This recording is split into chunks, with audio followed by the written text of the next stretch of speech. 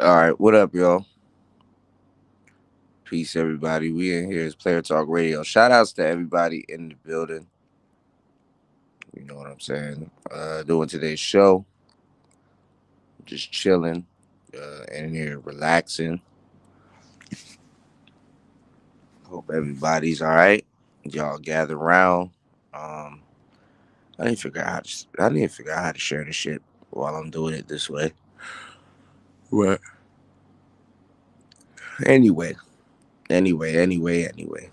What's going on, Tom Malone? What's going on, player? Good to see you, man. Good to see you, man. Good to see you. On today's show, man, I want to kind of do a little bit of off-air talk. It's just me, just relaxing, and man, I want to touch on some stuff that I saw this past week. I know we talk about a lot of things. I know we get into it on a lot of things. We discuss a lot of things, but man, space is in shambles, and it's just when you go to certain places, it's just funny hearing people talk the way they do. You know what I'm saying? It's just funny hearing people talk the way they do. You know, some people here, their egos have um, completely just taken over. Not even taken over. Like I don't know what to say. Like usually when people exhibit like a ego, like you're winning and you're on top. You know what I'm saying? Like you're winning and like, you're just on top. Nobody in this space is winning and on top, man. You know? Nobody remember. Nobody oh my bad. I'm looking at your comment. What's going on? He said I didn't forget about you. I remember you showed up to one of my old live streams. You're a real one, bro, man. I appreciate it, man. Are you still going live? Because I don't know because this channel is shadow banned. So this channel is definitely shadow banned, but definitely got to build it back out of the hole that the space and YouTube done put it in. So just give it a couple minutes. People will be in here, man. Hopefully the little notification went out. But I appreciate you, Tom Malone, man. I definitely hope all is well, man. Let's get this spring up out the way so we can, chill all summer, man. You know, I've been wanting the space for a long time of today and yesterday. And I've been seeing like a lot of live streams talking about that. I've been seeing a lot of live streams with people talking about, oh well the talking points ain't the space doesn't own the talking points and oh this oh the space there's no it's just a lot of people basically admitting that they got robbed. You know what I'm saying? Like the space got robbed so bad and blindly that niggas thought they shared with people. You know what I'm saying? How the hell do you get robbed so bad that you're trying to pretend that you shared? That shit makes no sense. And the people that stole, how like ignorant black people, how like when niggas steal, the first thing they do is they run the Instagram with your chain and you these people wearing the manosphere chains and not even claiming that they stole when they stole. Like, how did the space become so irrelevant that the person stealing from you doesn't even have to mention your name because you're that shit is mind boggling. You know, you said no, I haven't uploaded in a few years. I feel you, man. This shit is hard work, man.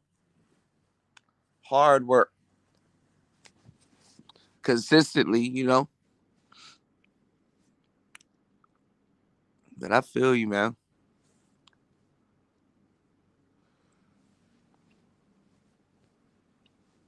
The spaceman, it got robbed blind. And it it's prompted me to kind of really just kind of sit back and just give y'all my thoughts on it, because if you really think about it, the stuff that men of yesteryear, you got new men here talking about some what they seen and didn't see. Oh, I've never seen men lose their job. I've never seen men get criticized or ridiculed or channels taken down and stuff. Man, stop. You know how much money the Black Manosphere has made YouTube in general? Look at all these white shows copying Kevin Samuels and copying the space. What's going on, Nightish, man? Definitely got to, man. Copying the space, super copying the space. The space gets copied so much times that I'm not trying to hear, oh, we didn't come up with this, or we no, you did. And that's another problem. You got people that never contributed to the space saying this stupid shit. When you ask some of these people what they've like contributed to the space, what they've invented, who they built, you know, is literally the Wild West. If you never invented a talking point and never seen any of your talking points circulated, if you never originated any of the things that's being spoken of in this space, if you never really took the time to really dedicate yourself to anything, or put anything up, of course you're gonna feel that way. But then again, people like you shouldn't have had a voice here. You can have a voice on YouTube, but not a voice here. Women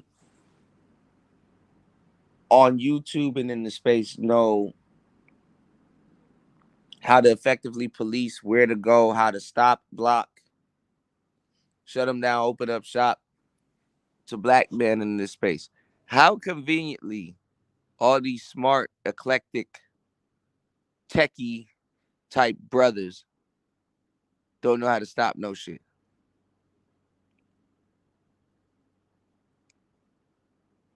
And running around here with they big dumbasses with their chest beat up like they run shit.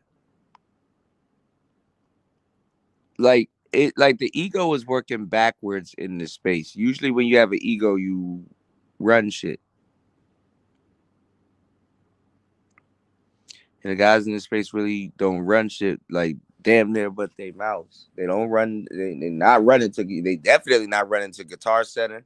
They're not running nowhere. They're not running. They're not zooming to no land. They zoom into no man's land. They zoom into their cell phones. Zoom to the manosphere. Manosphere ain't even a spot. It's just a hole in YouTube at this point.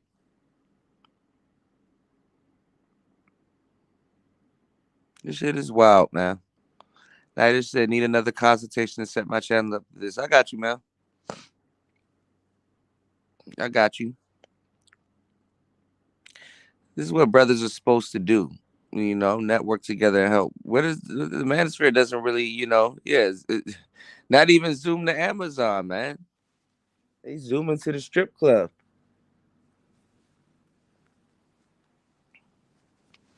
Zoom to the strip club. Spend all their money. Don't leave with a Keisha. Then get mad at the personal Keishas in their life, man. I never seen so many brothers mad at a specific type of woman like that.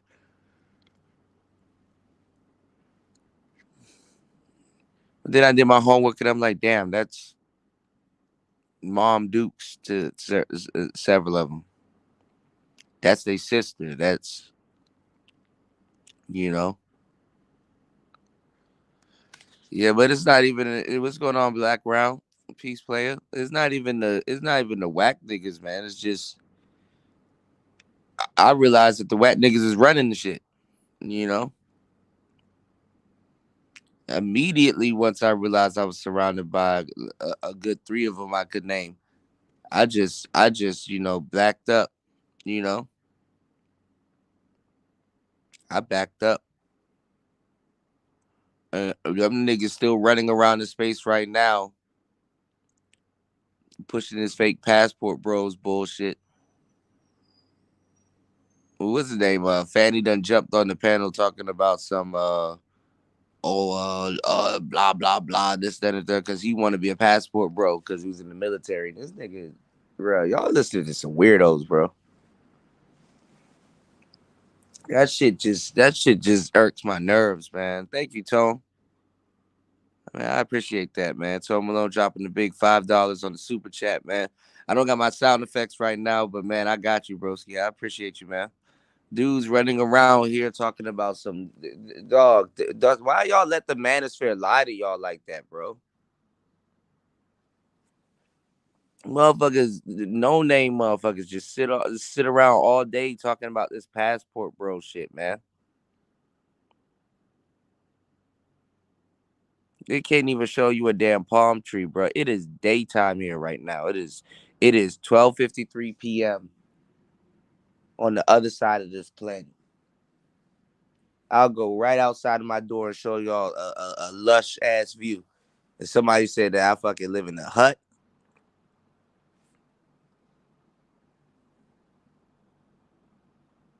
Y'all want to see what a hut looks like? Shit.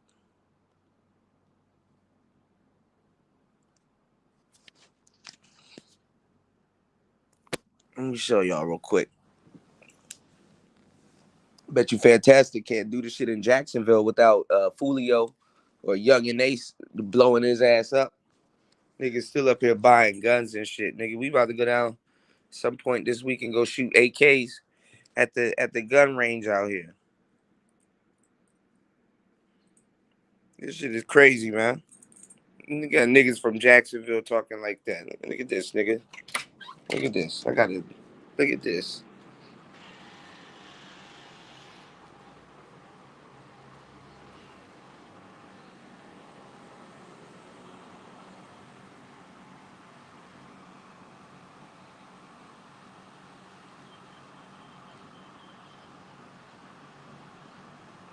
Look at them damn palm trees over there. Can Fantastic show you that? Look like shit ain't so fantastic, huh? Look at that, nigga.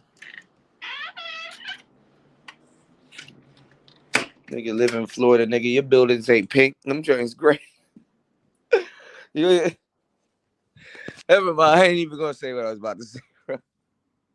Just enjoy your life. Stop talking about me, man. God damn. And I just got back. We were just in Thailand. I'm gonna just upload some more videos of some nice huts. Y'all should have seen should have seen both the spots in Thailand. The latest spots in Thailand, man. All them passport bros, and none of them has yet didn't have to get on camera. None of them has yet to even do that. I appreciate that. I appreciate that, Nightish. Thank you, bro. None of them has yet to do that, and they want to send y'all on the plane confidently. Y'all need to start trolling them niggas, man. Hey, do you even have your passport? You gonna realize none of them. Does Ed even have his passport? Stop talking about me, bro. Because for real, I don't be. I don't. I really don't want to be. I'm not. I'm not a show off. But I don't. I don't. I'm not the type to really come for people's life like that. I don't really give a damn.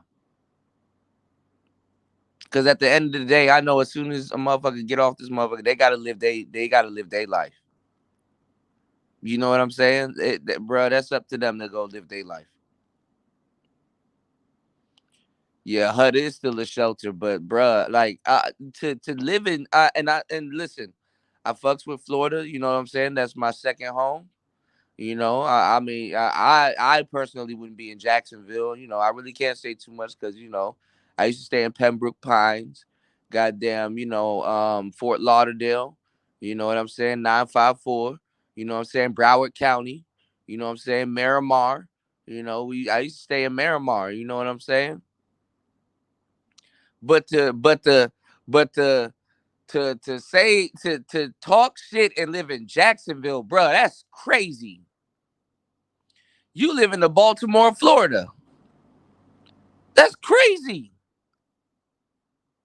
Why don't you go back to Bacon, Georgia, or Macon, or whatever the hell you from, nigga? Your big goofy ass. That shit don't make no sense. You better off in Macon.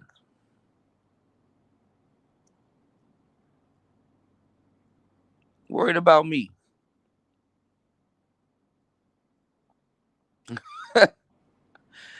Dog. Yeah, it's a lot of land in Jacksonville. I get it, but it's real. Like them niggas will look in Florida. If y'all don't know why I'm talking the way I'm talking, some of y'all, I don't know if some of y'all ever been to Florida or lived in Florida, but let me tell y'all something, okay? And this is not just Florida, it's everywhere, but especially Florida. It's hot as fuck out there. Niggas ain't got shit to do but breaking houses. So y'all do the math. Niggas be out there breaking in houses and shit. So nigga, don't worry about me on no goddamn internet, nigga. You worry about Glock 9 and goddamn go worry about Glock 9 and fucking go worry about Glock 9 and Hot Boy breaking in your shit. God damn. Nigga talk about he buying gun. Yeah, shout out to Duval. I'm just saying, man. Good lord. God just be letting people slide with anything, man. When the manosphere gonna slide about people stealing their shit? When y'all gonna slide about y'all production? When y'all gonna slide about all of that shit, man? All these people that done died in this space. The space just ran and high and forgot to slide. You forgot to slide. You forgot to slide. Niggas don't even have no type of tribute to Alan Roger Curry. Look at all the shit Alan Roger Curry done did for himself, vicariously the manosphere, and other people and stuff like that. What happened to that?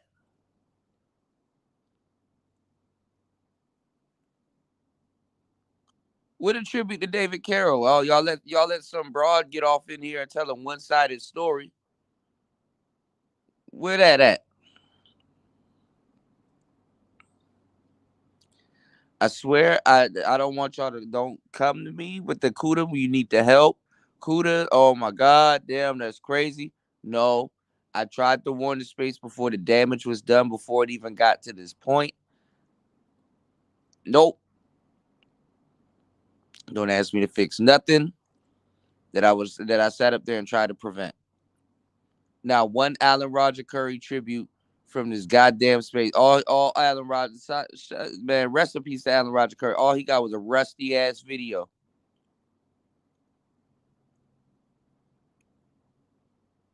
And these are niggas that's not supposed to be pookie.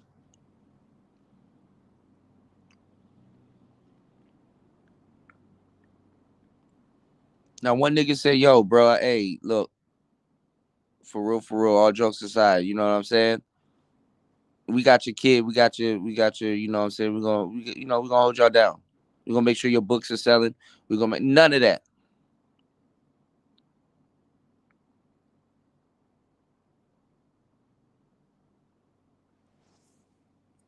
Just, oh man, that's sad. And to get right back on here and start talking about imaginary women, bro.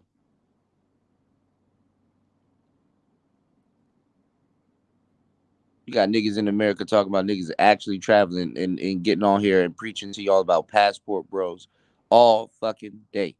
Passport this, passport that, passport.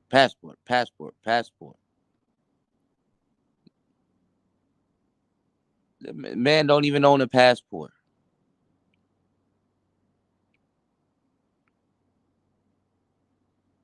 So it goes back to what I was saying. The black manosphere could never really build the space at all. It could never really build a space at all. People exposing themselves. O'Shea exposed the hell out of himself, man. And just the bonehead shit that he was doing.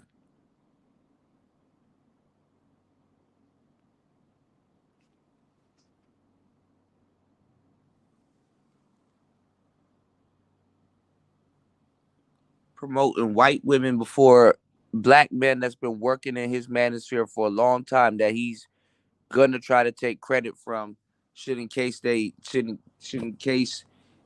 build something up or blow up. He said, look at Snowfall and No Jumper or Sinful and ARC and Kevin. We don't do business. We think folks are our friends. Franklin said, why you take everything? AD risked his life for Adam 22. Yeah, yeah. Adam had all these people on his podcast though. And like I said, a lot of people don't understand the business behind the business. When Pearl went down there to go deal with Adam, listen, y'all just saw the little interview, man. I saw something completely different. I was like, oh, she took that man a bag, brought him a little bit of money. Look, I see staff here. I see you got a nice show here or whatever you got going on. Like, what are some things that I can do to, run staff correctly or do payroll or put something, you know what I'm saying? Yeah, he not paying them the way he needs to pay them. But the thing is that he's like, yo, you on the coolest podcast in the world. You get the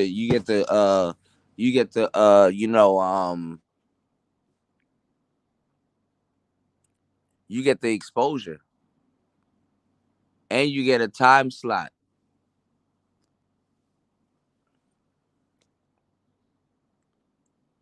So if he's not paying some of them dudes and he's giving them, exposure, they can go live, they can get their shit jumping off. They needed to when they get off that damn podcast, they need to be working on their own shit on the side. I just never thought I would never think of packing. I mean, I would obviously, but I just didn't think a pack of niggas would be so lazy, man. And let me tell you something. It's not like this podcast and shit is definitely tedious. It's definitely not easy. Definitely why support is needed, but it's not easy, especially if you're doing it a day. Most people cannot talk for less than 5 minutes or have anything interesting to say, much less 25 minutes. You don't even get to spend half an hour with some of y'all best friends and get some jewelry today and get somebody to tell you something good, something that something that I can say today can stick with you guys for a lifetime. Whether you've been in that situation multiple times or it's gonna come back up or something comes back around. When you up now, man, make sure you celebrate because you're gonna be down again at some point.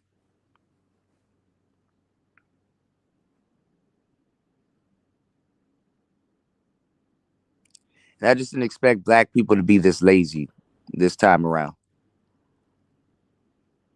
Yet wanna throw up and congratulate, not even congratulate, just bring up slavery all fucking day. Anyhow, somebody says the word slavery and brings up slavery like that, they're full of shit. Them people don't even know what happened during slavery.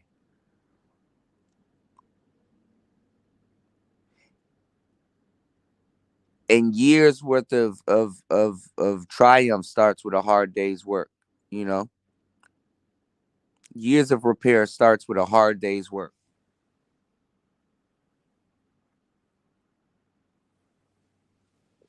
Only thing they gave black people in America to die with is not even property. They all a lot of us is gonna have to our name when we perish is a goddamn cell phone.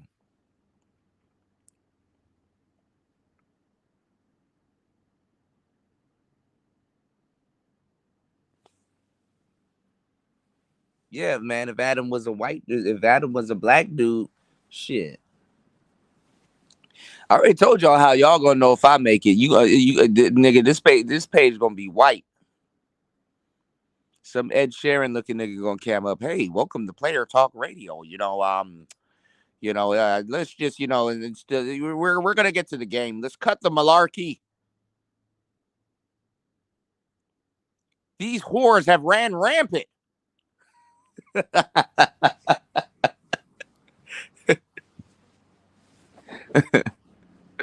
He did. Y'all gonna know when nigga y'all gonna know when Player Talk Radio's under new management. Shit. You gonna see if y'all get that white boy hell. Shit. Fuck that. But no, man, you don't listen to people when they're these people when they talking about slavery like that, because half these people don't know what the hell happened during slavery. Your ancestors, yeah, the black manosphere, y'all. Let me tell y'all what they won't tell y'all, because these niggas are doing these nice little live streams of how they getting robbed, right? The black manosphere,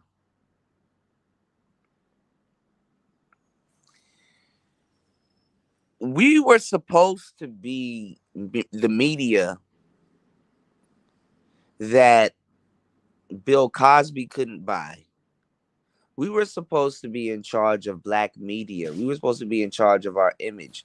We were even supposed to reestablish and be in charge of, our sister's image, black male's image. We were supposed to be in charge of the image of not just, a certain archetype of black man, but the progressive black man in all forms or facets. You know what I'm saying? And no matter what he's doing, the progressive black man in your society. And we were supposed to be speaking out, and we're supposed to be beacons of those things. We were supposed to take over black media because YouTube is on the rise. YouTube is bigger than television, stimulates more dopamine. You know what I'm saying? There's no way you can get a taste of the internet and just say, man, TV cuts it for you. When somebody's sitting down and they're watching TV, guess what they have in their hand? They have their cell phone. Y'all make sure y'all like and subscribe. Let's get at least 3 supporters. I'm about to really lace y'all with game with this particular conversation. So let's sit down real quick and let's lock into what I'm about to tell y'all, okay? So people wonder why I push production so hard, right? And let me just sit down and tell y'all, without the jokes, without the gimmicks, without everything, right? Back in the day, before the cable box and everything, I know some of y'all can't remember, but just hear me out. Motherfuckers only used to have like 4 or 5 channels, 8 if you're nasty. You know, UPN, WB, all those channels came a little bit later. So when people are just like, "Hey, well, I got me a brand new television, I'm just flipping around," you just have to find a channel that suits what you had going on. Other than going outside, which alleviates everything for the most part, you know. Um, Americans never really thought for themselves. Americans never really thought for themselves at that point, because it's just like, okay, well, let me find a channel that is similar, that kind of aligns to my ideology. That's why it was called television programming. But what are you programming? You're not programming that television. I mean, you program it to go to a channel, but you receive programming from it. You receive information. You know, you receive things from television, whether you want to believe it or not. There's an exchange going on there. You know what used to be in televisions? Tubes, color tubes.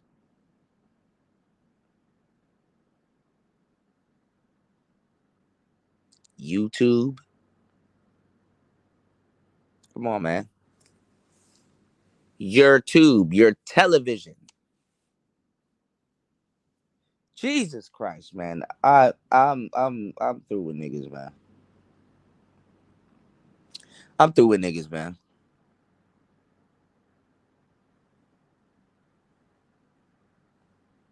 You on the tube, your television.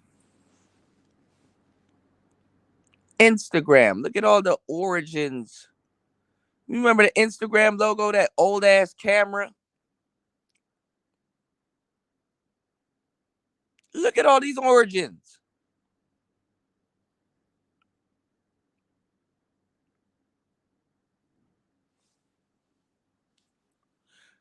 So we gotta really put this in perspective of what we were doing here. When I came into the manosphere, man, this shit was dusty. It still is. It's actually worse now than it was then. Because now the shit is out, and things are in denial. People are in denial. I wanted us to be on some fly shit.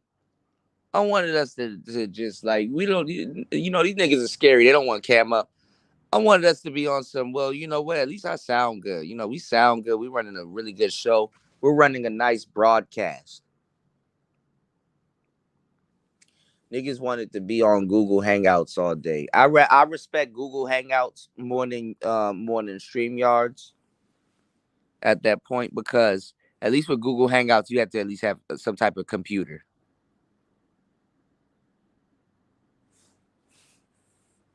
Google Hangouts, you have to have at least some type of computer.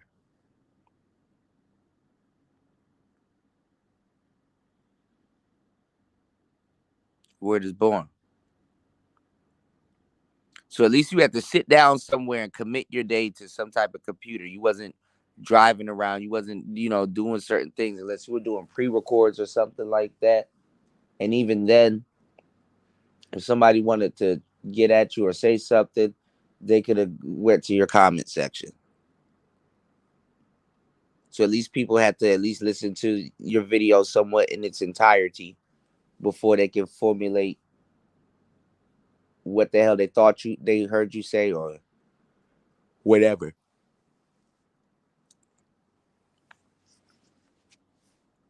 Little barriers like that make people commit more to what they're saying and doing. What's going on, Noted Gems? Peace to you, player.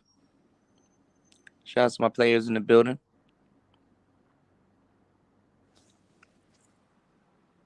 Now a damn rabbit can have a YouTube channel. A rabbit.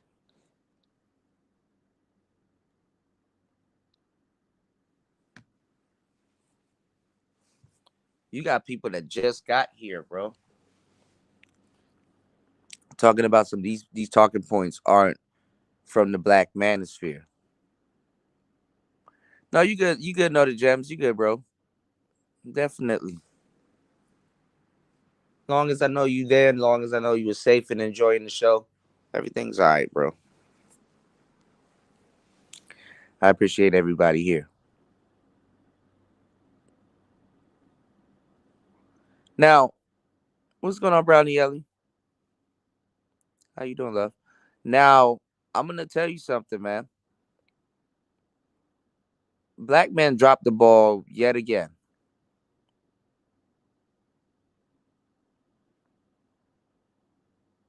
Black man dropped the ball yet again.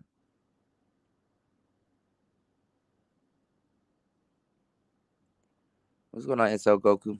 Black man dropped the ball yet again, man.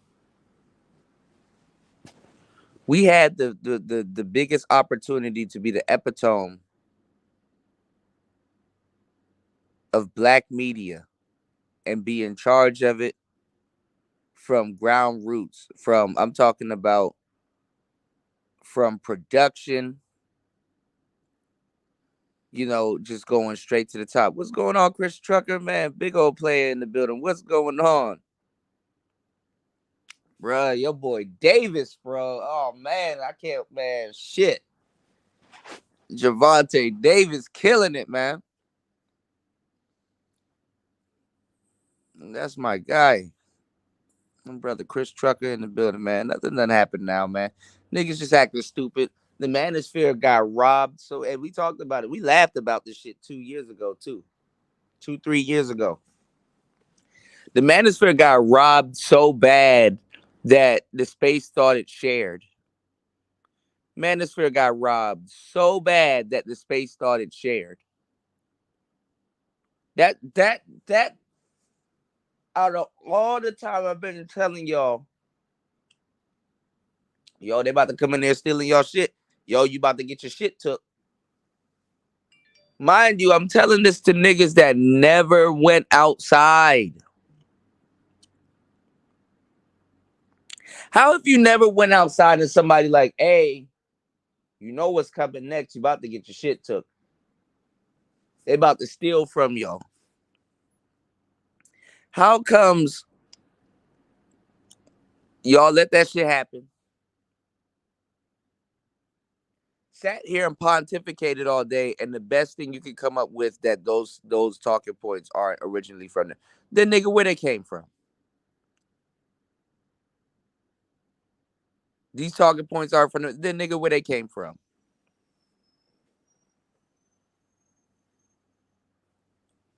Because last time I checked, the dating coaches were a good part of the manosphere, even though they don't claim it, but they were a part of it. Last time I checked, pickup artists, they were a part of the manosphere to a certain degree, and they ended up becoming a part of the manosphere a little bit later after certain things take place. Last time I checked, some of these book authors ended up running around the manosphere.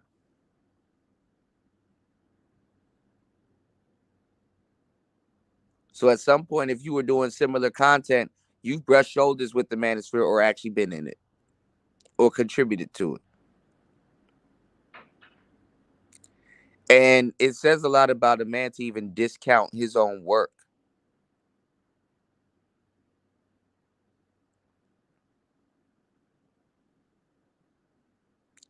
Anybody that's ever says that weird ass shit, you can notice that they've never built nothing, never came up with anything.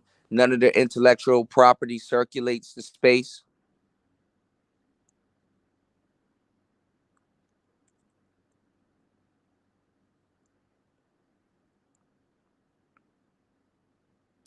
What type of person, man, listen, think about this. What type of person, what type of quote unquote president gets on the damn TV and says, well, the country just, it just ran itself. There really is no need for me. The country just kind of ran itself.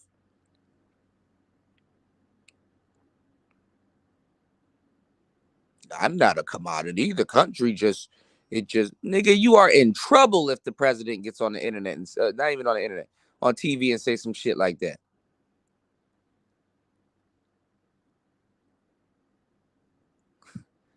Nigga, America gonna have a big bitch what moment.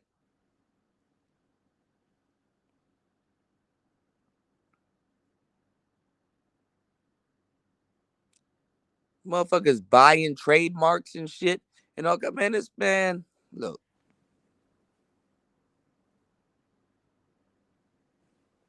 Oh, but go get y'all passports though.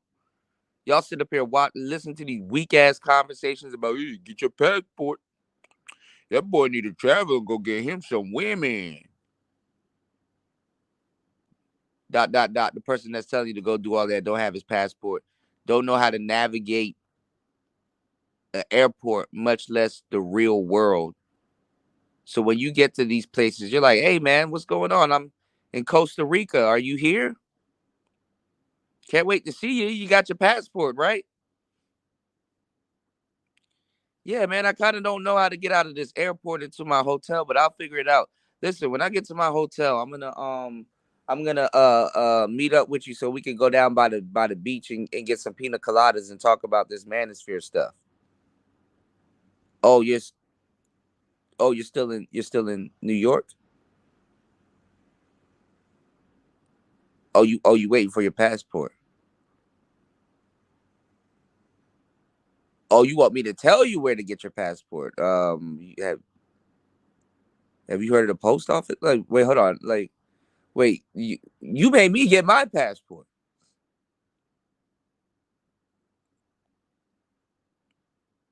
Yeah, but you did a whole long ass video about what?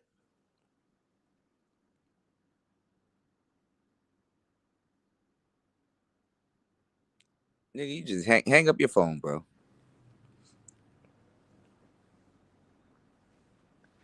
Nigga, you can get on a live stream and tell a nigga to hang up his phone, and you'd be right.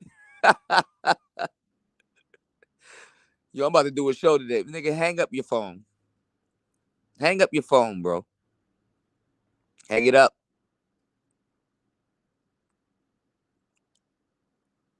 Niggas up here. Y'all sat here and let niggas up here lecture y'all about traveling, and they don't even own a passport.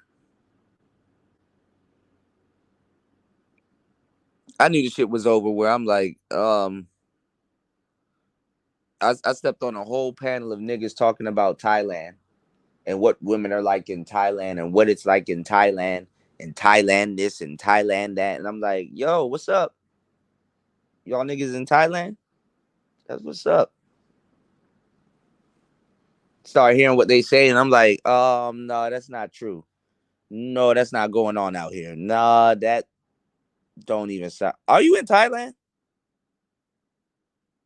Nah, nah.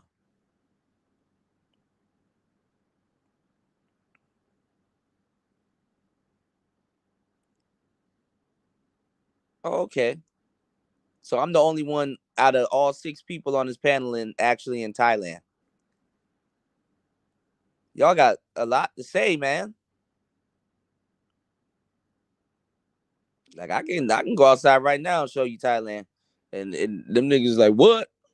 Like, well, y'all are supposed to be here. Why are y'all telling brothers to go to places that y'all never been? And then furthermore, why are y'all sending brothers to the blade and acting like that's not what y'all doing? Have y'all ever been on a Thai blade?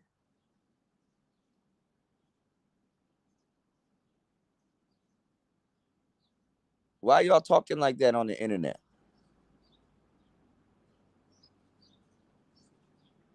Oh, the manosphere got mad at me.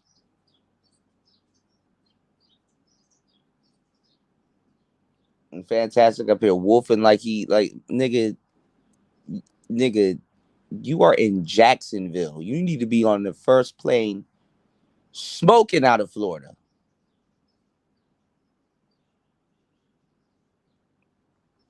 That nigga coming on here like he rich and shit like that. Niggas talking down on people like they rich and stuff, you know?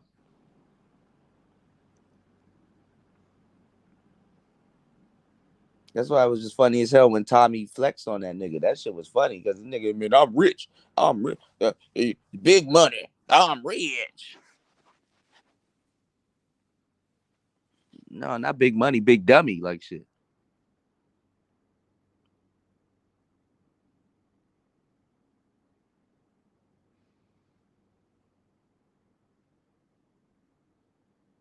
That's why you notice I don't run around here and shit on people about money because, bro, that shit here today, gone tomorrow, bro. You can cut your hand at work today and all your savings is gone by the time that hospital bill come and your insurance done covered whatever if you got insurance, you know? Something could happen today. You never know.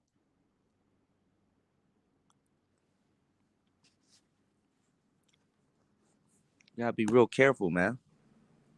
And that's on your watch. Like not even just the shit that could happen that got nothing to do with you. See, the manosphere used to be a place where you could come to get barbershop talk. You get to express what's on your mind. You get to talk to a couple of people. The content creators were like barbers. If you went to another barber and you fucked your hairline up, we kind of get mad at you about it. But guess what? Hey, man, look, it's all good, man. Sit in my chair. Let's see what we can do. You know? Let me see if I can fix you up. I got you. This is why you need to make sure you always come to me. Not because, you're a client, but because to a certain degree, aside from what you do outside of when you leave this barbershop, other than your image, I have your best interest in mind. We used to go to the barbershop and get chopped up, and you leave the barbershop. You should have walked away with like a little bit more confidence, Should have been like, yo, man, I'm about to go out tonight. It should boost your morale. Why don't you get that same feeling when you get off a live stream or walk away from a live stream? I get a couple of emails and stuff like that. Yo, great show, bro. What did you mean by this? Like, damn, that was inspiring. I appreciate you. See you next show because, damn, that was some good information. I said, no problem, man.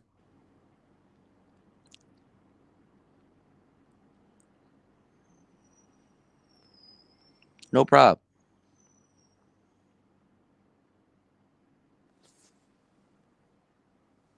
What do you mean by cakes, crumbs, and slices? What do you mean by certain things when you say that? What's the difference?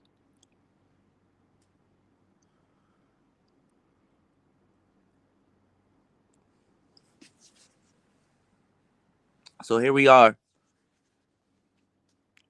Wasn't about it was about helping brothers. Of course you could punch brothers in the chest, but you help them back up and you straighten them back up. You make a man. You teach a boy how to be a man and then you shake his hand. You know what I'm saying?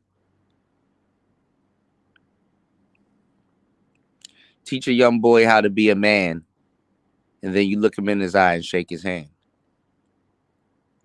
Where's that going on in the space?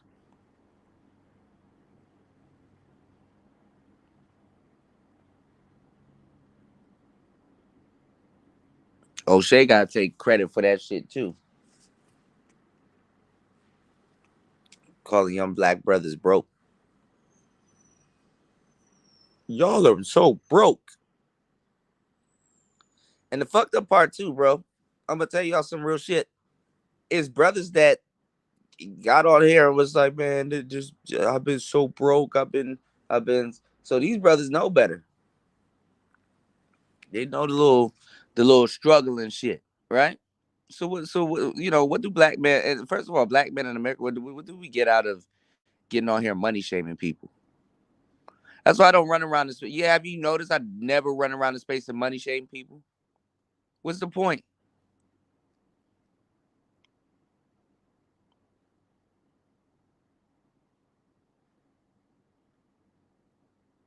There's a whole saying that says some people are so poor all they got is money.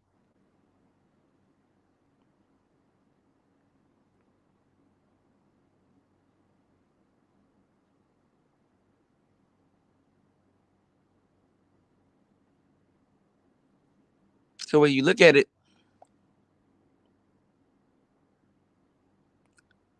a lot of people definitely, especially the space is not progressing. You don't do videos saying that these talking points were never ours. That's not a progressive thing. That's like a handed over. That's like, okay, y'all done took enough.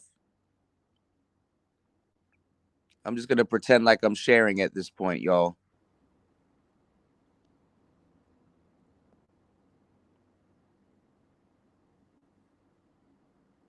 Don't have no backbone, don't have no edge,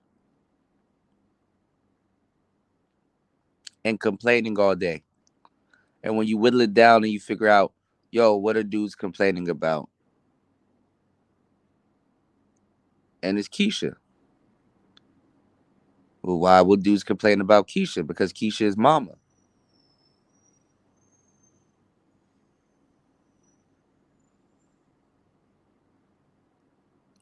And a lot of dudes have a lack of game. You don't realize that, yeah, you can date and look for a lot of things in, prospects and stuff. You can look for a lot of things in the women that you choose to date. You can look for aspects and traits and things about your mother that you may like, or things that you may see, or even things that are negative. I mean, that's a part of it too. It's called the game for a reason. But your mama and your wife are two different people. Or who's going to be your wife? Two different, completely different people. Maybe similar. Obviously, hopefully both of them are women, but they're two different people. It's a little bit tricky when it comes to women, but at the same time, ladies, the man that you choose to be, he could act like your dad or a little bit like your brothers and stuff like that. There's nothing wrong with being familiar. Two different niggas. I hate to say it like that. Two different men.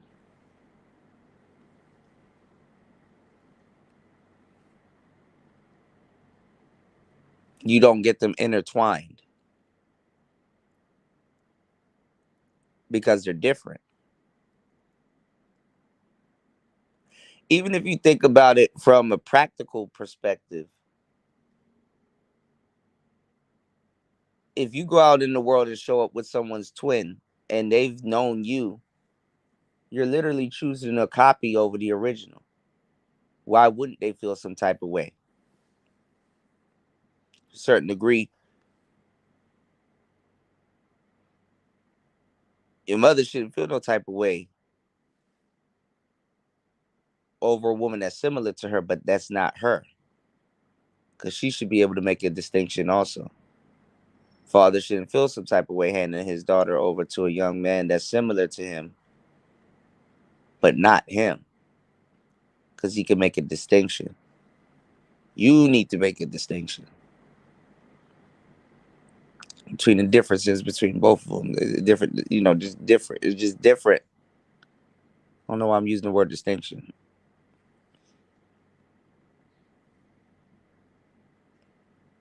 Because it's not the same. But when you talk about little taboo stuff like this in the space, it's crazy because I got this book beside my bed. Let me see. Actually, ain't not right now. I got this book right here. Y'all really can't see it.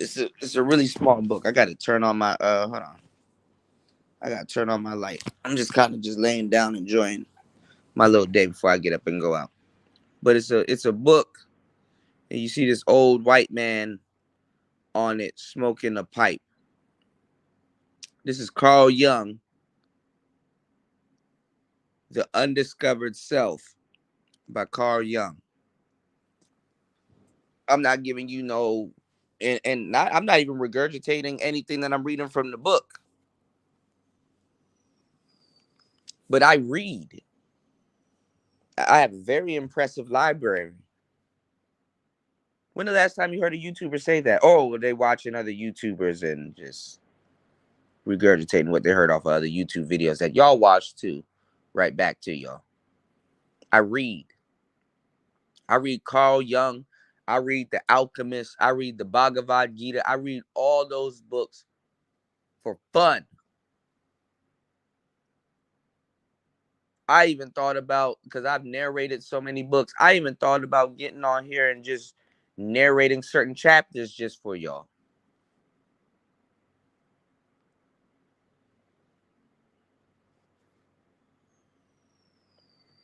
Black men, we're in trouble mentally when it comes down to our warped version of the world.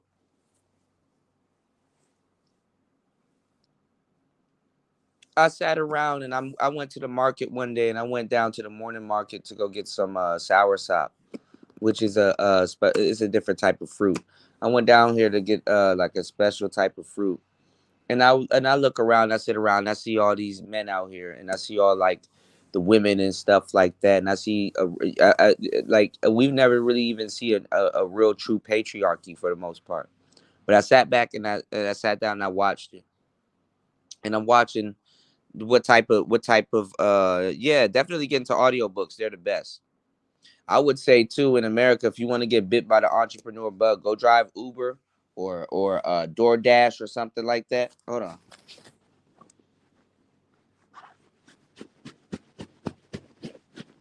Go drive Uber or DoorDash or something like that, and take that time and ride around and listen to audiobooks. That'll help you out a lot in the long run. And the reason why I tell people to hold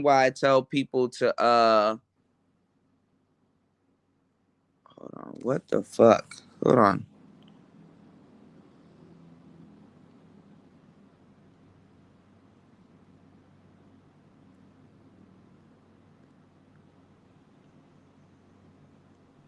I don't know who the hell this is. All right, my bad, y'all. The reason why I tell people to do this is because if y'all sitting around listening to all these damn podcasts all day,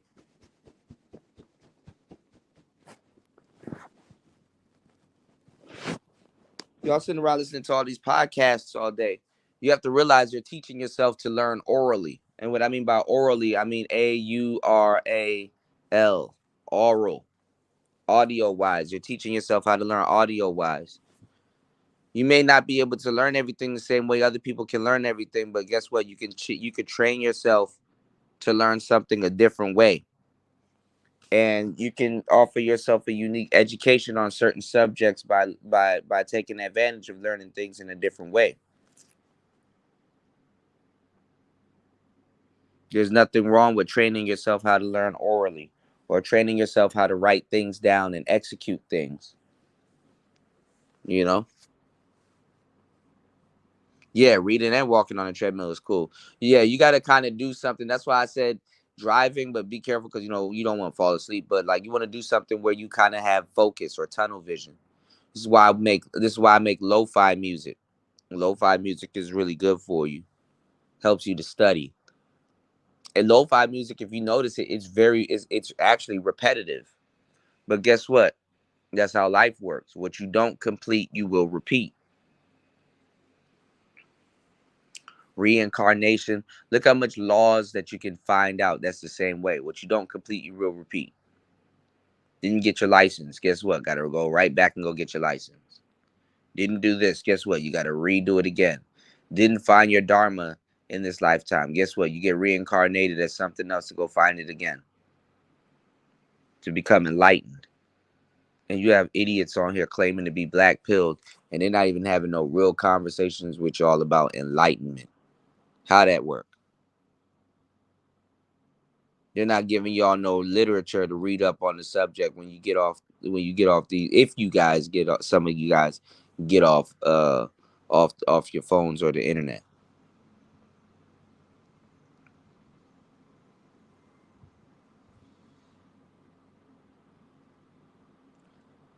12 to 15 people in the building. Make sure you guys like and subscribe. We've been going for an hour and 15 seconds. Make sure you guys like and subscribe and contribute to today's show. Contribute to today's show, please. Because I want to really try to take the space at this point back to the basics of just giving rich information and genuine gems to everybody, whether you had to personally learn them the hard way, or you had to really go through some type of hardship and struggle to learn certain things.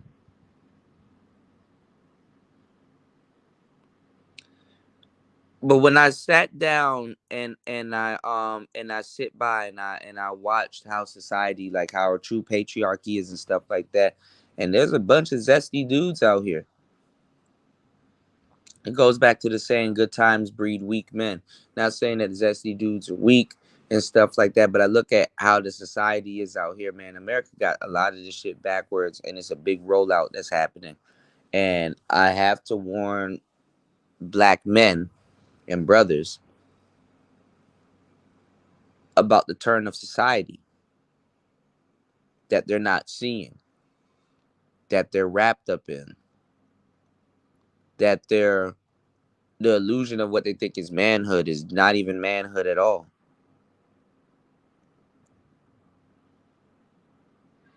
There ain't no passport, bro, that's gonna tell you this because they're not out here.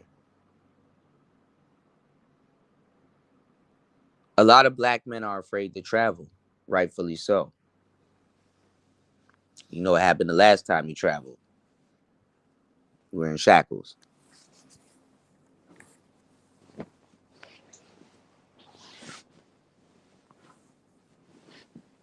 Stop letting the manosphere lie to y'all today. Start calling some of these dudes to task. Oh wow, that's nice. You in Nicaragua? Show us some of the beautiful scenery out there.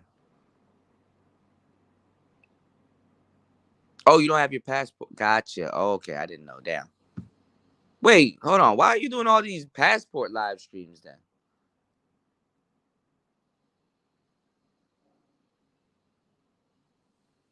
A lot of y'all are in better position than a lot of these content creators in the space, man. Guess what? You can travel. Guess what? You're not afraid to do certain things.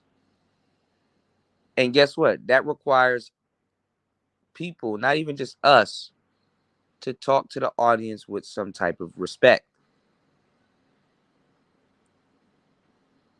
Because a lot of people can make it happen.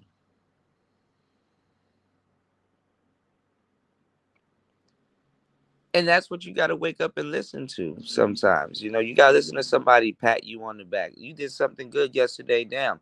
Do you got anybody in your life around you to say, hey, man, bro, you're doing a great job. Keep going. No, do it just like that. You don't need to change anything you're doing. Keep it just like that, and you will see success. The manosphere doesn't even give off positive gestures to young brothers anymore. To encourage them and tell them that, hey man, listen, things may not be going the way you want it to right now, but if you stay solid, hey bro, you're gonna come out on top in that.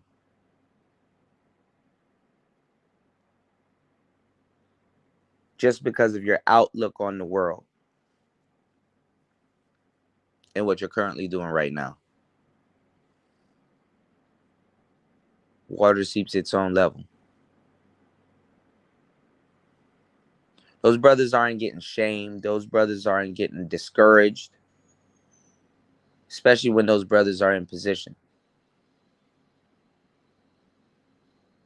Like I said, I come out here and I look at the society out here and I'm like, damn, we got it so wrong in America. And it's not because I've observed this society. I've observed many other different types of society.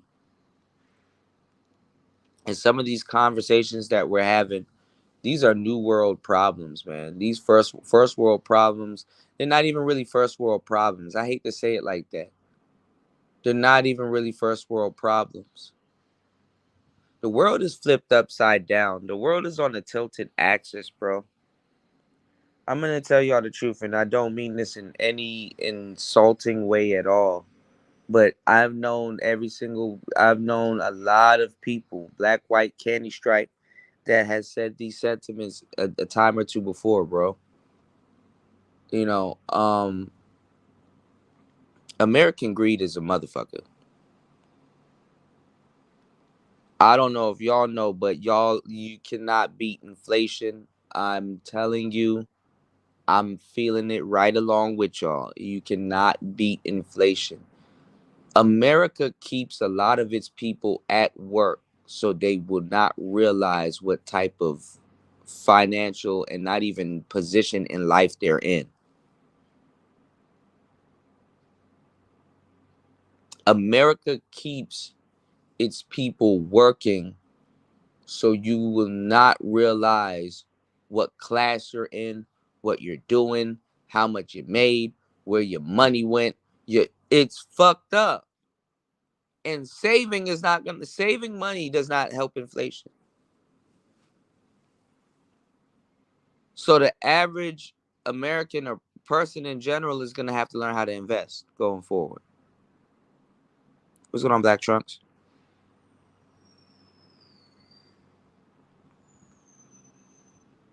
By the time you work all day and you do all of that and you damn near kill yourself to damn near try to make at least 50, 60K a year and get shamed, by the way.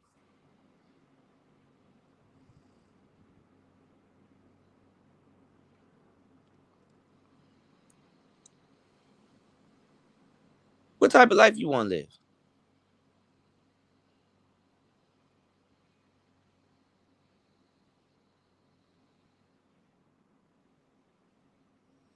Where you want to go then? What are you trying to do? It's your day off. How the fuck can you enjoy your damn day off when you tired from working?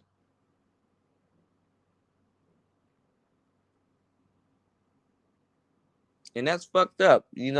That you got places that got to keep you on the rat wheel so you won't realize that you really don't have no time to yourself.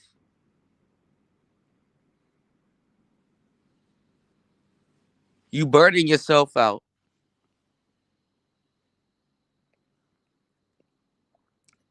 The damn TV watches itself,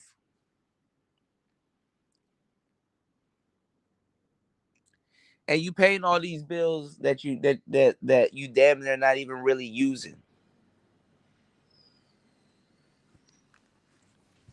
And then you probably working a job that you don't like. Then you're hard on yourself because you get older every year. And it's like, okay, well, listen.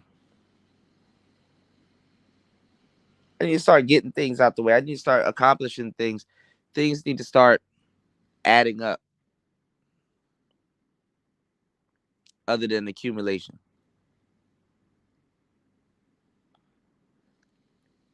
And then you look up and you're like, damn. A lot of brothers look up, they like, shit, I'm not married. Damn, would a family help fix this? Damn, what's your dating life like? What's going on? So I know why a lot of brothers have a lot of dating problems and hangups and stuff like that. I mean, it makes sense. I know where a lot of you guys are coming from. I know what information you heard. I know what you've been through before you even got to this step.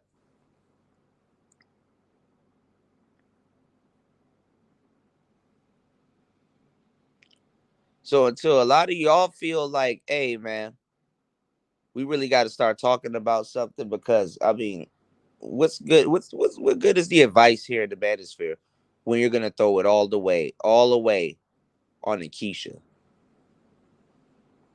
Now, if that's what y'all want, be truthful about it, because maybe you can find a good one. There's some good Keishas out here. It just is what it is. Some niggas have the nerve to believe that they deserve better in a lot of cases when they're the same exact thing. I would sit up there and wonder why this guy, he went to school, A student and stuff like that. Why would he throw his whatever he's doing away to go hang with some random hood chick, not realizing that people have a life or whatever they think is a life or a preference. Oh, his sister probably like that. Oh, damn, his mama like that. Oh, damn, this, that, and the third like that. Or, oh, damn, he just want to have a bunch of sex. and be respected. A lot of these dudes in the manosphere don't hear themselves because they think that they have this different type of knowledge that other people don't have, because they believe that they're quote unquote red pill, not realizing that the square man pays bills also. The square man gets up and go to work also. The square man is in the dating arena also. The square man is still a man. So how are you red pill with no plan and watching the square man and you still not a man? How does that work? But you believe the knowledge that you have is exclusive because you not sleep. And you get on here and you make all of these little, you make all these little troll accounts and names and all this other stuff, and I'm running down somebody's life right now as we speak. That nigga feel hurt. That nigga probably running the Discord right now saying some weird shit, you know. And you think nobody sees that?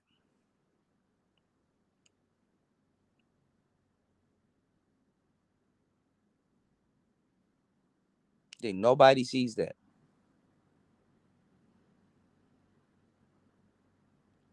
And when somebody just sits back and is like, okay, what's the motive for this? Like,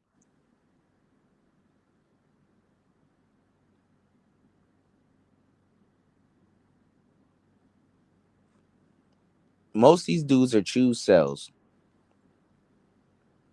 Ain't no incel. Don't go up no damn rabbit hole, go looking for some nigga that's talking about he's incapable of doing. No, you know who's incapable of doing stuff? That nigga in a wheelchair is incapable of walking up them damn steps.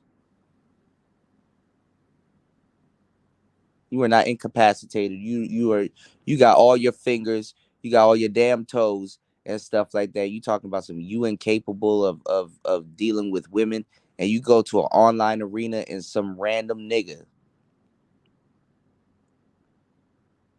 that probably has the gems and the knowledge and experience or whatever successes that you may think uh is supposed to help you for free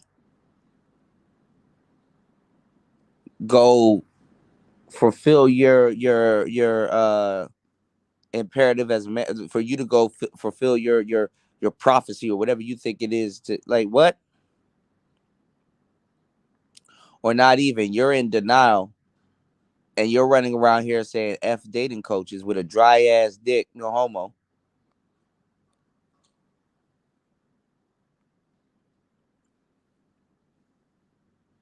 saying that dating coaches ain't this, dating coaches ain't that, yet you still don't have anything. And the world's supposed to bend to what you got. Nigga, that's a choice.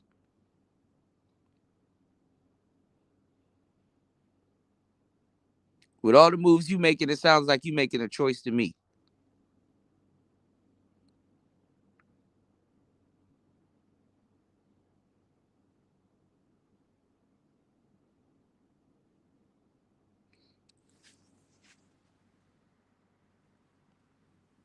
It's a choice.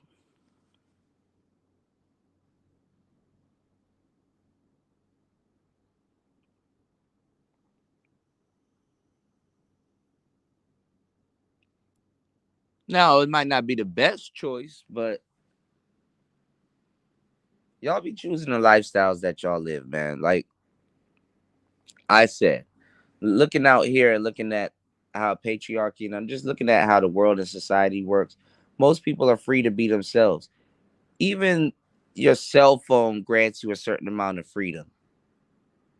You know, I came from a era where you had dudes that you had to go to the library. You had to intentionally try to access the internet. The internet is in your damn pocket right now, my guy. The world is yours more than it's ever been yours, and it's like, damn.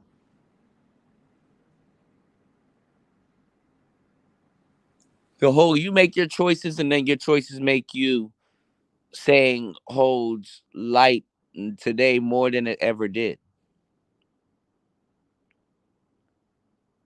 When I went to the kingdom of Thailand, you can't say nothing crazy, but nigga, they'll come pick you up. If you've ever been or know and lived in Cuba, you go out there, you say something wild about Fidel, bruh. Niggas ain't arguing with you. They just come and pick your ass up. You in America right now, you can say, yo, F Obama, F Trump, look Donald Trump. You can make stupid ass songs. Look Donald Trump, look Donald Trump. Oh, that sounds like a very smart song. Look Donald Trump, fuck Donald Trump. Fuck Sleepy Joe. You can say stupid shit like that in America, thinking that it empowers you.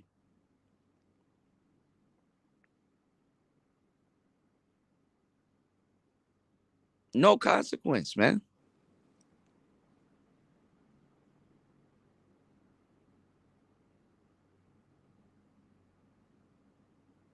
Words don't mean nothing to men anymore nowadays. Con, sequence,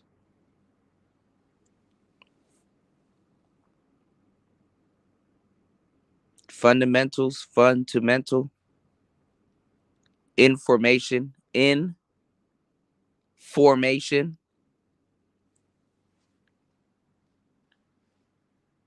Put Donald Trump. Really.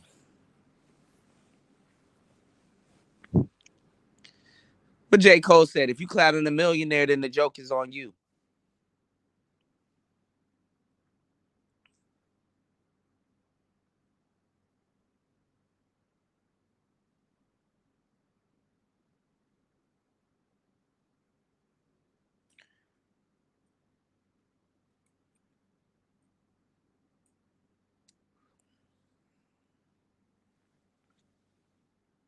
Y'all can sit up here and listen to clowns all day talk about some passport bros. Them niggas not even on not one plane.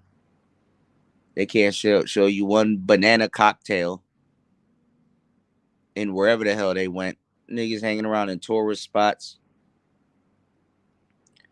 This nigga Game Changer was like, oh, see, he lives in another country, so he couldn't make it here. Like, niggas running all these weird ass things. Nigga, you really think I can't make it? Nigga, anybody can make it in America.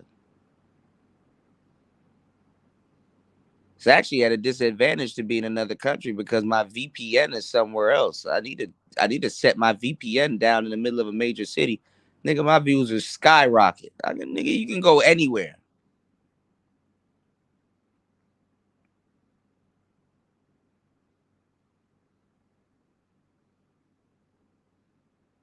You listening to a goofy ass nigga that goes places and buys stoves for women, telling you how to choose women. Think about it. This nigga went to another country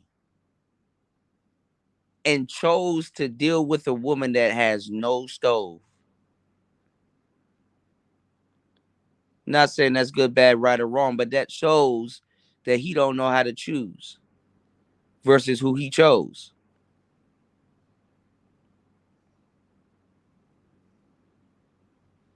And he's telling you about marriage and shit.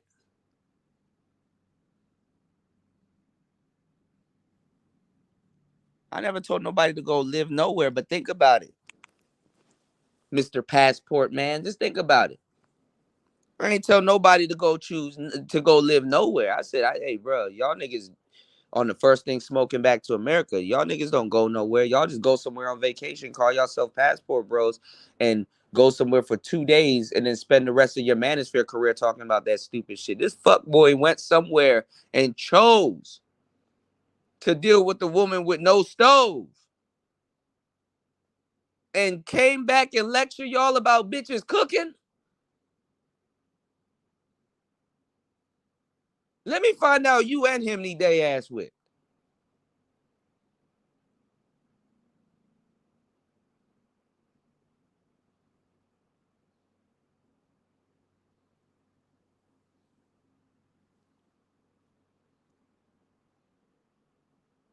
nigga got the most to say. Mr. Passport, man. All these little passport niggas running around here.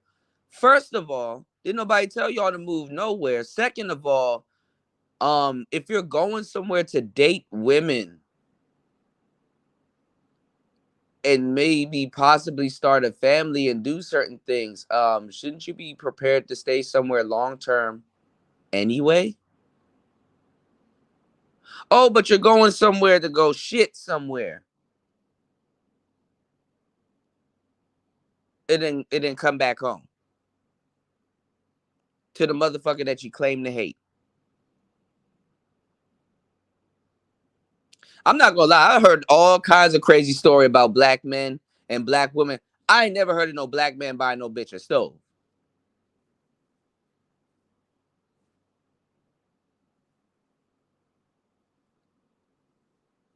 Alhamdulillah, like shit. I ain't never heard no nigga go nowhere and buy no bitch a stove.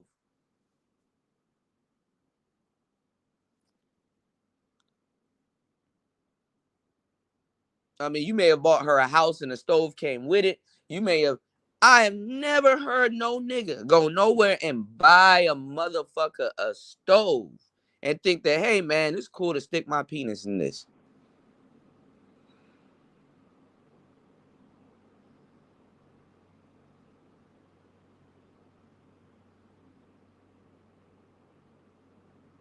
And then lie and say I smashed the chick. I smashed.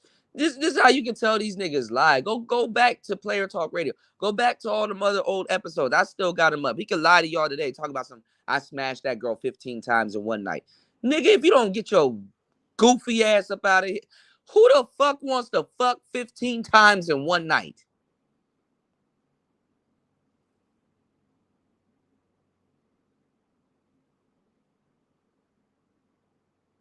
Niggas just say shit like niggas ain't out here really fucking like, hey, man, them numbers don't make sense.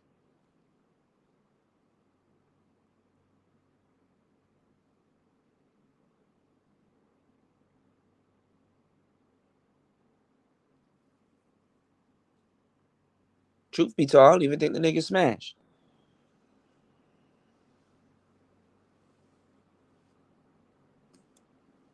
You really listening to this nigga? This nigga bought, and then he gonna lecture y'all about marriage and choosing right and run down all these numbers and single mother this and single mother that, and you bought a stove for a single mother in another country just so you can get some pussy.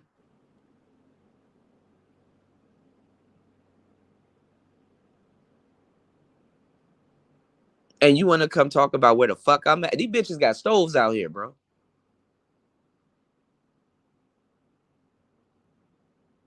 And it works well.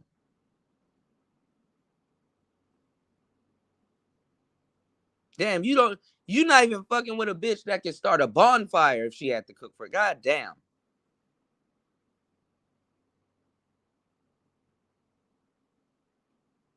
I've seen women pull all kinds of shit out of niggas, coupes, cars, all not appliances. What's going on? What's going on, Jr? Right. So I don't want y'all. Don't talk to me, y'all. I don't want y'all to ask me where the hell the manosphere at, where the hell this is that, and what is going on, this, that, and the third. Like I said, I gave y'all the game, dog. I sat up here. I said, look, man. All right, let me go sit down somewhere. If you want to choose somewhere to go sit down, it doesn't necessarily have to be in the United States. Matter of fact, them niggas are. How the fuck are you a passport, bro? And you're talking about somebody that ain't you supposed to? You're not supposed to even be in America to even be talking that shit. Y'all niggas still haven't even learned it. Y'all niggas, it's 2023. It's going into summertime soon, and y'all niggas are still listening to these weak ass niggas that's still in America telling y'all to travel. And it just doesn't strike none of y'all that I don't want to listen to no nigga in America tell me to travel. Y'all have no standards, bro. Y'all just listen to anybody. I don't want to listen to no. I'm not listening to no nigga in America for real, that I know that's not traveling, telling me to travel, and shaming me to go get a passport when he doesn't even own one.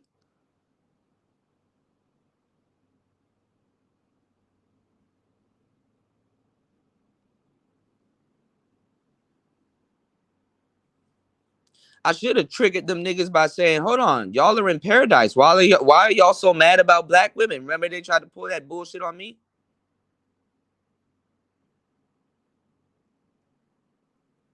Okuda, you're in paradise. Why are you doing it? What the fuck are you talking about? Oh, I'm happy. I'm definitely enjoying myself. It's great. You know, can't complain. But that should go for y'all too, ain't you? Y'all, I don't claim to be a passport bro. Y'all are the passport professionals, remember? Passport aficionado, passport ambassador, alumni.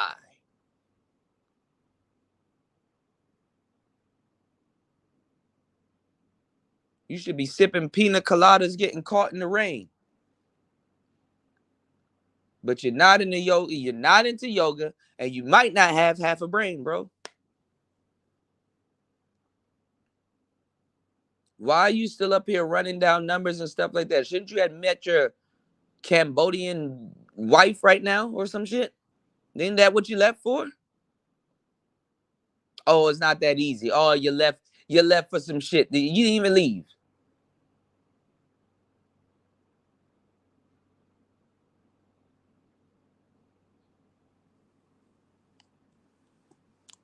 When Austin Holloman was in trouble, bro, niggas didn't even reach out to him. Austin Holloman was like, "Fuck y'all niggas, man." And it's fucked up that now that nigga in fucking Africa right now and his views are dropping, which is fucked up. Cause that's the main place y'all should be traveling to learn about something.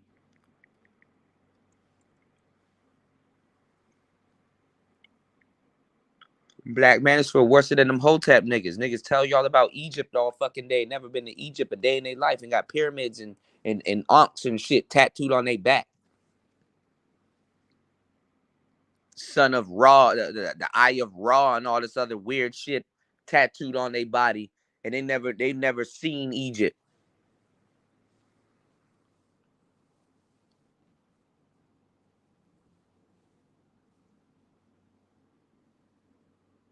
Niggas wearing Hotep shirts and we was Kangs and goddamn all kinds of Egyptian paraphernalia on them and never even been to Egypt. Niggas don't even set up fucking uh uh goddamn tours to go to fucking Egypt just straight up for Hotep niggas in New York. You better off hanging out with Somali people and Ethiopian people and getting inducted into the Nation of Islam and shit. And they'll take your ass over to Egypt before anybody else. The whole time you live in a day and age, not even we've been living in a day and age where you could get on fucking Kiwi or somewhere and go bring your stupid ass to Egypt your damn self.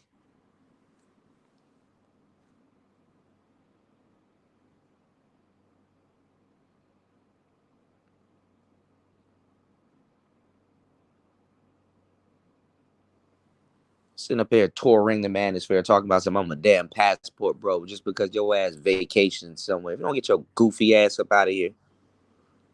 Well, I should know about it because I have houses in Vietnam and I well, why are you in America, my nigga?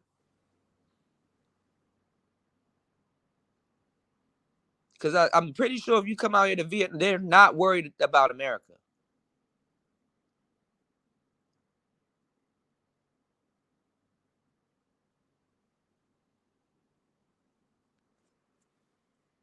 So I never told motherfuckers to go move nowhere. I never told nobody, you know what I'm saying? I've been doing this before this passport shit even really took fire like that. And niggas was lying and saying, "Oh, Cuda, you used to call them pedophiles and shame them." No, I used to make fun of some certain ones because they didn't have no game. But I always promoted having some type of game knowledge, common sense,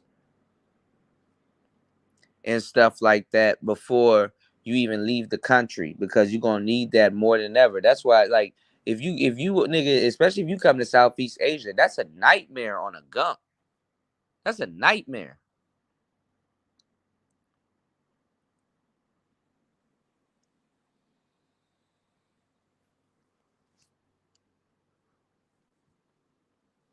You really gotta be a man before you get your ass up out here.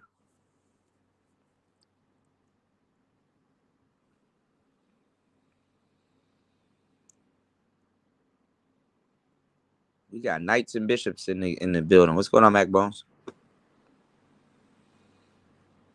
We playing chess for real today. Did you know the knight is actually the best piece? We'll talk about that later. Anyway, aside from the queen. Anyway,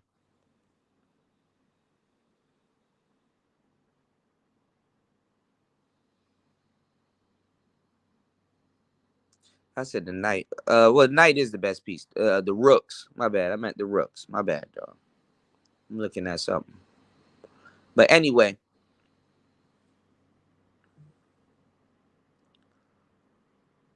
shout out to the alchemist, man.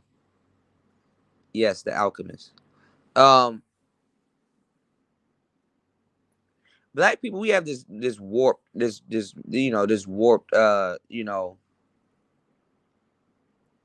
even sense of self. We just everything is just warped when it comes to black people. I'm not about to be sitting up here watching some nigga that don't cam up, nigga that been here for the longest time, still talking about the same shit. So y'all can say whatever y'all want about whoever, but just know there's certain brothers around here watching other people grow and watching other people, really accomplish things, whether it takes them a long time or not. But to be this, I'm an accomplished, I'm an accomplished, I'm an accomplished, I'm an accomplished, I'm an accomplished, I'm an accomplished guy. And then 5 years later down the road, nothing's changed and you still toting that same shit. Kill yourself, unsubscribe from life. Unhit the notification, unsubscribe, unsubscribe, yeah, unsubscribe, unsubscribe, bro. Just leave the unsubscribe. She wanna scribe. Unsubscribe, yeah, unsubscribe, bro. Pronto.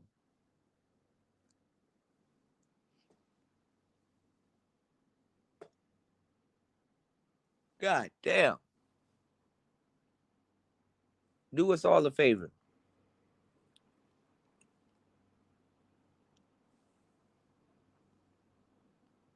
So when y'all wonder why the manosphere ain't going nowhere, why it's goofy, why new people are coming in, why everybody's getting undermined and stuff like that, you can't even invite some of these niggas into a damn news station outlet.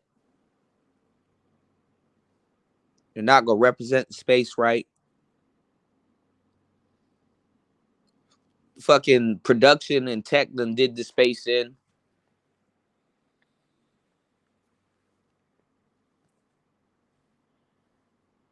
I don't want that. One of y'all come to me for no goddamn, hey, Kuda, please save the space. Can you help? Because I'm gonna be doing stuff and it's gonna be like, hey man, look, I tried to help. Y'all showed me where your heart was at when it came to that shit. And hey man, other than my audience, hey, good luck. Because all the people from yesteryear that y'all that's brainwashing the people from this year can't build the space. You don't see them investing in themselves. You don't see them building in themselves.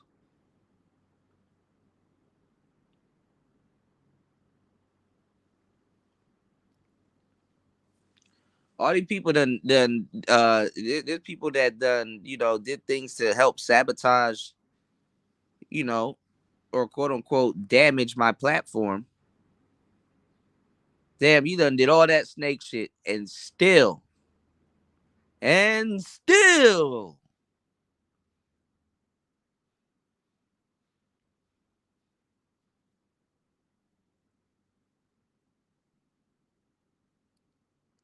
haven't made anything of it.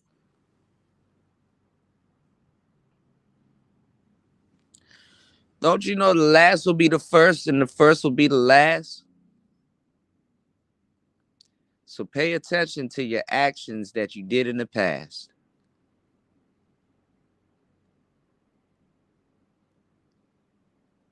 And I want y'all to take that as like a gem anywhere you go. People will be like, "Oh, you're crazy," and be like, "Yep, you damn right." You gotta be on some real shit. Crazy enough to believe that I said what was gonna happen was gonna actually goddamn happen, and watch it play out in front of y'all, and watch it happen in full in full color, in HD. You don't need 4K because you in real life. Watch it happen.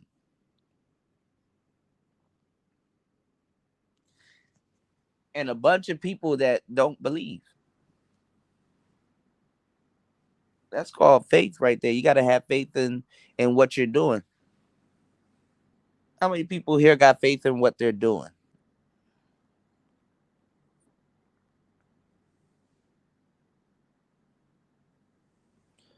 Sitting up here in your 30s and 40s asking why you still don't get no bitches. You want to know why you don't get no bitches? Because you didn't go out and you didn't practice getting no bitches. Don't you realize that confidence is something that you've done in the past? How can you confidently turn a doorknob and open the door? Oh, you opened the door before.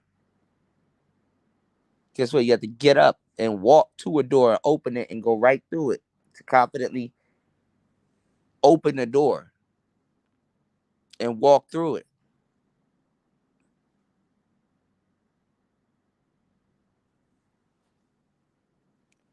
So y'all need to be careful of these little spirits that you invite into your damn house, your phone.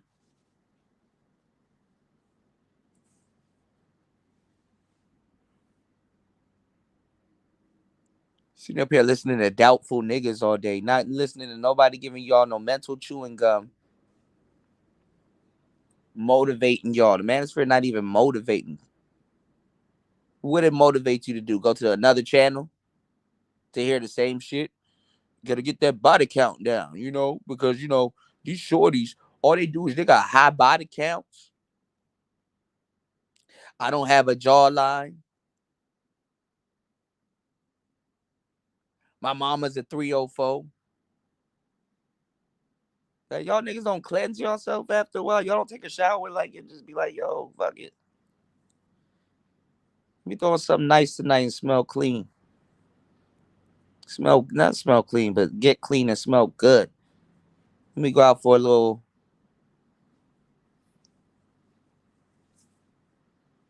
Let me throw on some sweats and go grocery shopping real quick.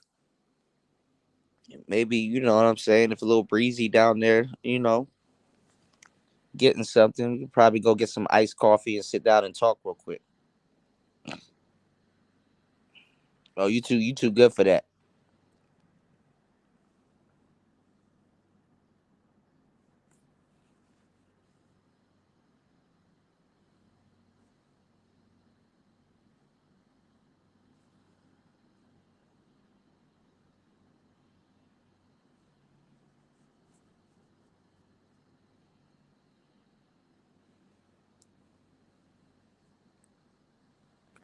I like to think that I used to like to think that the space was filled with smart guys, bro.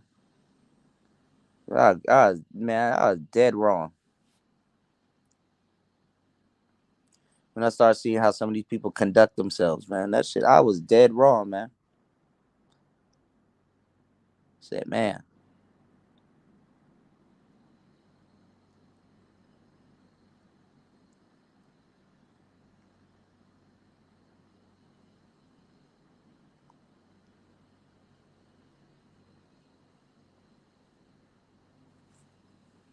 what time is it? So it's like 2:20 a.m., 3:20 a.m., and y'all about to be locked in for another action pack. Let's see if I can scroll through the space right now and see what shows motherfuckers got lined up for y'all. Let's see. Let's see. Shout outs to everybody here. Make sure you guys like and subscribe and support today's show. We've been going for an hour and 40 minutes.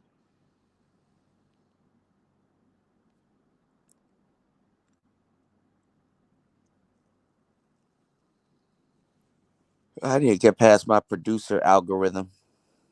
Hold on, y'all.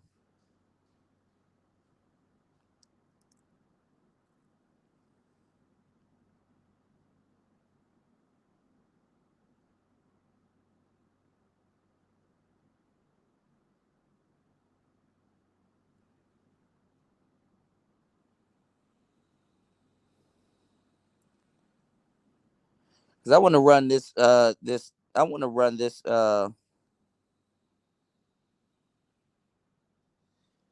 do want to run this down to y'all too. Actually, you know what? Let me grab my laptop real quick. I want to show y'all something. Because newer people are coming in into space and taking over. Give me 1 second.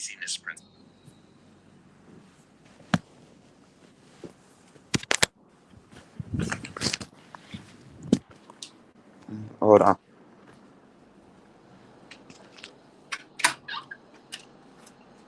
What's up? Oh shit. Boy, that wake up juice like shit. My bad, bro. But like I said, newer people are coming into this space and capitalizing. I want to show y'all something that I saw. When I see this.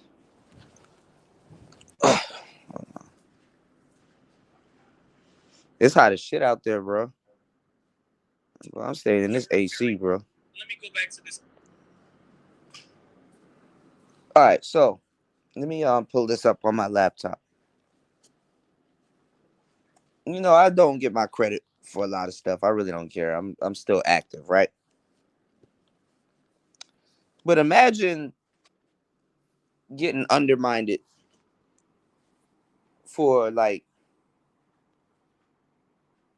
fire ass tech advice, right? And imagine sculpting and changing the sound of a space, right?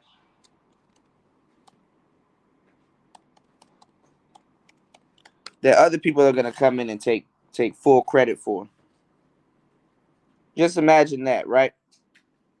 And imagine being a part of a crew that actually pushed the change forward and helped out a lot of people. Even came up with some of the vernacular and the verbiage that you guys hear and use till this day in this space, right? Just imagine. Imagine warning the space about all of this shit that's gonna happen. Imagine warning, like, there's like 4, 5, 6 different people now. What's the where's Nicer? What's the other guy? What's his name? Stacy? I forgot the dude's name.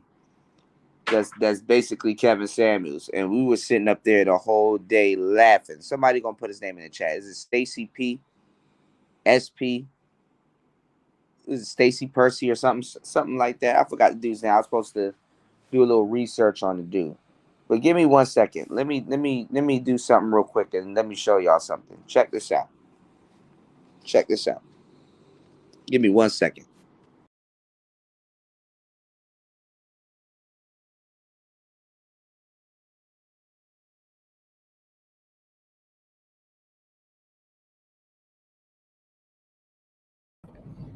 Give me 1 second.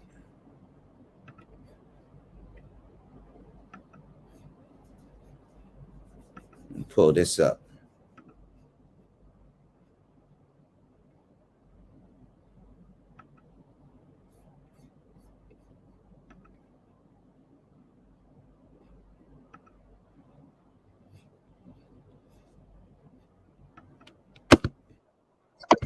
Hold on.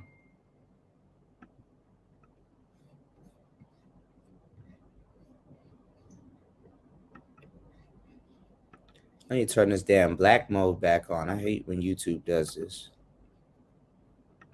So there's a guy named Medium Man that's in the space, right? Grown men are afraid to say Kevin Samuels' name. Check this out. Let me like this. I'll be like number 777. Let's go. Let me go back to this comment, and I want to show y'all something. Look at that. Look at that. Look at that. Whole template. SM7B.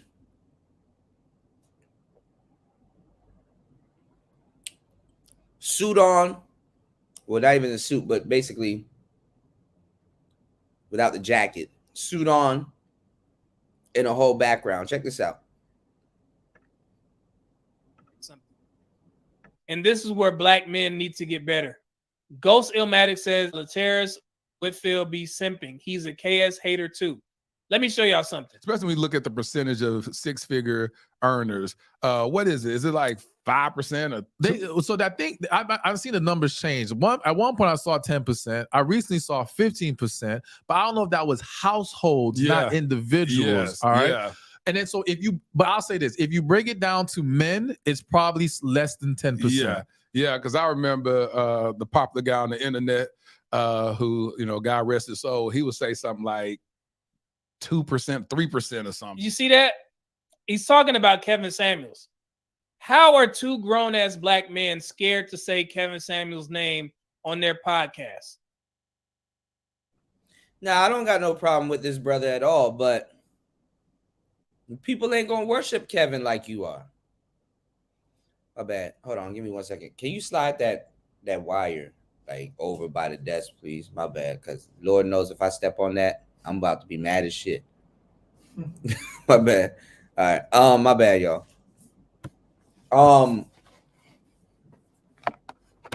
Like really, like people got Kevin Samuels tattooed on them.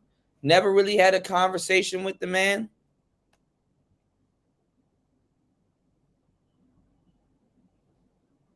I like Kevin, but respectfully, I had to tell him that, yo, you're wrong. No, we're not about to give up streaming.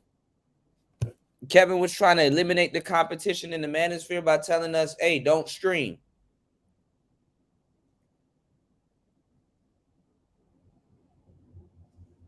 He wasn't wrong for telling us to focus on pre-records, but he was telling us not to stream. And that's how you eliminate the competition. Now, I wasn't mad at Kevin for saying that, and I even end up speaking to him and giving him a list of things to buy to improve his streams.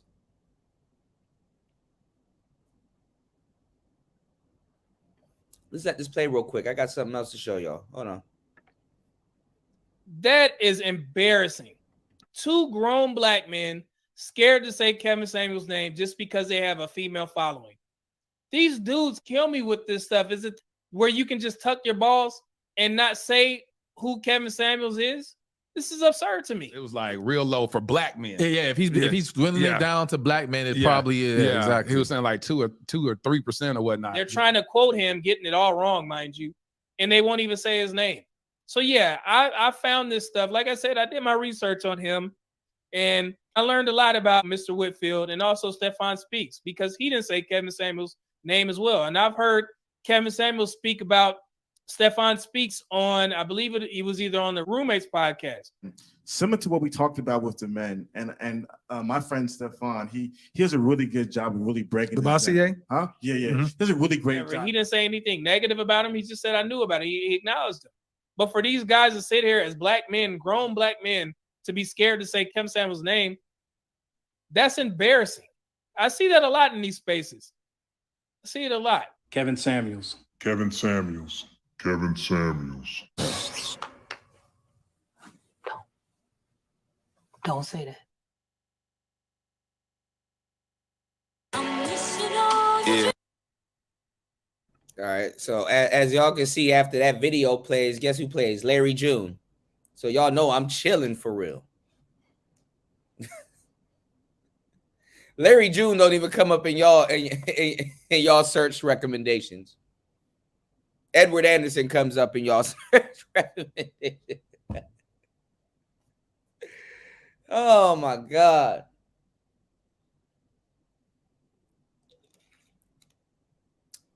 Let's do this. I'm seeing in these spaces, but you've never been to a real space.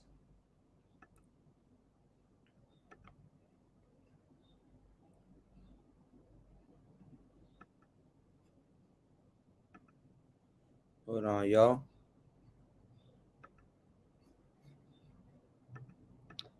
I was born in 91. Product of the dope game. 50s, Camaros, James when we swang. Crack game. You don't even know the hair. Look at this.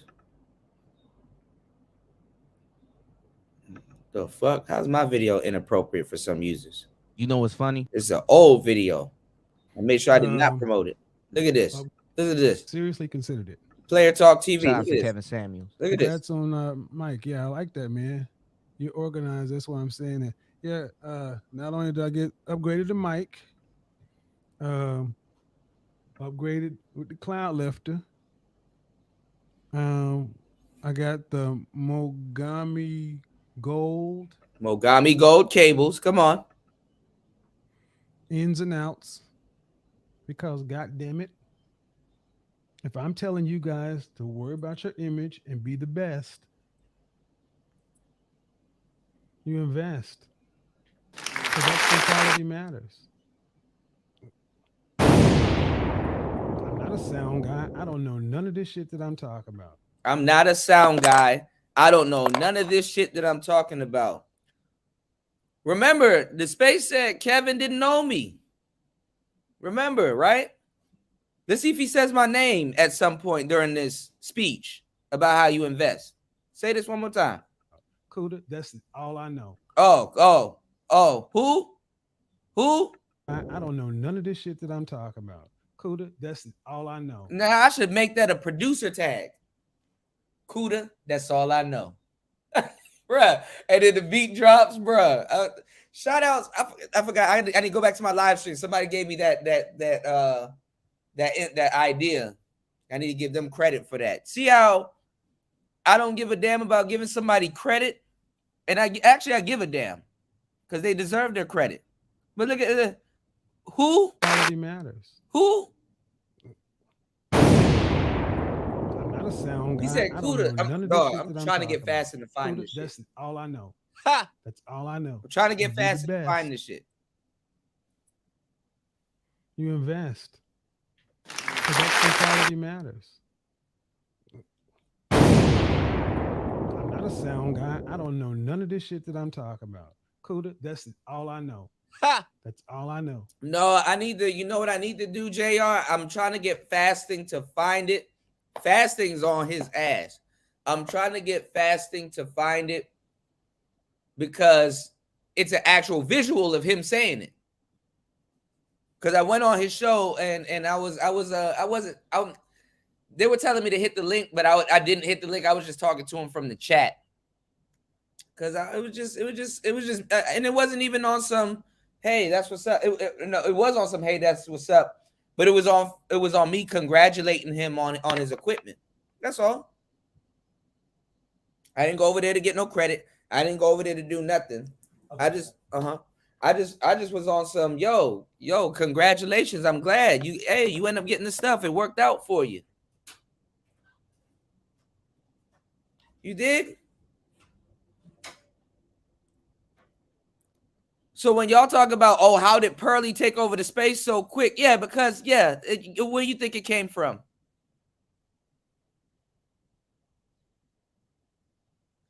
Yeah, I definitely will. I'm going to really put that together because this is what I've recorded. And see, this is stuff that I had to record because it'll be gone.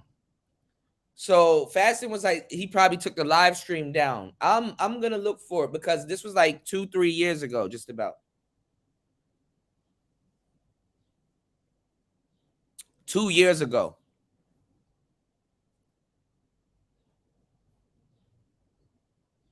And the reason why it was like, Kuda, that's all I know, because people had a hostile environment towards me.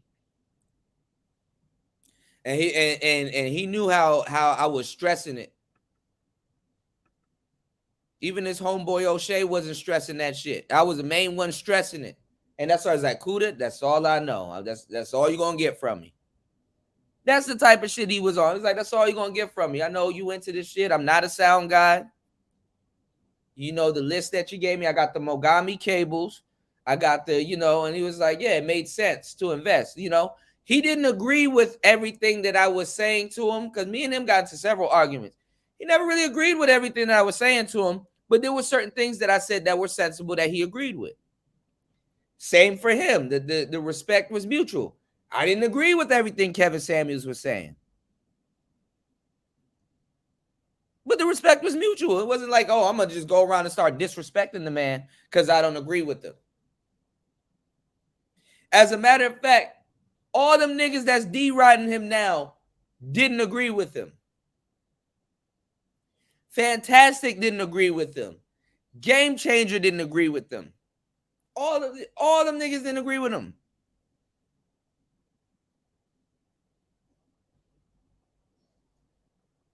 You think Stream Team came out of nowhere?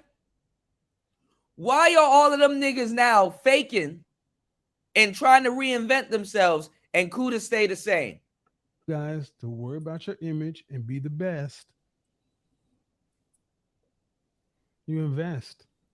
Because that quality matters. Y'all listen to that nigga any other time, but why aren't you listening to him now? Oh, because Kuda has something to do with it. What?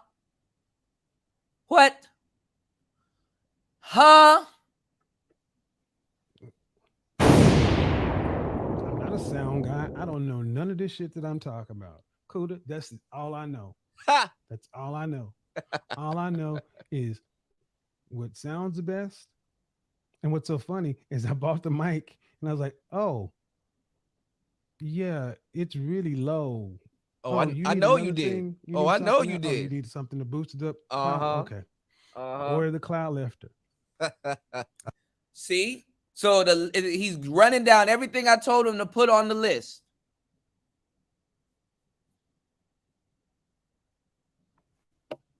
Because I told him to get an SM7B because it'll fit his voice correctly, and that's what most people are using right now, not to use a Yeti. He was using the Yeti. I had a conversation with him about the Procaster he was using. I said that was a really good mic and stuff like that, but he said he wanted something a little bit more aesthetic. So I told him to go get an SM7B. A lot of y'all don't know anything about no goddamn SM7B. Y'all have seen it before, but y'all don't know how to run that actual microphone, much less have the equipment to run that microphone, especially at the time. So if you were trying to run that microphone, which is a dynamic mic, and it takes about 55 plus decibels of gain, that microphone is going to hiss, it's going to whine, it's going to be a little bit more quiet. So you need to get something called a cloud lifter. What does a cloud lifter do, Kuda? I done told y'all for years. A cloud lifter actually boosts the signal of the microphone. Oh, interesting. But how do you run a cloud lifter on a dynamic mic? Well, if you have the equipment to run it, you have something called phantom power, because there's a difference between a dynamic mic and a condenser mic. But to run and boost the signal of a dynamic mic, you have to run it as a condenser mic. Dynamic mics use magnets, especially certain ones that use neodymium magnets. Right?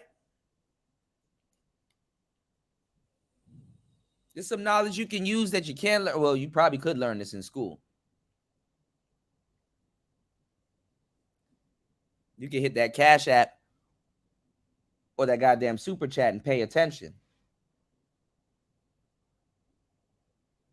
I was giving this game to the manosphere for free. Kevin Samuels turned around, took that shit and sold it to Pearly. And god damn it.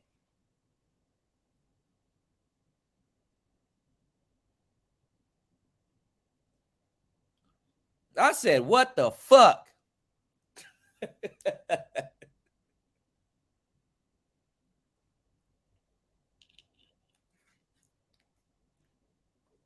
What the hell?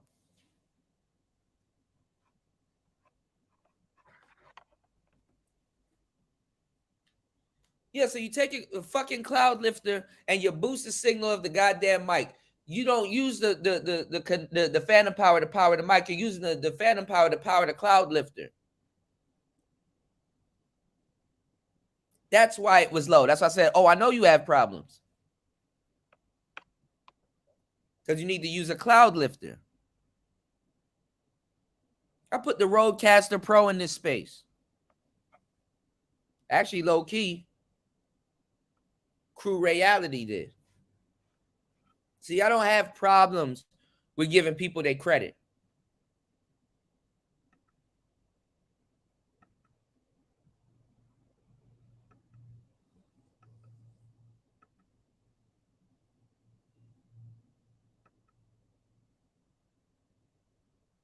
But all these niggas in the manosphere are supposed to have integrity. Matters. I'm not a sound guy. I don't know none of this shit that I'm talking about. Kuda, that's all I know. Ha! That's all I know. All I know is what sounds the best. And what's so funny is I bought the mic and I was like, oh, yeah, it's really low. Oh, I know you did. You Oh, I know you Oh, did. you need something to boost it up. Uh-huh. Okay. Uh-huh. Order the cloud lifter. And I was like, well, I'm getting the mic. Why is Kevin Samuels talking to DJ Kuda about a mic?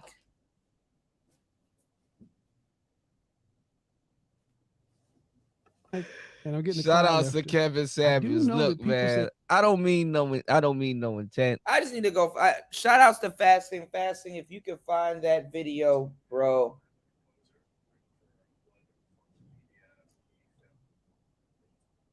If you can find that, I need to figure out what show that was. That's my thing. I forgot what show that was.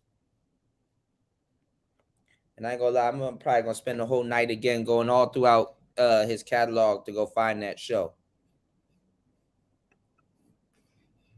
Don't nobody make no big deal out of that.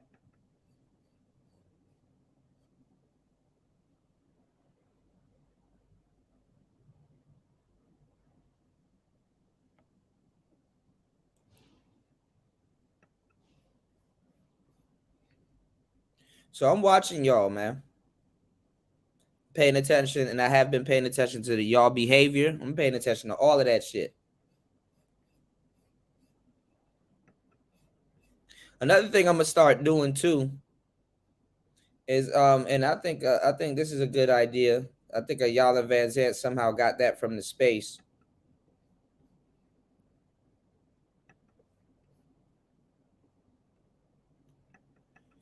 Start asking women these types of questions.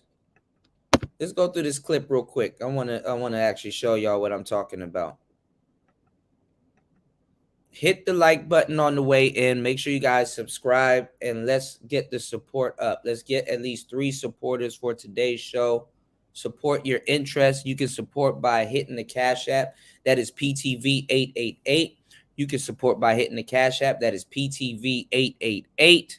We've been on broadcasting for 2 hours and 4 minutes of straight up nonstop jewelry.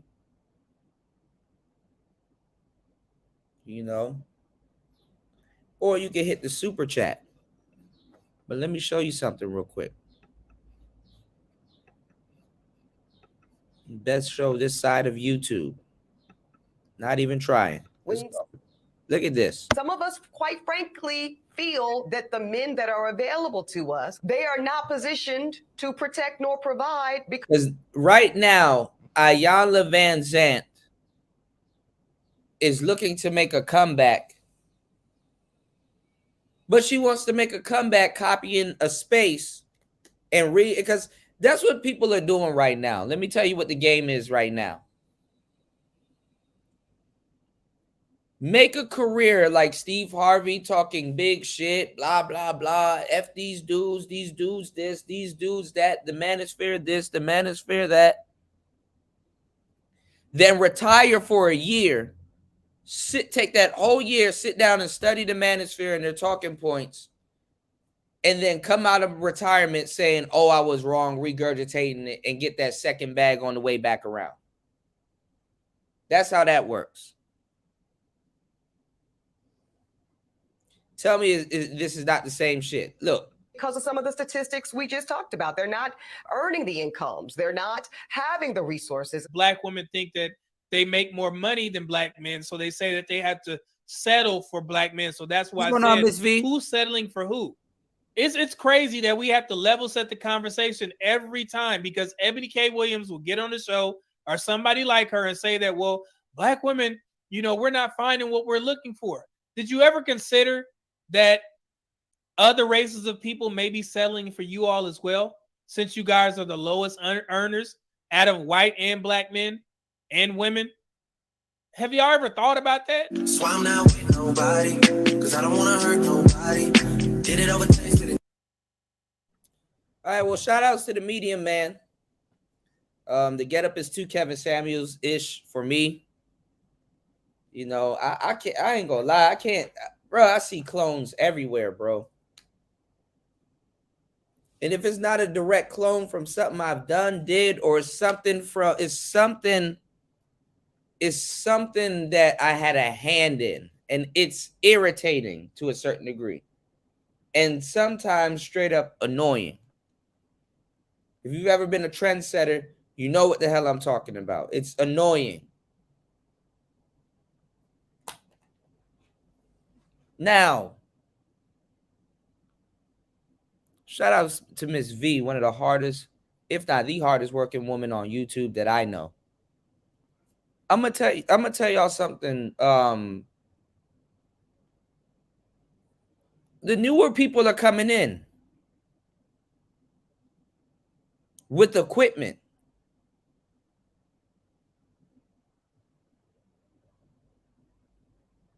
See, now that the attention is on the space, we should be where this guy is, a piece.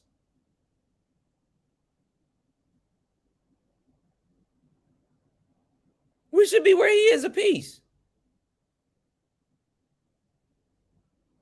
That's what I need to do. I need to go buy another mic stand. You know what I'm saying? Because I said I need to go buy a mic stand because those work. Because I had a mic stand at home. I didn't take my mic stand with me. Oh, yeah. That's like the only one. That little one, that one that you see right there. I'm talking about a big one, so you could like stand up, have your background and shit. Yeah, I'm gonna get one of those again. You know, no problem, Miss V. You know it's true. We know it's true. Shit. But let me tell y'all something. My bad. I'm sitting up here looking around. I need to go to the little music store and go grab one. Just a little small little mic stand, you know. At some point.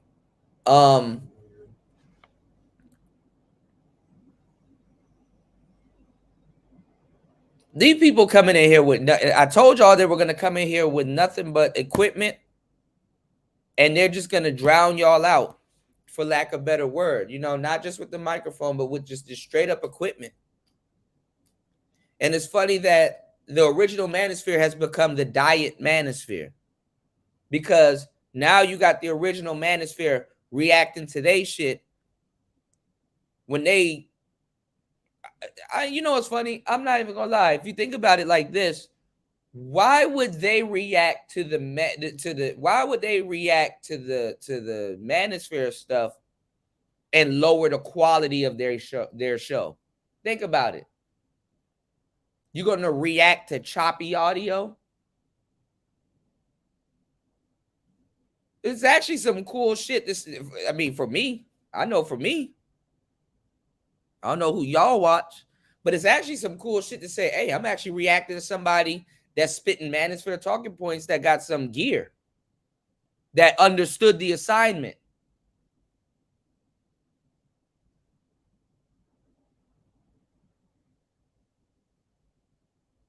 You see, it's going to be easy for me at some point this year to rebrand and reestablish myself and fit in with all of these cats, if not even stand out a little bit, because my message is more original and my presentation will be up to par. And all I just need to do is just be consistent. Use the same camera, use the same, a little bit of the same getup, and do the same exact thing. I got a whole office and stuff. You know, I'm just looking. I'm just like, I'm chilling. But it ain't nothing for me. I got a nigga. Ben had a SM7B. Y'all go listen to the sound quality of the last couple of shows. Been delivering radio quality. I've even inspired some of your. I'm your favorite YouTubers to take from. I've inspired some of y'all favorite YouTubers.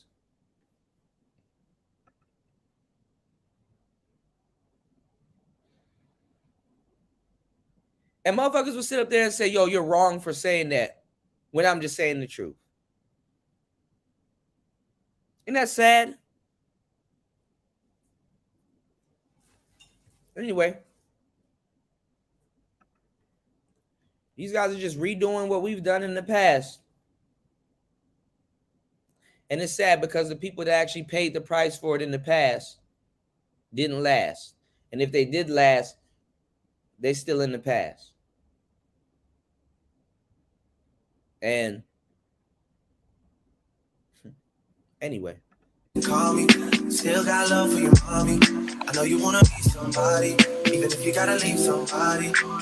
Let me ask you this. Let's get to the logistics, though. Let's get to the logistics. We know that Black women are earning college degrees faster than anybody else. Many of us are doing like we're doing, Ayanla. We're getting those terminal degrees, those JDs, MD, PhDs.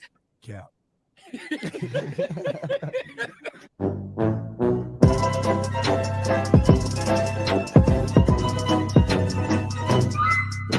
We also are the fastest growing group of entrepreneurs, along with Latina women in America. This is one of the main ones that's used against Black men. I pulled some of the pictures from these Black business reports, and I want y'all to notice how they word it to make it seem like Black women are just outpacing Black men in regards to Black businesses. So, Black women own more businesses than Black men. Let's level set the conversation. So we did this back in the day. We've already ran through these numbers a million times. None of it doesn't matter because guess what? The men are that's in these percentages. We got to move this conversation forward. We got to move the chains. The men that are in these percentages, they still want those women that's saying the stuff that they're saying. What does it matter if you put up more numbers than her when you still want her? Think about it. So let's start from there. Stop confusing people with numbers and all this other shit. And let's just start with intentions.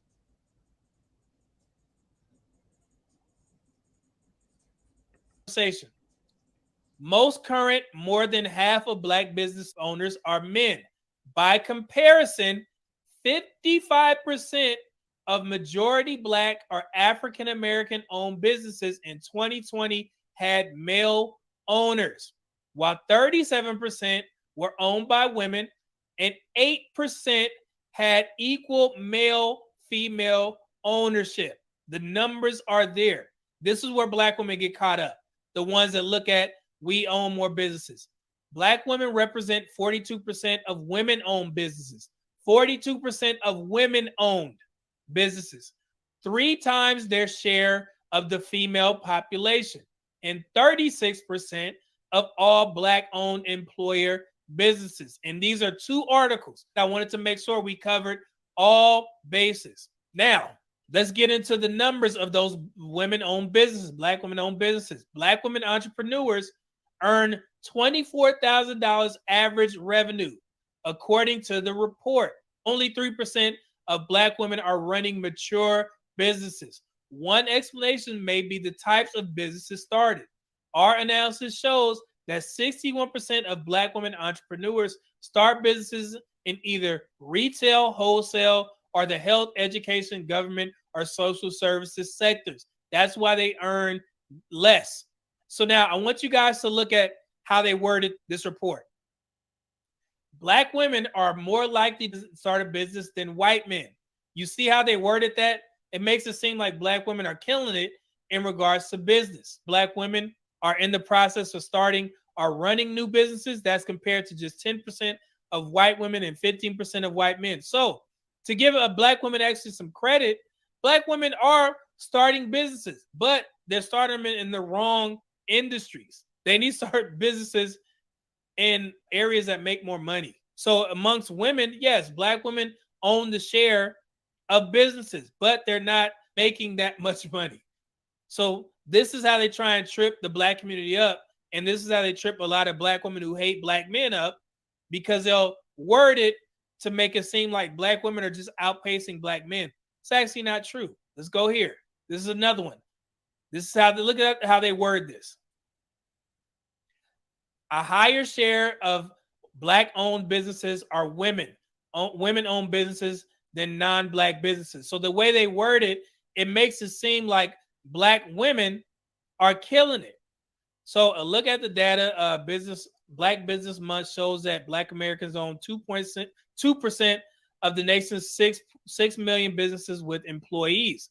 And that's where Black people as a whole need to improve. Yes, we need to own more businesses, but I have to sit and spend time trying to level set the damn conversation by telling Black women, no, you are not doing better than Black men when it comes to businesses. I shouldn't have to spend time on this. We should be having streams on how we need to employ more of us. And I got something that's going to shock you all. I want you guys to see this. And I want Black women who hate Black men. And see how it resets the conversation, because think about it. When brothers get on here and do talks about investing in crypto, that's not supported.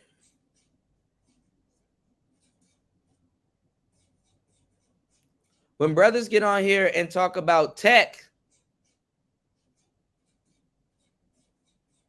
that's not supported. Ask me how I know. When literally those are the brothers that are actually giving y'all the game and putting money in your pocket.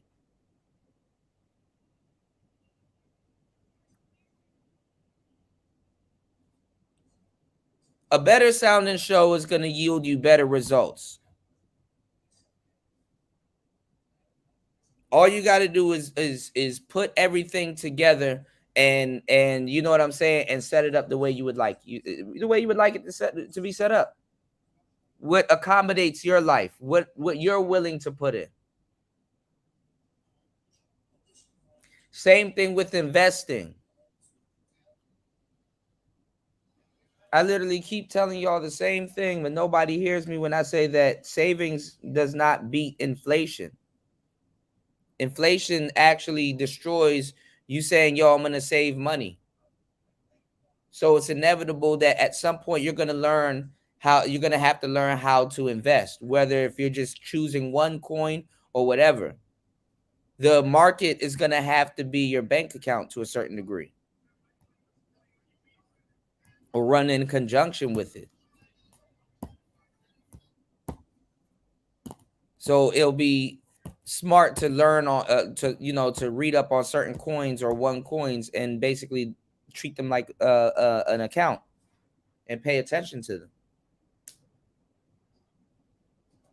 or invest in a business. That's the easiest way to really try to get that back. If you know you're going to be working, is to invest in a business. So when you look at the recession and you look at what's going on right now, and you look at the inflation and you look at society right now, it's not just that people are winning. No, we live in a society right now where there's a lot of cases where a lot of people are starting businesses. A lot of people are just starting businesses just for the sake of starting businesses right now. You need to have somewhere to kind of hold your money. YouTube is a business. Rideshare companies, that's a business.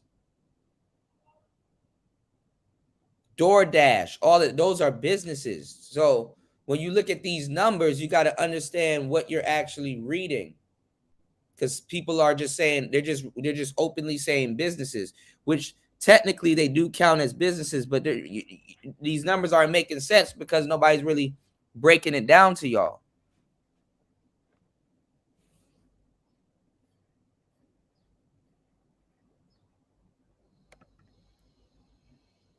To see this as well, because we need to do better. This is where the Black community is failing as a whole. You see here? And this is and it's not just this. This is why, like, these little lists and stuff like that, we've been breaking this shit down for years. The reason why things are backwards nowadays is because you should own a business but be working on the side, if that's the case. But you're taught that you need to work and own a little business on the side, which for a couple of years, that's okay, because that business will take from the table to a certain degree. Granted, the work that you're putting in on it, that business is going to take from the table for a certain amount of years before it deals out. See how that works? So there's nothing wrong with that. But for the most part, your business should be forward.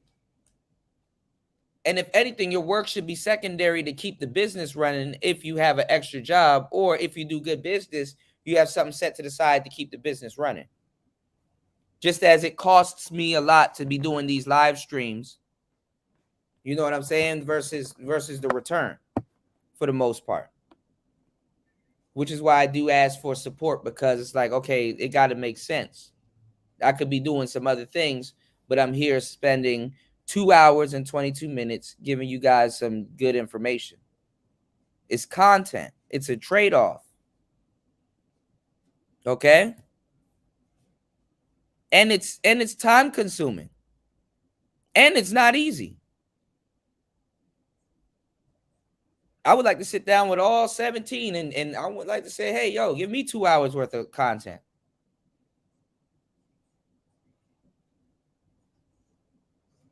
But don't trip. So the people that can really talk to you about this stuff are the people that's actually doing these things. You got to be out there actually doing these things to really understand, okay, this makes sense. That's what this is. And because if you don't, well, guess what? You're out of a business. Way at the bottom, 1.2 million jobs were created by the businesses that Black people own, and it can only employ 5% of the population. We generate $127 billion in annual revenue from our businesses, and then enough to give every working age adult $4,842 a year. We are at the bottom, guys. So we spending too much time trying to level set the conversation and trying to see who's doing better than who, when in actuality, white people, Asians, and Hispanics are doing better than us when it comes to owning businesses. So we do not have time as a community to be going back and forth with each other, trying to help our Black women understand. Even OnlyFans is a business. And let me tell you why this list is just cringe, because we're going, what was that list for like the last 3 years?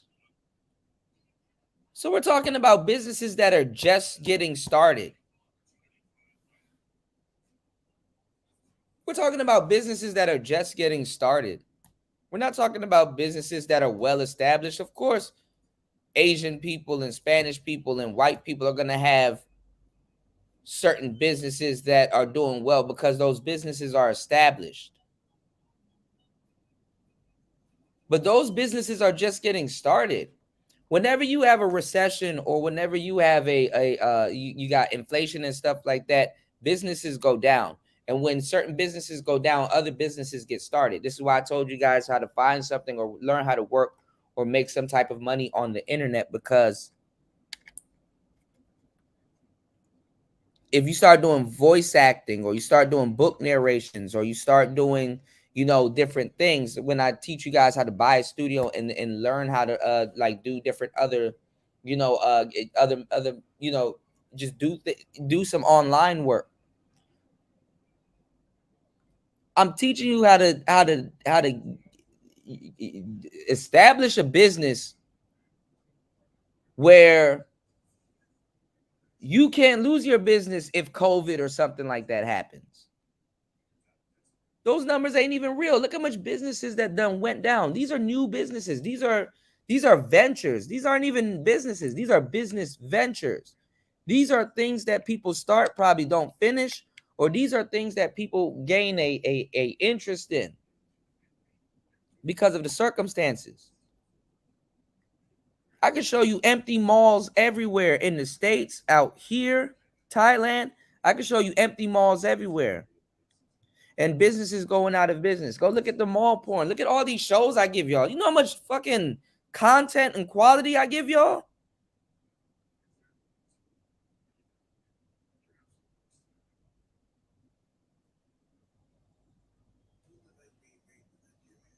Like me, my information in my channel has been getting misused. I showed y'all all the malls out here. The malls out here, the first, maybe the bottom floor and the first floors are the only floors that really got businesses. And the higher up you go, guess what? All them businesses going out of business.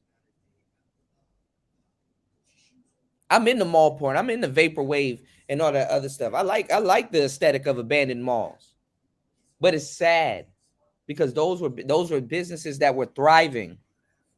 And guess what? They weren't recession proof. They weren't COVID proof. What used to be a corporation got put in the position of an individual, and it's just no different. The whole business went out of business because it's no different now than a single person losing a job. And it's sad. And people that are in the business of buying malls and bigger bulk sublots and stuff like that, spending millions buying malls and stuff like that. What they're doing right now, which is why the housing crash is coming, is they're buying houses. They're buying real estates. They're buying blocks of houses. They said, okay, malls isn't a good investment. Let me invest this money into buying houses and stuff like that. But guess what? They're not real estate agents. They know how to deal with a mall. They know how to lease places out in a mall. They don't know how to really sell homes.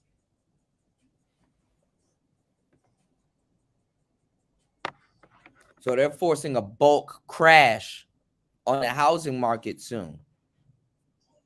Something's gonna pop. You're just waiting on which one. What's gonna pop first? That's all.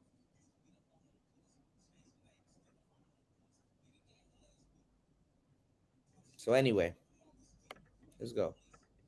That black men are not beneath you because we have our own issues to deal with. We need to start employing more of our black people. We need to own more businesses so we can generate that revenue and that wealth instead of sitting there arguing with each other. This is simple. We are at the bottom.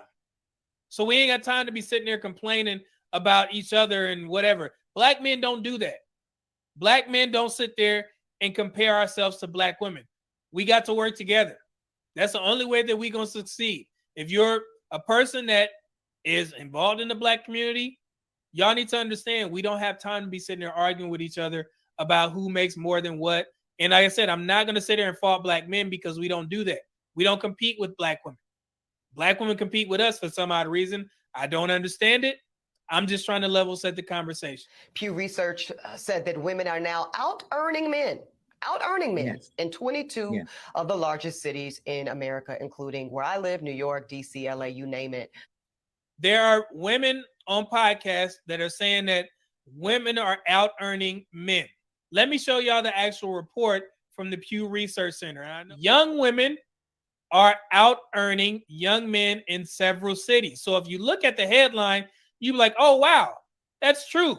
Let me show y'all something. The gender wage gap is narrow among younger workers nationally, and the gap varies across geographical areas. In fact, this is redundant. This is redundant.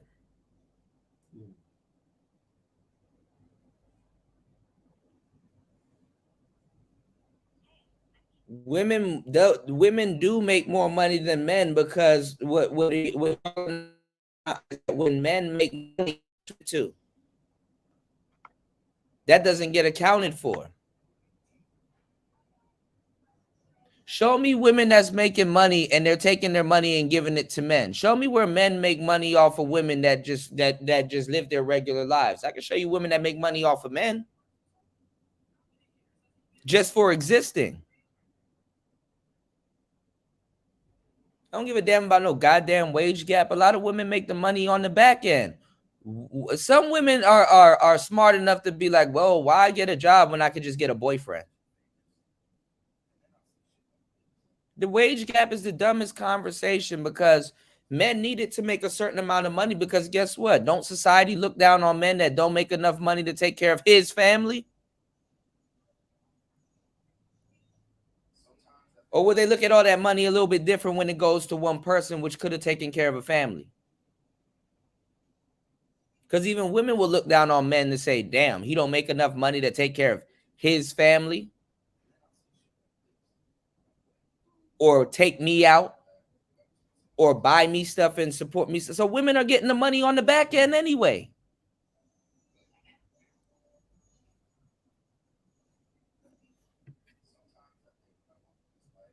Go outside. It's not going to hurt you.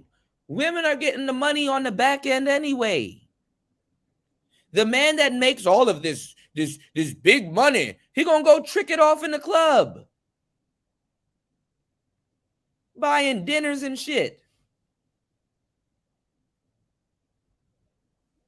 Buying gifts.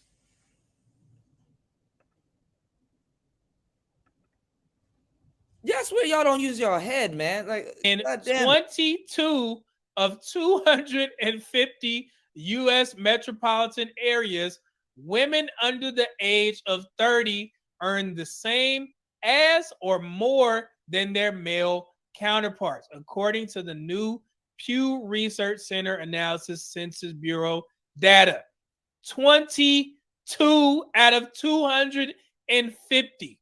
So that is the narrative that these women are running with. Women are earning more money than men in 22 out of the 250 metropolitan cities. And I'm not done. Let me show y'all. So these are the metropolitan areas where women earn more than men. Some of the most notable: San Diego, New York, Washington, San Angelo, Texas, Yuba City, California. I was actually stationed at Beale Air Force Base back in the day when I first joined. Gainesville, Florida, Barnstable Town, Massachusetts, Morgantown, West Virginia, Washington, Arlington, Alexandria. So these are the areas where women earn more money than men. Ladies, just say you want a man's salary for not doing the actual work. That's just really it. Because a lot of the hardworking women I know, they're not in these damn numbers, which is fucked up. Now, let me tell you something too. If this is the truth, then why are they still complaining?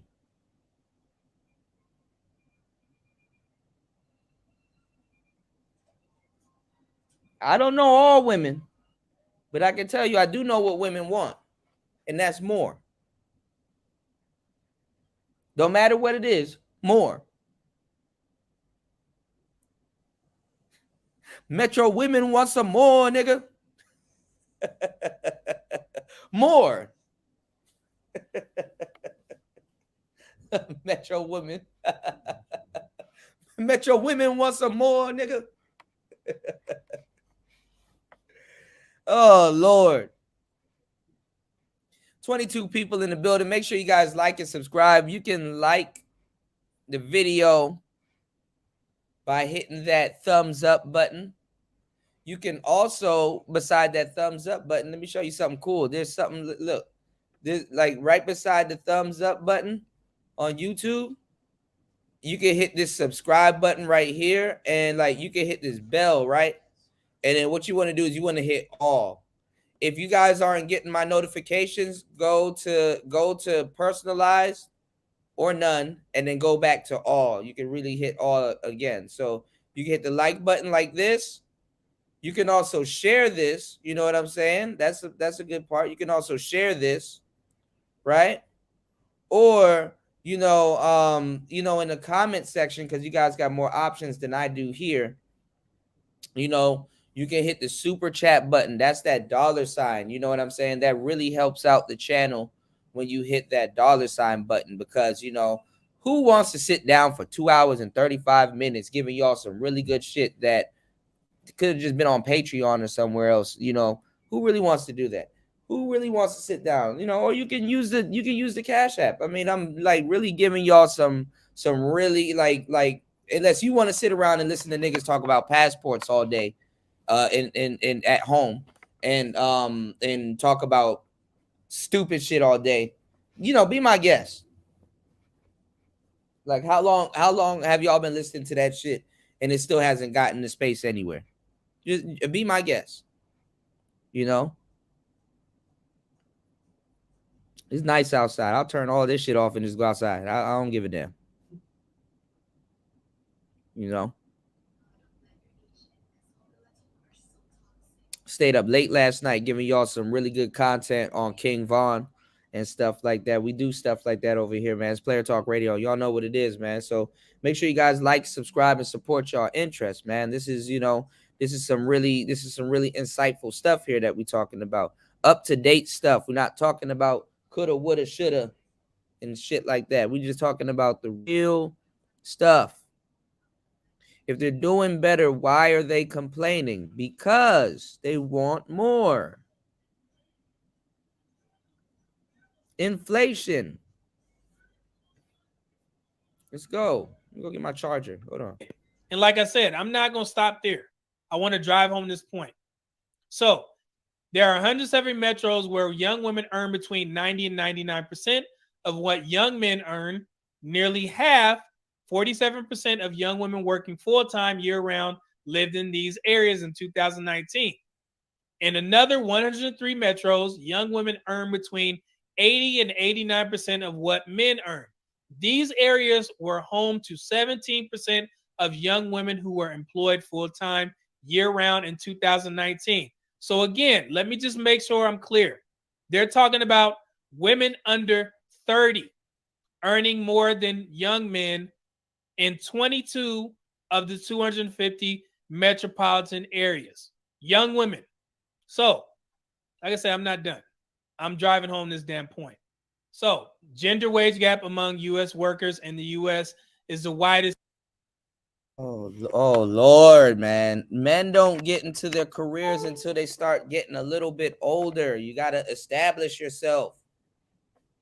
Of course, younger progressive women are going to be earning a little bit more than men. They can put their degrees straight to use as soon as they graduate, whereas you still have to jump off the porch and get the experience. This is useless. Fellas, all of this shit is good to know, but why stress yourself out and boggle yourself down? This is useless. Work where you want to work. Enjoy your fucking life. Date who you want to date. And she works where she wants to work and whatever. And just go on about your life. This is cool to know, but why do you need to know this? Are you aspiring to smash a woman that works in these numbers? And even if, that's in these numbers, and even if you do, what's it to you? Because guess what? It's not for life. You're going to be dating some of these women. Cool, you're going to date some of these women, but guess what? It's not for life. So this does not matter.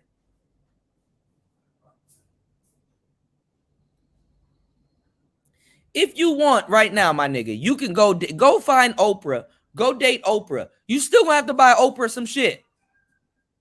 Just cause. Not because she's rich and she can afford that shit. It's the gesture. Yeah, Oprah, I know you can afford this Long Island iced tea, but I want to give you this Long Island iced tea because it's from me. Yeah, Oprah, I know you can afford velour sweaters and all this, but I just made sure I sat down at the sewing machine and sold you just this sweater. Nigga, if you date Oprah, you still got to buy her some shit. Nigga, motherfuckers date women like Oprah and be broke and still got to buy her some shit with her money. So what are these numbers to you?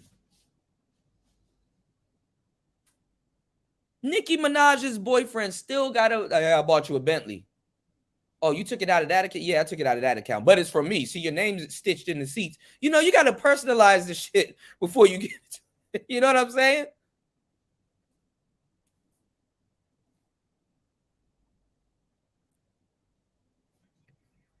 So just think about it.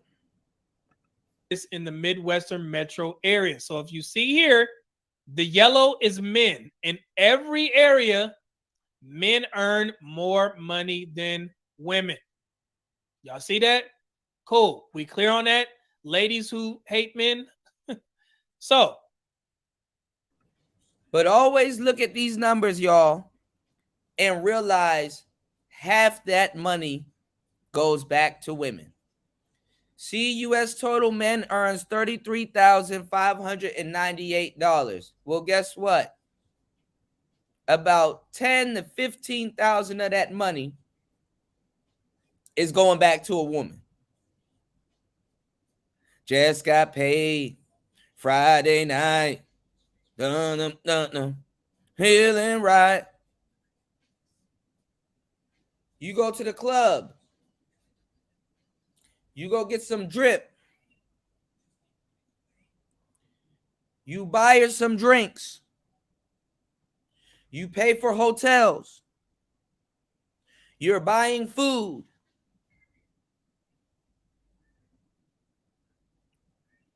Should I keep going? You get her nails done, hair did, everything big.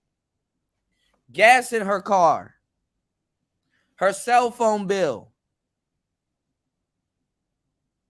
Little car insurance.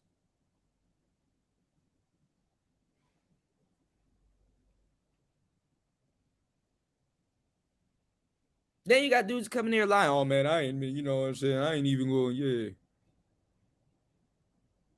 I ain't even gonna pay for all of that stuff. Yes, you are. You find the right one. Yes, you are.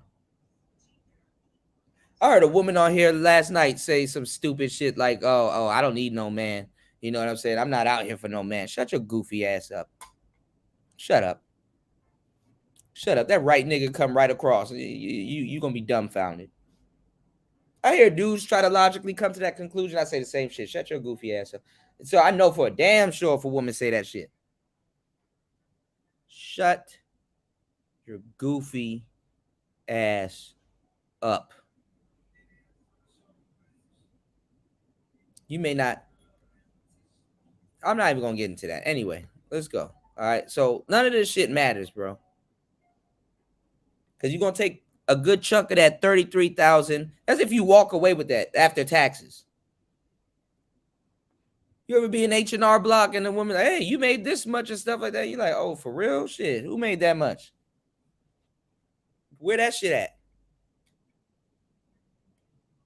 Oh my God, look, you made 60K a year. That's amazing. Whole time you ain't got 60K in your pocket. Or in savings.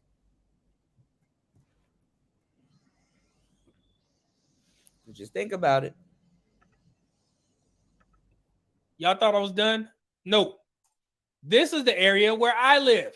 Did you guys know that you can go to the Pew Research Center and you can actually type in where you're from and you can see what the wage gap is? Yeah, crazy, right? They take care of all this for you. So from in Houston, in the Woodlands and the Sugarland area, this is pretty much Harris County, women earn 81% of what men earn. Let's go to a next one. I just pulled some of the ones that's more important. So I know we have a lot of people from Atlanta, and I know women like to cite Atlanta. Women are killing it in Atlanta. Well, let me show y'all what the stats say. None of this shit matters. Most women in Atlanta are transplants. They're not from Atlanta. What they do is they build up all of these condominiums and charge all of this money, pushing out the locals, or the locals end up moving, and people that are not from Atlanta come to Atlanta, go live in these that can afford it, go live in these expensive ass buildings.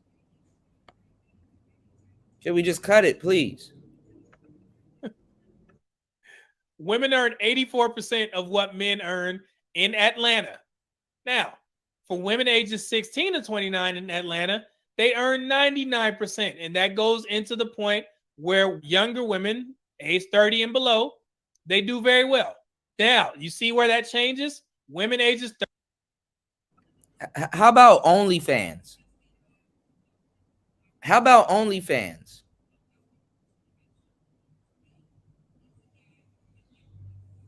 Younger women are going to be doing better than younger men. That's just the way it works.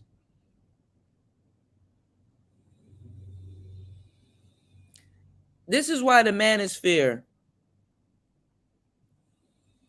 should have been in a higher position because we've already ran through all of this. The numbers of yesteryear is not so far from the numbers of today. We don't have to go through all of this stupid shit. We don't have to go through numbers. We could just easily just be like this. If you just conceptualize this, this makes sense. So now we got a new wave of fools about to come right back around and regurgitate the same shit that they basically stole from the space, mind you. And you got dudes that are quote unquote leaders or top ranking guys in the space talking about there's no such thing as manosphere talking points. And they're only doing that to cope with the fact that they've been robbed. And they're not lazy enough to go to just say, hey, bro, that's really our shit. And you misquoting that. And this is what it really is. Hello, I'm such and such. Let me reintroduce myself. I'm from the space. And we got to make sure we got the right narrative going along. What's your name? How'd you get here? Who are you? There's going to be a lot of that having to go on.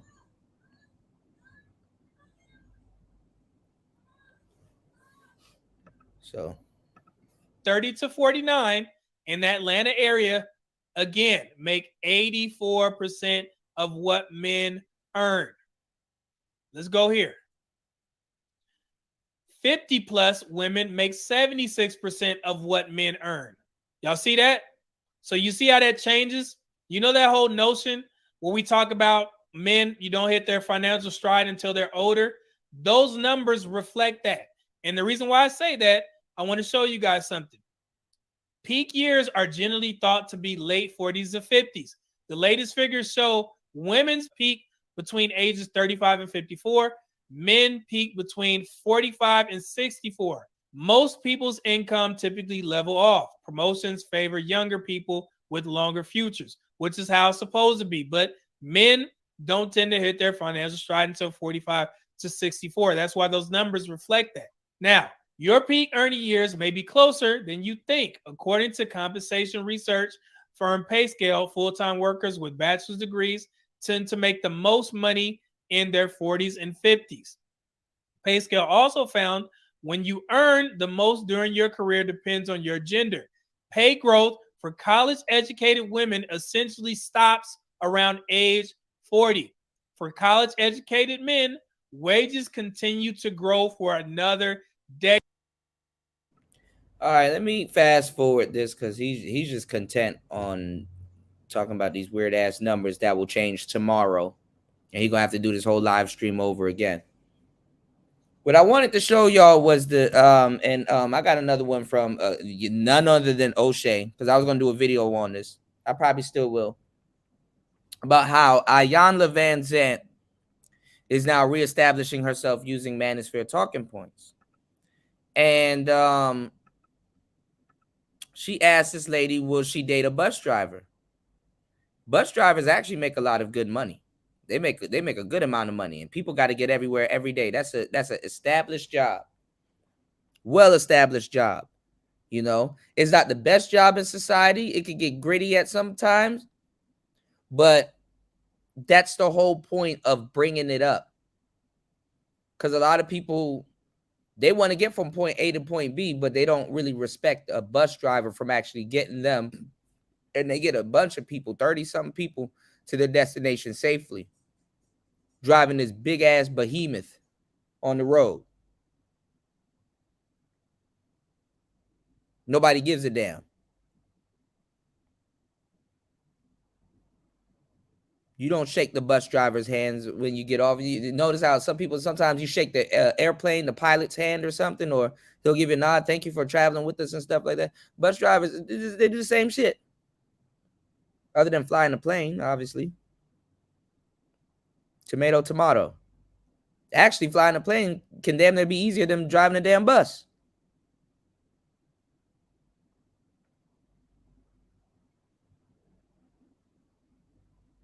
But look how, let's hopefully he'll stop with these damn numbers and really get into the game. Let's go. As they graduate college, because they go into more useful degrees, or they end up getting a trade or something like that?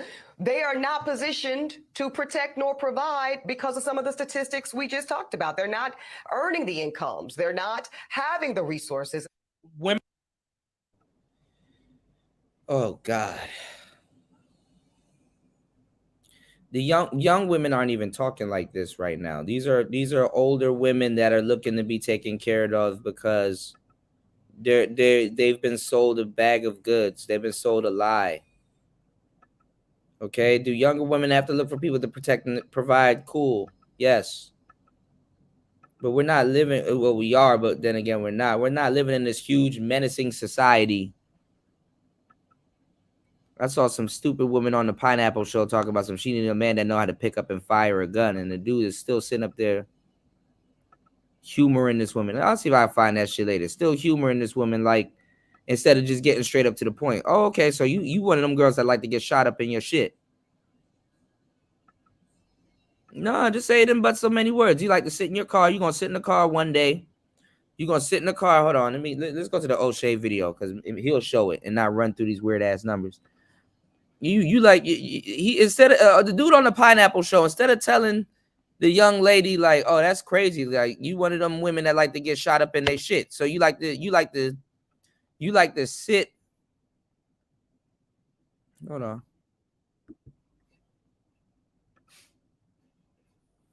You like to date gangsters, huh? So you like to you like to be in the drive-thru one day with your child, ordering a kid's meal and get shot up in your shit. You like to get shot up in your car. Cause I do that. When I was back at home, Miss Gang, I take her to gun range. So if something happens and you can't make it to a pistol or something like that, hopefully she can pick it up and fire it on your behalf. So none of y'all will go to jail because they ain't gonna put her ass in jail. They're gonna put your stupid ass in jail. And you gonna have to pay all of that shit to get out of damn jail. So sometimes it's lucrative if you want some gang shit to have a bitch fire the damn pistol. Hate to say it like that, but let's keep it 100.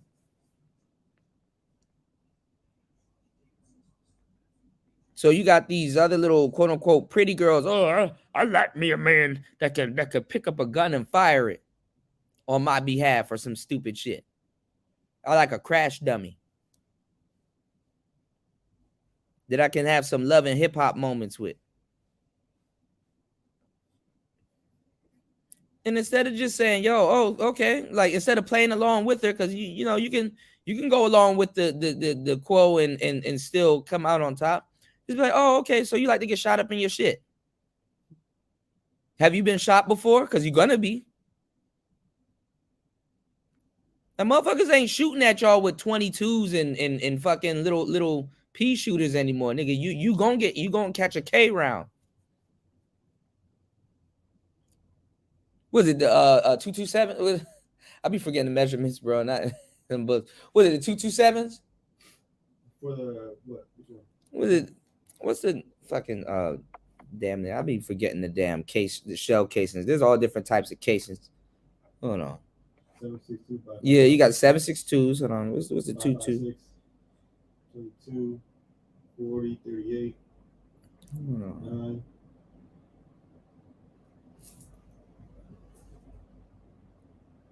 Which kind of gun? A rifle? What caliber is a 277? Hold on. Anyway, you're gonna get hit by a fucking weapon with a high capacity magazine. So you know, either way, that's probably carrying the biggest bullets it can shoot.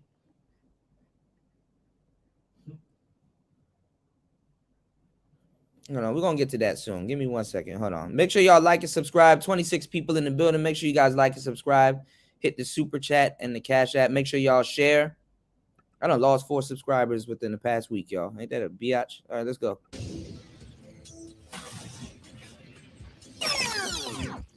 Oh, that's good, everybody. It's your boy, O'Shea Duke Jackson, back at it again with another episode of The Celebrity Junk.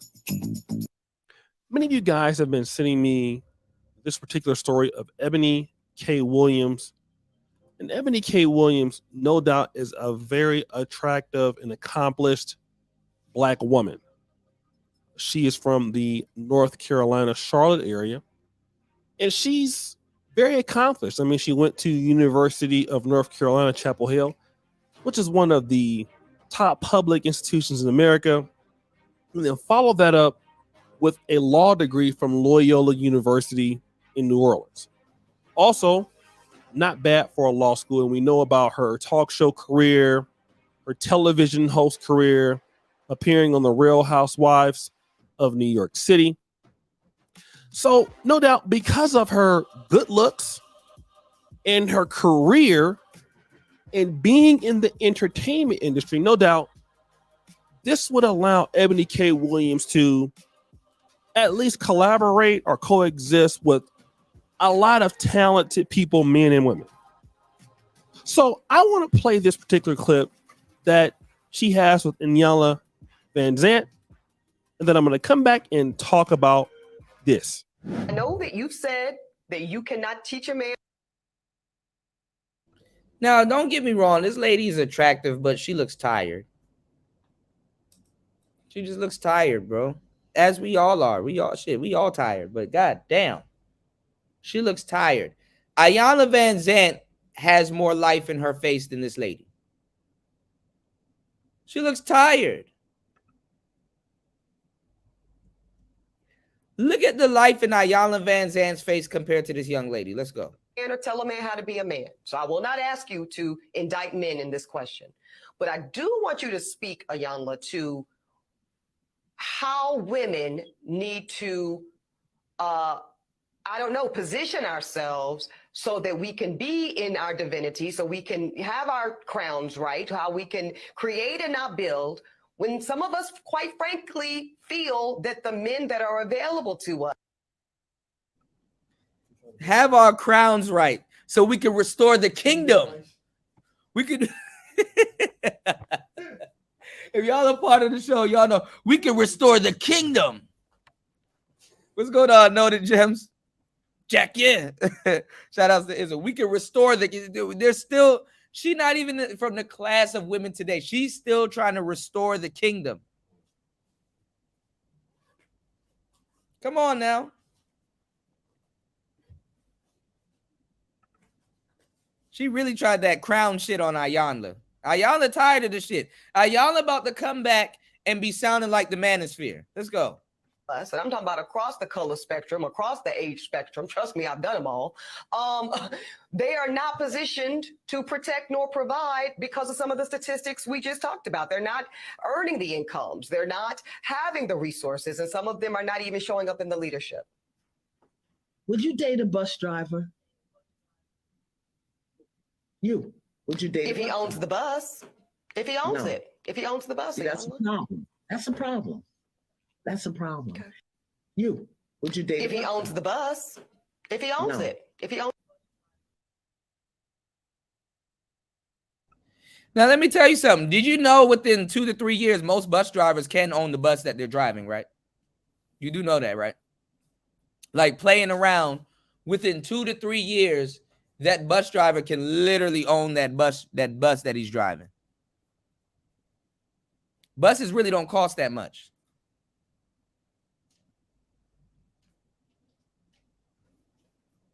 Bus drivers can make they can make north of $200K a year salary. You know? Oh, you wanna join? Sure. Okay. Well, it might bleed. You might be a little close, but we should do a video game stream later on. That'll be dope. Yeah. All right. Anyway, what was I about to say? If he owns the bus, look how she didn't even look at Iyanla when he said that. So imagine, and this is what a lot of people don't imagine sleeping with somebody like this. How she would talk to you.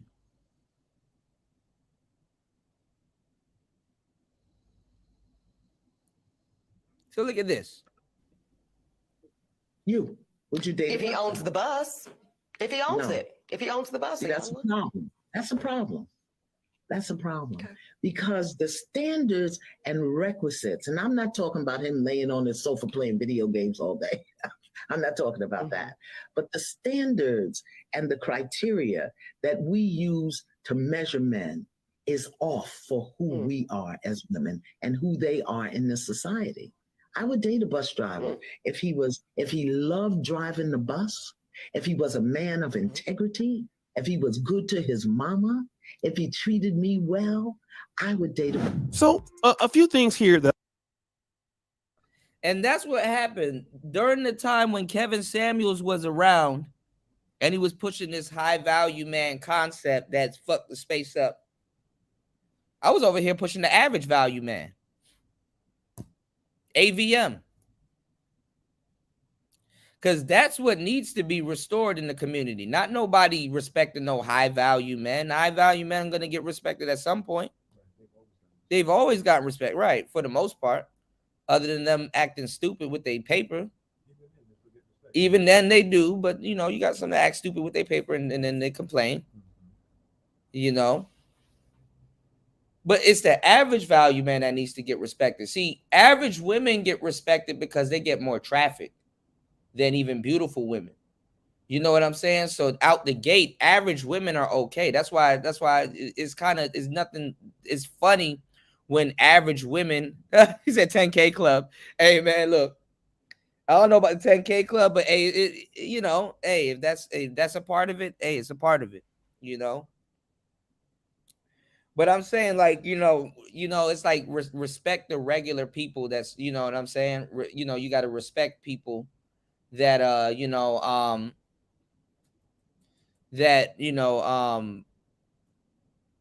guy that bags up the groceries. This is the crazy part. Like, back in the day, working at a grocery store was an actual career. Now it's not. And it was actually respected. You respect the dude in produce that cut your fruit. You're going to have to eat that. You respect the dude in the meat department that's cutting up your meat. Yo, can you cut it this way? Thank you so much. You know, you respect certain people. So that's why with that whole, that's why I like the, and because we used to throw analogies like that out there like that back in the day. I like the bus driver analogy because that's one people don't see coming. And the funny thing is that, hey, bro, bus drivers, they just as important as truck drivers. They're drivers, you know. Shit, a damn Uber driver. But let's go. That I would like to discuss. Firstly, Ebony K. Williams talks about, your feminist talking points that you guys are very used to hearing. And that is, these men are not having the resources to take care of women. And she even talks about, look, I've dated men from, it's not even a black men thing, which is even what makes her argument even worse. So you're beautiful. And let me tell you something. I've dated a woman in law school while I was working a regular job. And let me tell you about women like this one here in particular. What's going on, Fast and Fast? Said, bro, men support families working retail, making less than $15 an hour. That's true. That's very true. But women like this, they get passed around by, they're usually side chicks to aspiring lawyers. Whether he's a white lawyer or whether he's a black lawyer. They want to be associated with as much lawyers as they can possible because lawyers become very, they become very, a lot of them become very wealthy. They end up opening up their own law firm and their own practice and becoming very wealthy. So a lot of women in their younger years try to get established with these type of guys so they can at least have a place to work or they can at least be with the guy that owns the business. Or the practice. You know what I'm saying? And she was telling me stories about in law school and stuff like that, how she would deal with a bunch of lawyers. And she really put me on game about women and what they do. And she was telling me how, while we were dating, she was like, I would wear my hair. I would tell him to send me a picture of his wife or his girlfriend. And I would tell him to, because they'd rather be in that position. You know what I'm saying? Because, a side chick is funny. The relationship of a side chick, for the most part, especially with a guy that has a family and stuff like that, it's kind of like a consultant, but with benefits. And she was telling me how she would get the guy to send him a picture of his wife and stuff like that. And she would kind of do her hair a little bit similar, but wear it better. And she was telling me that how she would tell him to take pictures of the type of shampoo and scent that his wife or girlfriend has, because she wanted her scent to go undetected. You know what I'm saying? What color is her hair? They do stuff like that, and they jazz it up. Some of y'all don't understand the lives that some of these lawyers live. They will leave a girlfriend or something like that and go right to school or to work with another woman that looks just like their wife or girlfriend. So don't be surprised if you dating one of these lawyer type dudes and you've been dating him for a long time, or you his girl or whatever. And you know what I'm saying, or you see him in a couple of pictures and you see another woman in the picture that looks very similar to you, with a suit, with a blazer on and everything. It's like the shit is real. Like, she legally broke down how you could be a side chick and really just get away with it. Ms. V said, did you hear about the DoorDash driver who was snatched inside a home and dismembered? I'm pretty sure. That's a dangerous job. It's a very dangerous job that's not respected. They got to go back to certain places and be like, yo, you selected that you didn't get your food, and now my job is at stake because you're lying and telling people that you didn't get your food when I literally brought your food here and handed it to you. Have you seen those videos on YouTube? They're in abundance. It's crazy.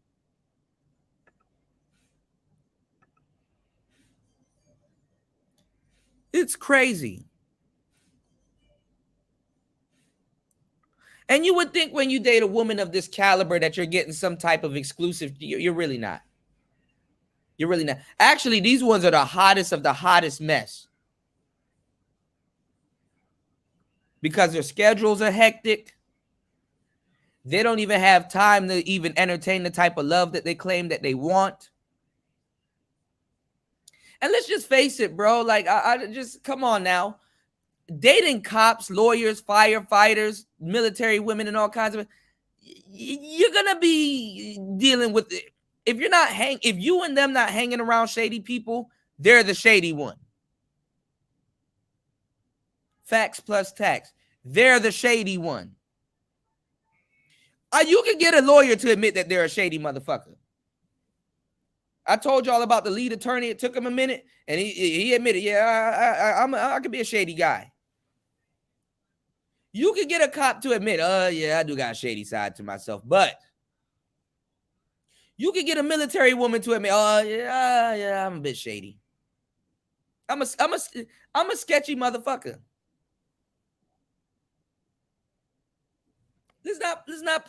Let's not pretend. Anyway, you're a lawyer. You've been in the industry. You've had more exposure to more talented men than the average woman could ever even conceive. Okay? Now, she then goes and she's asked the question, would you date a bus driver? By Inyala. And let me tell y'all something. She was so unprepared for that question, being a lawyer, mind you. She wouldn't even respect the man that owns the bus. She wouldn't even respect the man that owns the bus. She just threw that out there. to save face. Van Zandt. She says if he owns the bus. And then Yellen Van Zandt talks about these other qualities that a lot of ladies are not interested in, which is fine. But I'm not even dealing with the fact that she doesn't want to deal with the bus driver. Let's let her take her at her word. Give her that ability to choose for herself. Give her that right. Okay? Give her that preference. I won't even deal with the bus driver comment. And listen, I'm not the look police. I'm not the looks police. But this is what you're going to get without no makeup. This woman looks crazy. Look.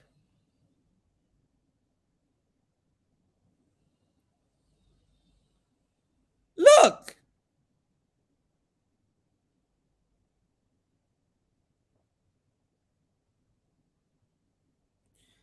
We just going to have a moment of silence. Y'all make sure, 28 people in the building, y'all make sure y'all like and support today's show. You can support today's show at PTV 888. That is PTV 888. You can also support via PayPal or the super chat. We're going to have a moment of silence. Just look at your screen.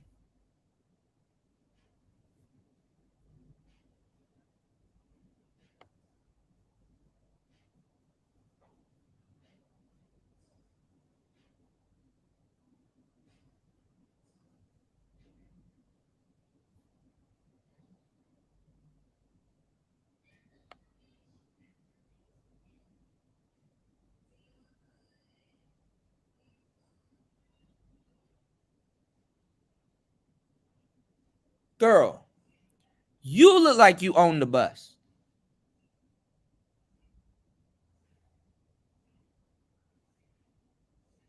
She looks like she owns the bus.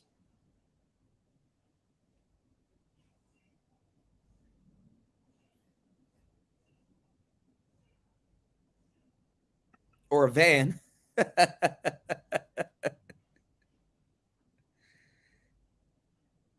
Oh my God. Makeup can work some wonders. The top part of her face, cool. Like from the eyes up. All right, okay. But boy, woo. Give her that ability. Jump straight to a 6 in the face. 5. Ability to choose for herself. Give her that right. Okay? Give her that preference. I won't even deal with the bus driver comment. Let's deal with the fact that you have had exposure to all these men all of your life of every different ethnic and racial group in America. You've admitted it. You've been with them. White, black.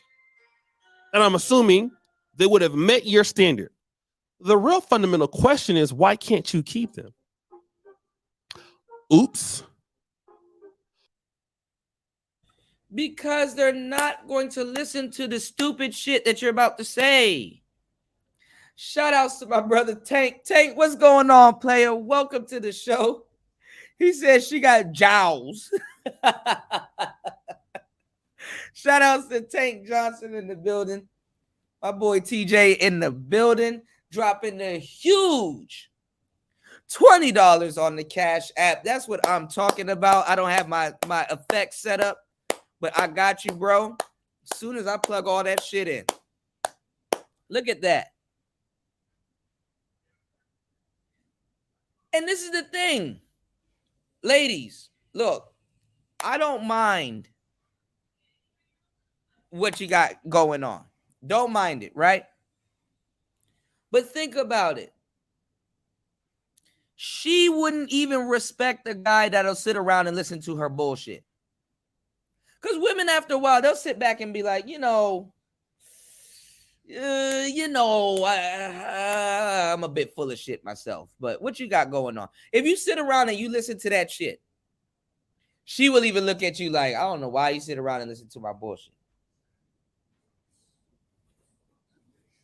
I will actually respect a man that is emotionally unavailable or unavailable at all.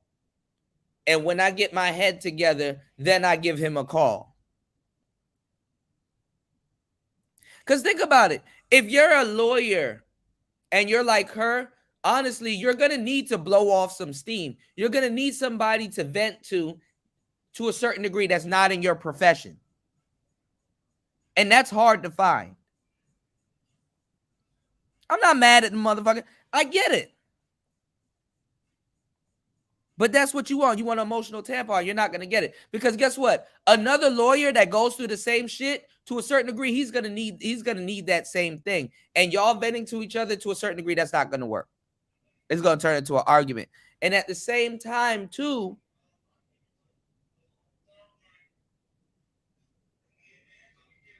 she's not going to respect the average civilian that she can just talk to like that. Like, what you going to do? I mean, I get why she doesn't want the bus driver, but what you going to do?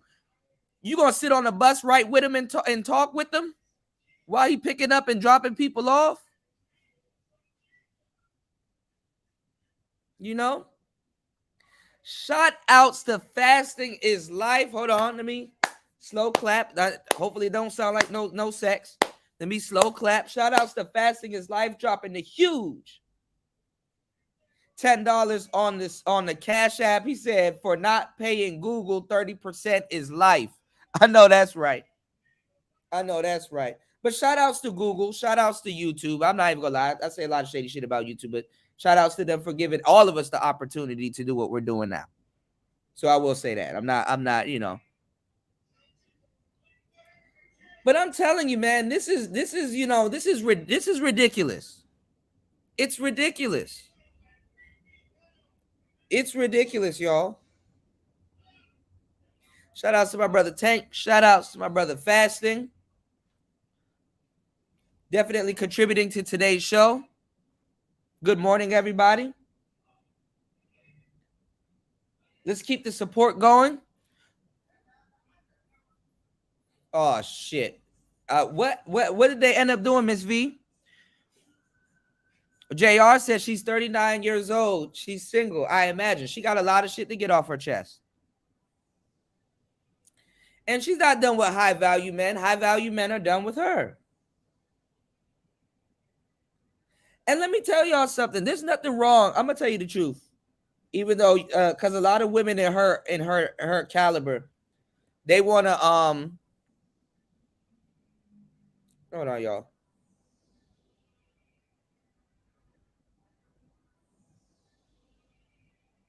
They wanna rant to their friends.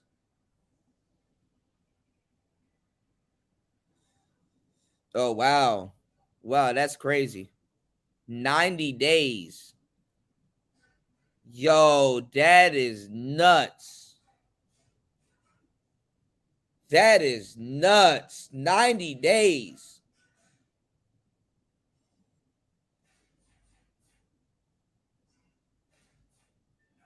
Oh, they are tripping. That's going to backfire.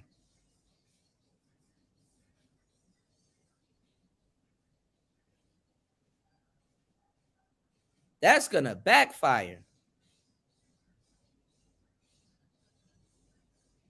Wow. That's some good information right there. See, that's what they're doing. They're putting the pressure on YouTubers because they want us to keep more people on the platform for a longer time. And that's crazy.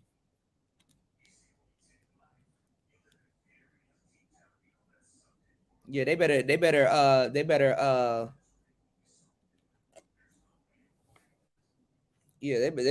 start cutting YouTubers a deal, because YouTubers are going to start going to other companies.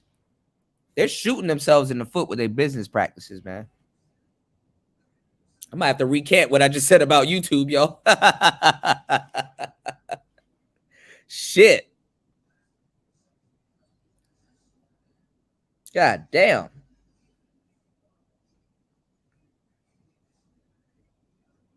But they made their money, so anyway, Run it up. You know what I'm saying? That's all I could say. Now, JR said that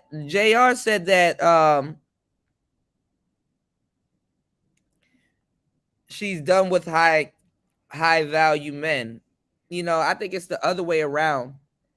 But as older women, I'm gonna say this to y'all, and I mean it when I say this. I mean, honestly, when we get older, we get practical. Okay.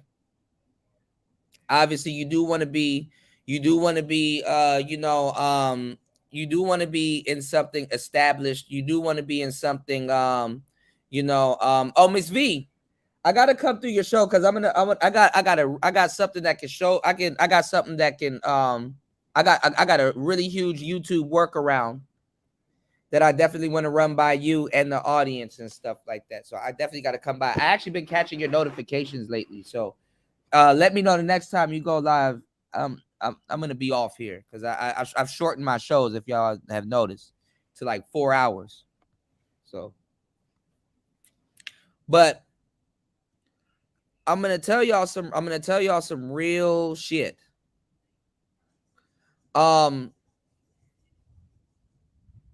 Especially with like everybody getting older, you got to be a little bit more practical. You know what I'm saying? There's a lot of average, well-earning guys that are making money that can give you a happy life that you can ride off in the sunset with, you know?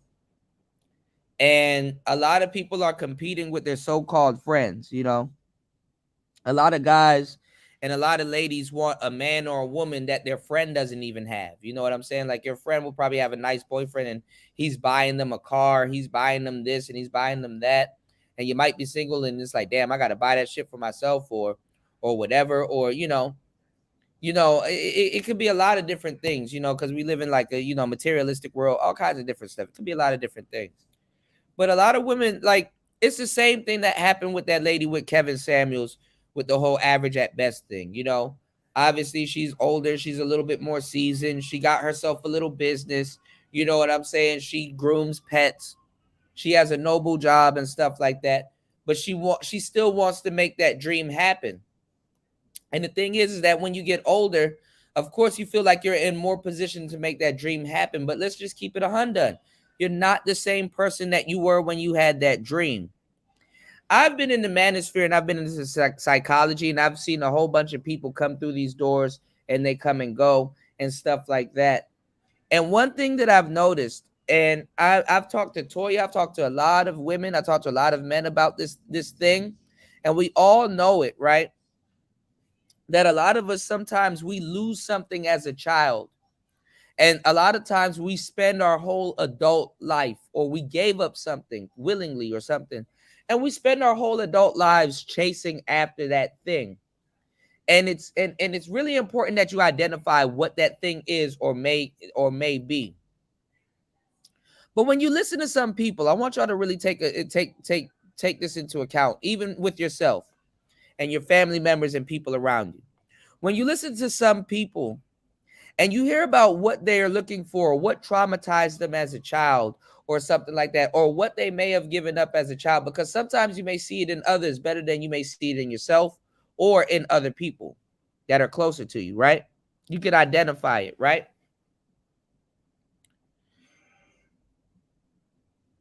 When you looked at the world, like I've seen people talk to me about pain and hurt and stuff like that. And one of the things I have to remind them is that, you know, when you were traumatized, or when you went through that pain, or when you went through that hurt, you were a kid. And you saw the world as you saw fit when you were going through that event as a child. And you're older right now. And it's funny for you to still operate within that same mindset because it has traumatized you. But you have to ask yourself today, do you still see the world the same way? What was the world like then? It was a different world. Of course, you weren't wrong to react the way you did as a kid or see the world that way as you did as a kid, because you were a kid and the world was different at that time.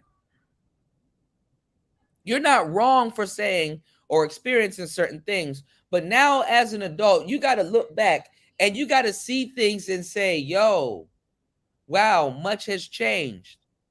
Maybe I need to let go of certain things because I was looking at the world through the lens of a child, and I didn't know that much. And I still held on to some of those ideologies and those things and carried them into my adulthood when I should have let them go. As Black people, we have a hard time of letting go things that no longer serve us. And we learn that when we're kids. It was a surreal moment the other day when I was sitting down in a foreign country with my friend that's from my neighborhood and my friend that's from Japan.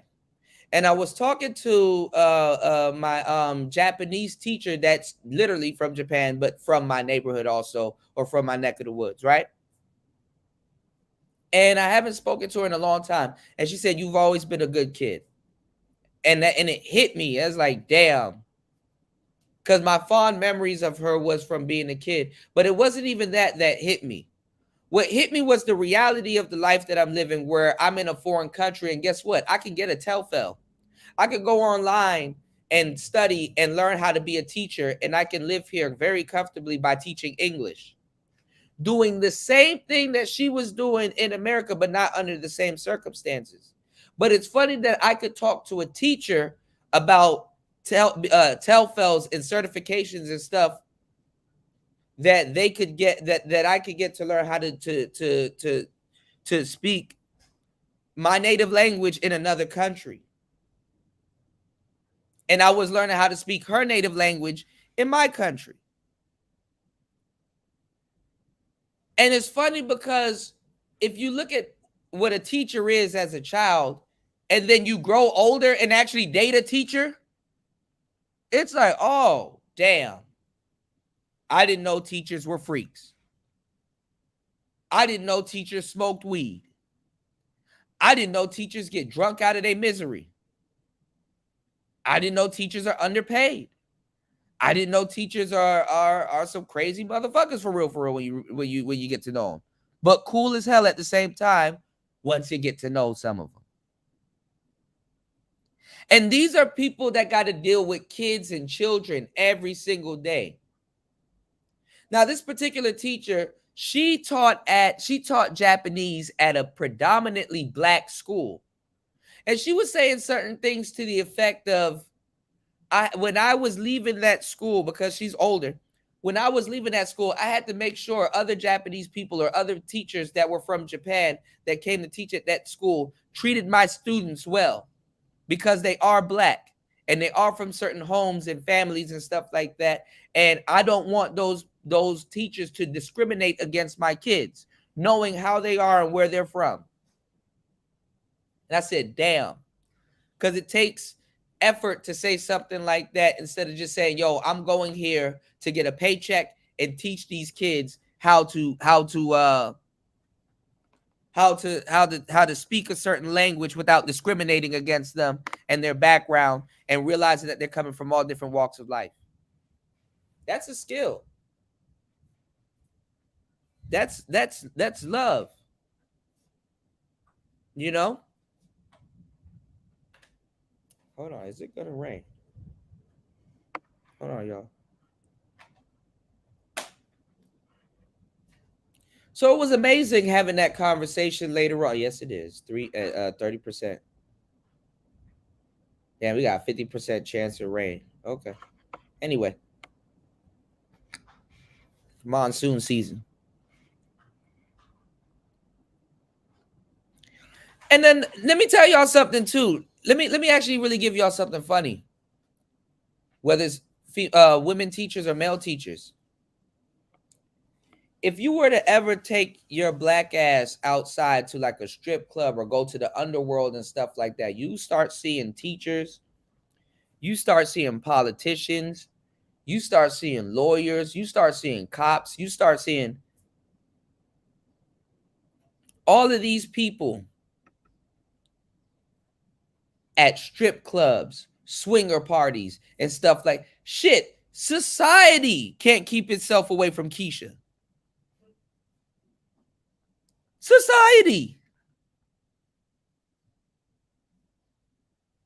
Isn't that crazy? Society can't keep its when the preacher cheats, he cheats on like a reformed stripper or some crazy motherfucker that goes to your church because his doors are open. When Umar got caught cheating, who was he with? He was with a stripper Keisha, Hotep Keisha.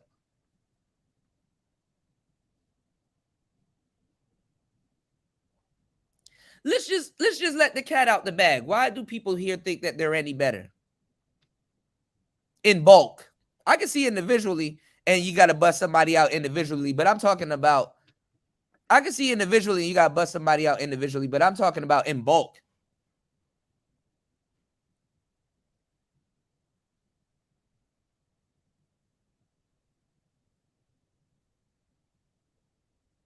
Maybe you get what you want if you recognize what it is that you want. Because, like I said, Keisha, they're not going nowhere no time soon. And they're a protected class at the moment.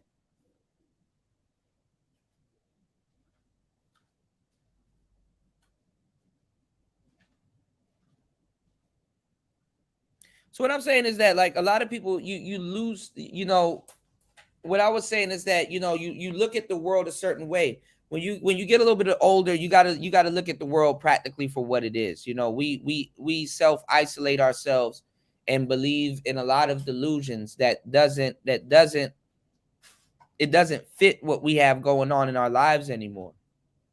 And we take it to an arena that it doesn't work.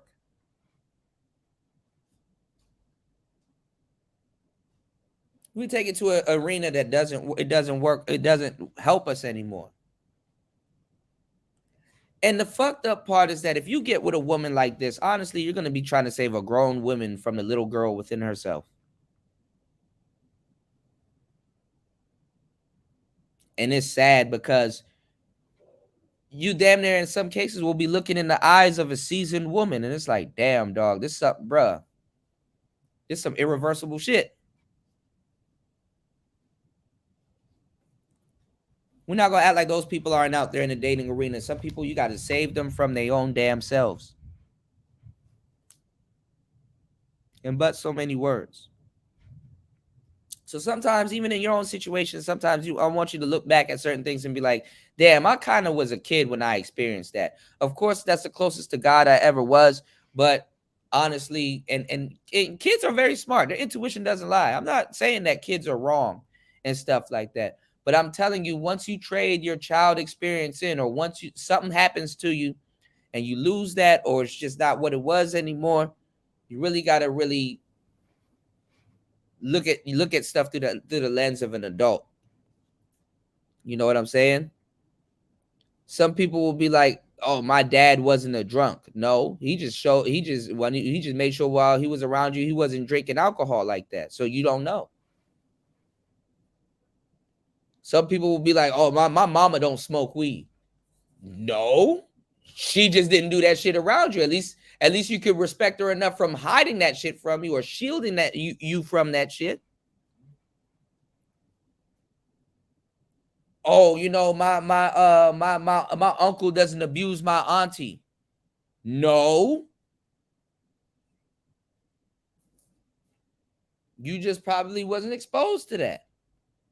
And you got to look back on certain things. Like when I was playing that King Von shit last night, which we're going to do another half of it. We're going to finish the other half. It was like, damn, he was a tortured soul also.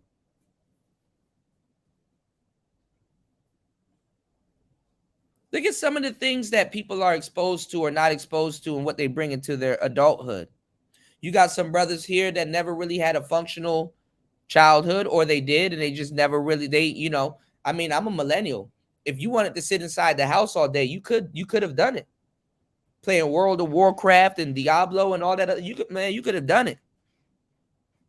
But to a certain degree, of course, you were seeing the online world develop, but to a certain degree, you realize that, damn, I am kind of missing out. I am missing out on some shit.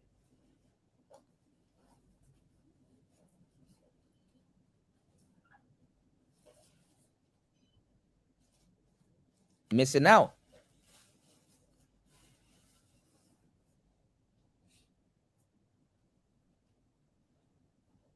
I'm missing out. And let me tell you something, man. Like, you know, that age shit, you miss out on certain things in the age. It's like toothpaste coming out of a tube, bro. You can't put that shit back in that tube, bro. And I'm gonna ask y'all something too. Maybe hopefully this will make y'all laugh at work, but who wants to brush their teeth with retube toothpaste? Have you ever had, if you go to the store, would you buy retubed toothpaste? Think about it. So some of y'all got to come to a realization, okay, I can't put the tube back into the toothpaste. You know, I can't put the toothpaste back in the tube. My bad. So what can I do right now? Because the clock is ticking, man. This is the youngest you've ever been and the oldest you've ever been at the same time.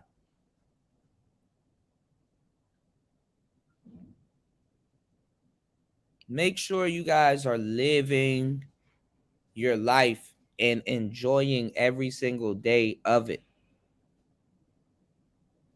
Because time will fly and you're gonna, hey, I'm gonna tell y'all something too. Men, we hit the wall too.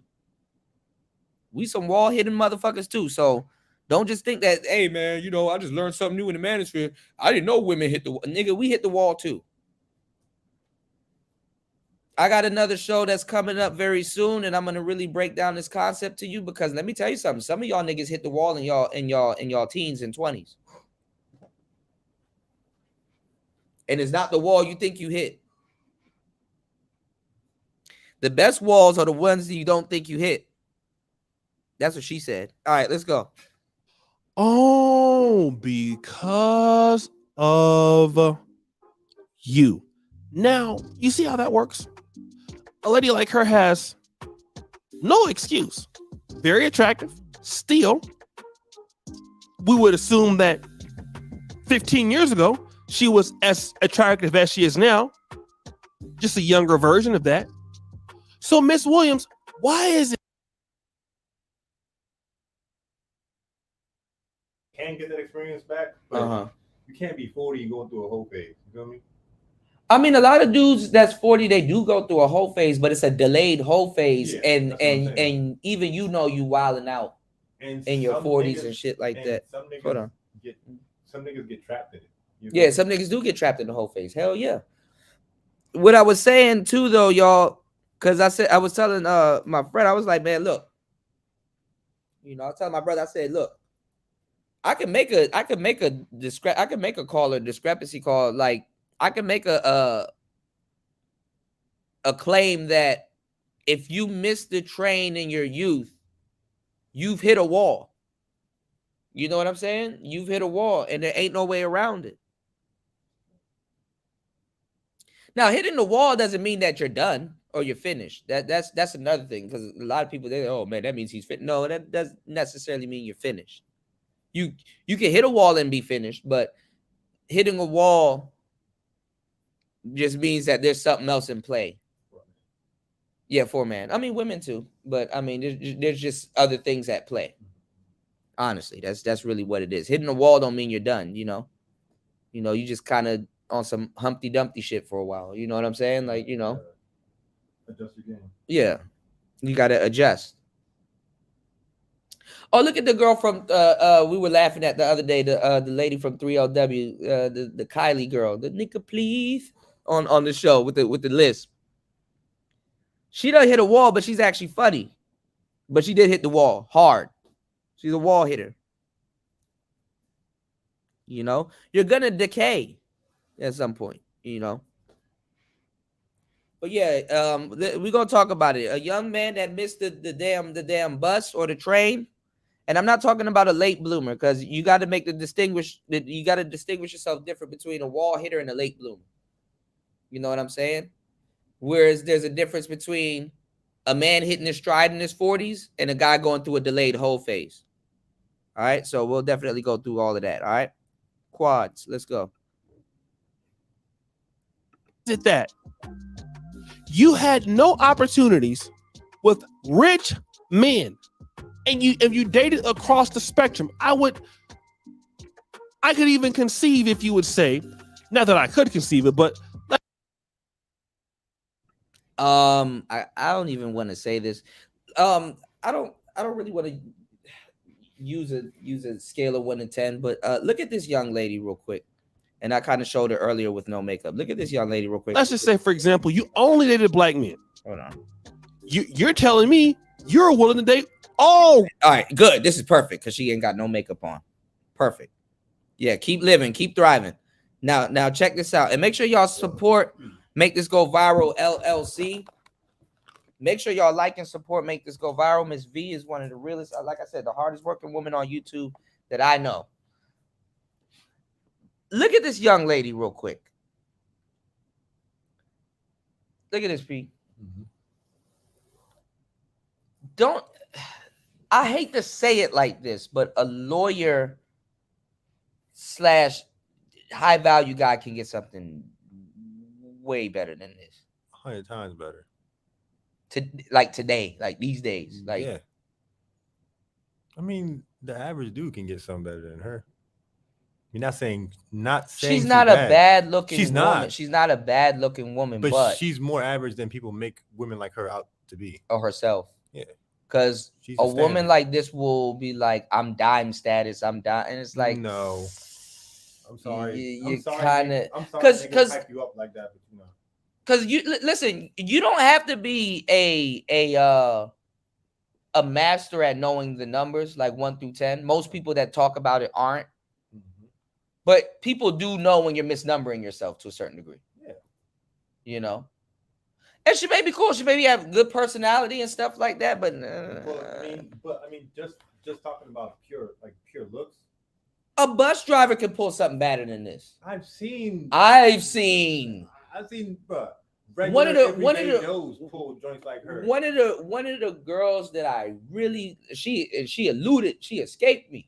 You know what I'm saying? I'm not gonna lie. I got them stories too. Oh, yeah. But you know what else you want to know? You know what like one of the girls that elude and escapes me. She's happy as hell with a metro bus driver. It get like that, bro. And I'm like, hey, bro, go ahead, bro. Also, happy for you, you know, and not on the creepy shit that other people be talking about. Like it's like, no, I'm actually really, you know what I'm saying? Right. And it's good to know that my predictions was right, that she'll go after a practical guy. Right. And I mean, sometimes you got girls that they just want the dude that makes them feel safe and secure, is gonna go to work, go home every day, just punch a clock and not cause them no problems. They don't got to worry about where the hell he is. Mm-hmm. They get like that. They can communicate with each other. So this is what thought that she could get something better than a bus driver. And I mean, and look, I don't fault nobody thinking that they can do better. Right. Obviously, everybody wants to do their best. But let's be practical. Right. And you got to be practical with your own life too. But you got women like her that are trying to make their preferences the standard. And it's like, yeah. The crazy part is though, women like this will date young NBA players too. Yeah, women like her, but see, a young NBA, like a girl like her, will go after a young NBA player and then be mad that he's inexperienced, or just be mad that why do I gotta raise you, or just like be mad that he's just trying to crush. That too. Because really, the Lala effect. Because really, while she thinks she's a 10, that young NBA player has a real 10. A real on the side. A real 10, yeah. On the side. And knows he's the 10. Probably several 10s on the side. Right. And then girls like her. And then she will get, and then see women like this, if they do get the NBA player that they want, they will get mad because first of all, you're not going to travel with them the whole time and be on tour buses and be watching groupies and bitches and stuff that he got to sign. Like, why are you getting mad? I got to sign their autograph. Like, what the fuck? Like, yes, she's going to have to be beside me and I'm going to have to take pictures. Yes. Like you want me to be an NBA player where I'm supposed to stop playing ball because I met you? Right.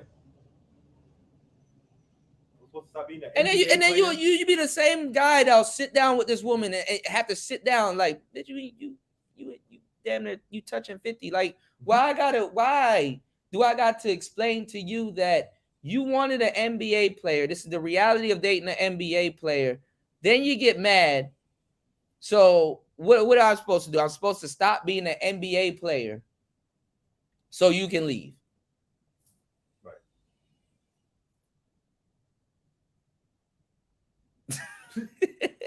You got with me because I'm an NBA player. Now you mad because I'm an NBA. The same thing that'll hoop the woman is the same thing that'll lose the woman. The same thing that got you the chick will be the same thing that'll lose the chick. And it's sad, but it's the truth. 26 people in the building. Let's get the likes up. Let's get the support up. Let's go. Let's get back into it. So really understand what you're asking for. I hate to say it like that, but let's just be practical. Groups of men. And still, you just can't get it right. So now I'm not gonna lie, Miss V. A lot of people, including myself, what's going on, Black Trunks? A lot of people are gonna smack that wall, but some people go through the wall. Some people they run right through the wall, like they plow right through the wall, you know. So, yeah, you know. You're blaming all men for being broke, all men for not being on your level, or is it just that nobody wants you? You have found a way to turn men off with your attitude, and we can definitely see that it's soothing through you. It oozes through you. When you look at somebody like you and the way you talk, a guy who has something to offer is going to be like, no, I mean, I cannot waste my time here. It doesn't make any sense. Why would I make any effort to deal with somebody who even acts like you? And so when you don't want to deal with that, then there's every ad hominem in the book. Now, these men don't want to protect. These men don't want to provide. So that's why I'm taking a shot at the bus driver, which absolutely makes no sense to me because you've had access. But the reason why you don't have access now is because you ruined your access. You destroyed your access. You and a lot of people who act and think like you have destroyed their access. So now why do these men don't want to deal with you? Because they're dealing with women who are different. Let's even look at somebody like Brian McKnight. I've been using him as a example in many of my latest videos. Brian McKnight, okay, for all intents and purposes, at one point could have gotten married to somebody like you. But why is he with somebody else? Wait a minute. Yeah, I'm going to go there. A Filipino lady. Because for these black men who are talented, they don't have that argument across the spectrum like you. See, when women can't get men, they start blaming all men. Now they're blaming black men. Now they're blaming all men. That's not what successful men say for the most part. Successful men will be like, you know what? I'm having problems with maybe this group of ladies. So let me just go ahead and deal with this group of ladies. And then you never hear anything out of them for the most part again. Want to know why you don't hear it? Want to know why? Because there's no reason to talk about it anymore. They get satisfied because of what they have the right attitude. But for ladies like you, you're always going to have a problem. And as you get older, you expect that you should get more. When the reality is you have more competition. That's the situation. It's getting hard in these streets. You're competing with women who, on the most part, we're going to be honest, at 39, the ladies you're competing against are younger than you for the same man, are more open to the world, are more open to compromise and correction, are looking for less things in comparisons to you. So they're looking for a man that doesn't need to do as much as you want a man to do, and they have a better disposition than you. All of those things are at your discredit, or not at your disposal, rather. Unfortunately, that's the problem.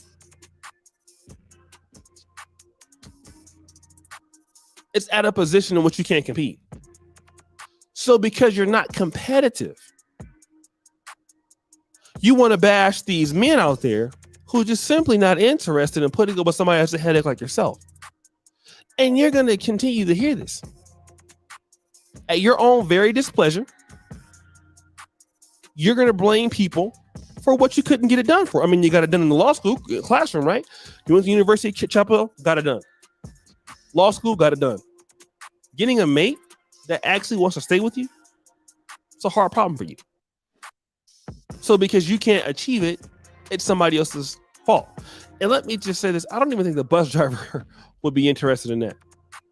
And that's the situation. Very, very sad, but that's how it is. But guys, what do you think?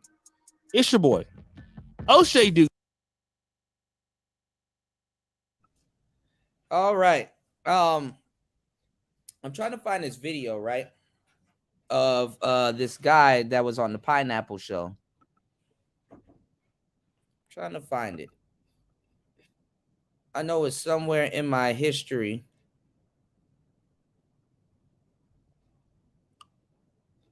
Where this girl basically they said she wants a thug. Hold on, y'all.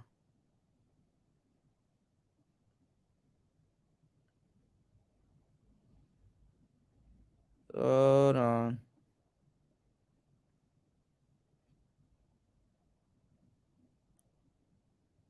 Ooh, my damn, god damn. Hold on, my damn Vivo is doing good. 200 and oh man, I'm about to.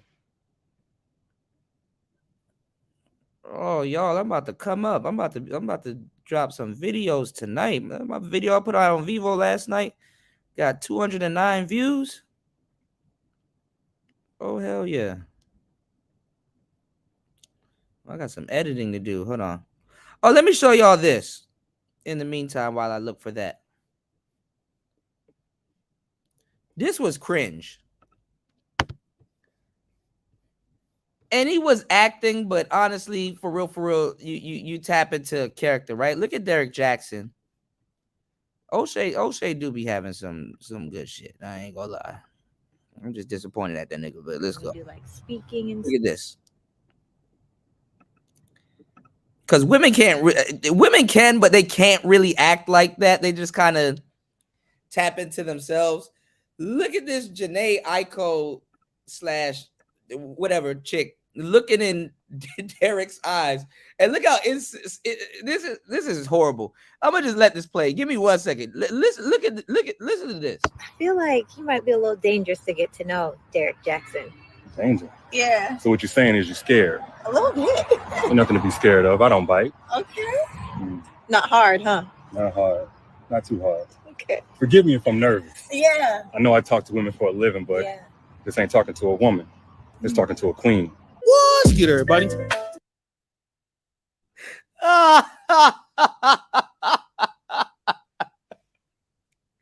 Forgive me if I'm nervous.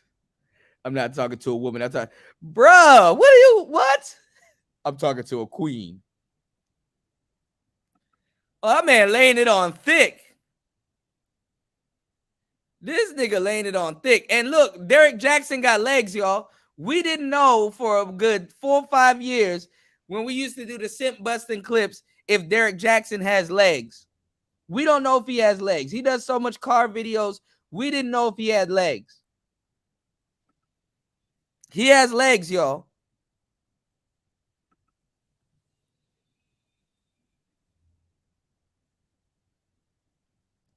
This is kind of, and honestly, this is probably a comedy sketch. He did this for Country Wayne. If y'all don't know who Country Wayne is, he dates Jess Hilarious. I think Jess Hilarious is now on The Breakfast Club. She's doing well on The Breakfast Club, but I got some thoughts on that, but we'll talk about that a little later. But check this out, y'all. On his first acting skit, at least one that I have seen him do, and this was on, I believe, Country Wayne's Facebook page. And to be honest, it was pretty hilarious and pretty interesting. Now, who is Country Wayne? Country Wayne is an online comedian.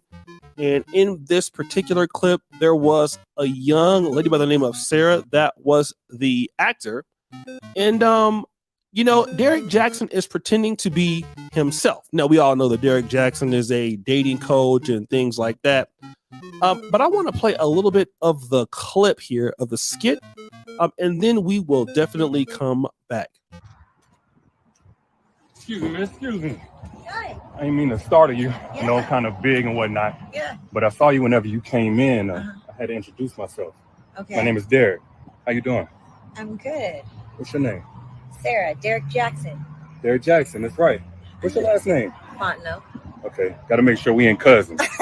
I'm from Alabama, but I don't get down like that. Okay. I'm not. I'm from Canada. Okay. Yeah. I don't want to judge you just by your looks, but I must say, whatever effort you put into yourself before you got here, it worked. Oh. Mm. Look at you. I'm sure your man tell you that all the time, right? No man. No man? No man. What a shame. Maybe we can change that. Oh, you're a little bold, huh? A little bold? Yeah. My mama said I'm bold. I believe her. I'm over here running some errands for her. Okay. Yeah. I just don't want to let the opportunity pass by. Okay. So let me ask you a question. You dating right now? I mean, no, I'm working right now. You working right now? Working hard. Working really hard. Well, I don't want to disturb your work, but I do want to be able to get in contact with you. Okay. Can I get your number? I feel like he might be a little dangerous to get to know, Derek Jackson. Danger. Yeah. So what you're saying is you're scared. A little bit. Bro, this is fucking creepy. This is creepy.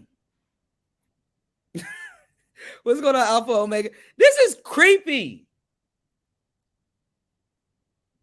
She up there squirming.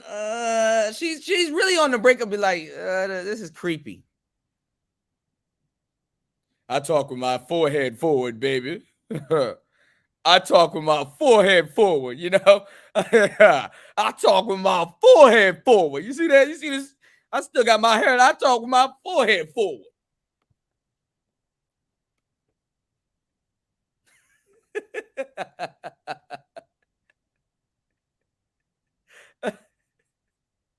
I talk with my forehead forward.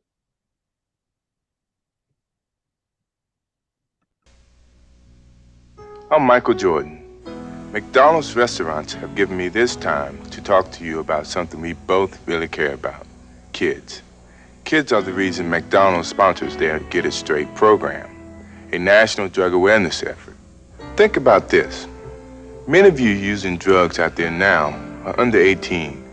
Do you realize that at 18, you have lived only 1/4 of your life? When you're using drugs, you're only cheating yourself out of the chance to find out who you really can be. And believe me, if you don't use drugs, you can just about be anything you want to be. Listen, you got at least 3/4 of your life to go. That's 3 more lifetimes to you. So don't blow it. Don't do drugs. If you're doing it, stop it. Get some help. McDonald's wants you to give yourself a chance to find out all the wonderful things you really can be. And so do I.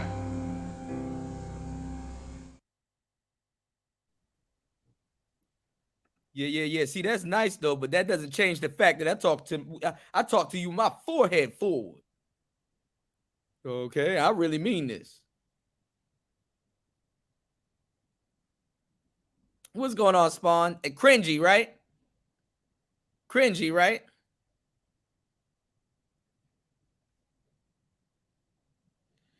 Yeah, they got mad at me, Alpha Omega. I told niggas to have a mouthpiece. The space lost their damn minds. That's crazy, Kuda. You got a mouthpiece your way out of it. Niggas that get on here and talk every day, talking down about mouthpiece. Ain't did nothing in their life but run their mouth talking about something they don't need no mouthpiece.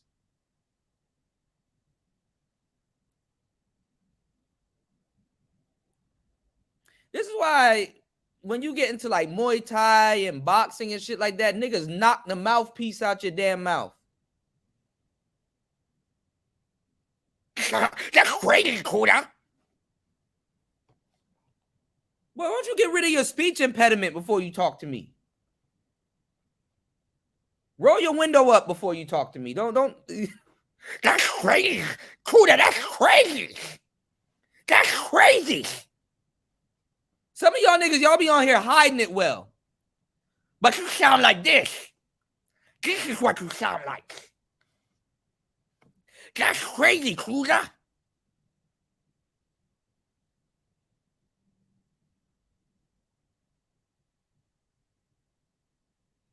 Ain't nothing to be scared of. I don't bite. Okay. Not hard, huh? Not hard. Not too hard. Okay. Forgive me if I'm nervous. Yeah. I know I talk to women for a living, but Yeah. this ain't talking to a woman. It's talking to a queen. Look at it.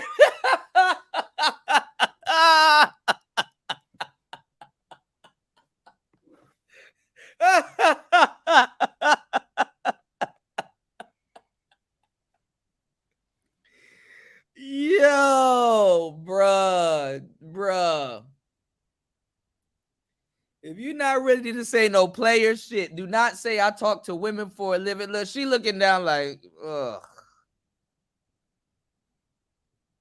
He did not just say that. He did not just say. She looking like, look at that. She can't even act her way out of this one.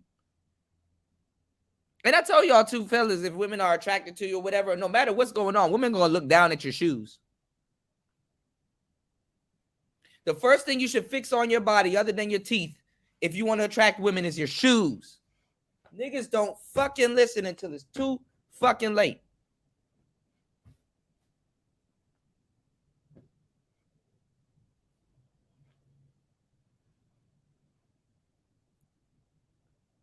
Nigga.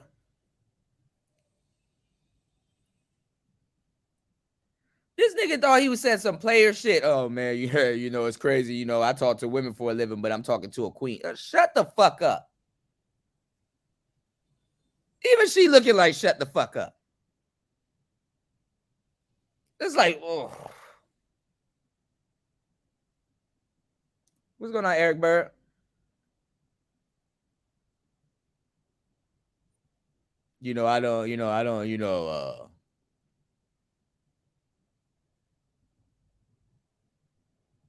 I talk to women for a living, but I'm talking to a queen.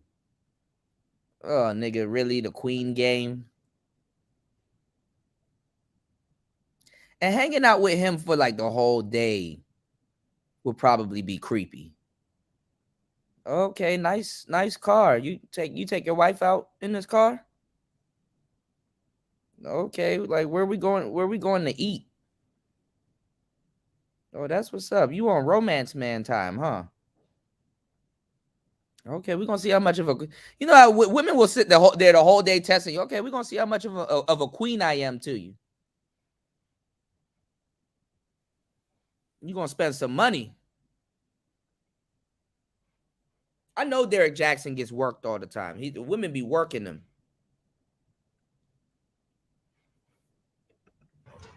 Okay. Look at that. So look at that. Look at that. Look at that. Look at that side. Okay. Remember I played y'all that clip from from Friday?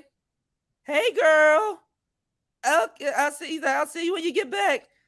Okay, that's what she just did. And look at this good grief ass smile, like cringe much. you say, can I take you out? How about, do you have an assistant? Look at that. Look at that. No, a girl today will be like, they acting a little too much. A girl today will be like, how about you just take my Instagram? How about you take my Instagram? Who the fuck asked somebody, do you have an assistant? Because if he has an assistant, guess what? He's fucking her. Do you have a wife, my nigga? Let's go. Not right now. No? No. Do you need an assistant? See, she's about to she friend zoning this nigga. Like, look, that's nice and all, but I'd rather you give me a job.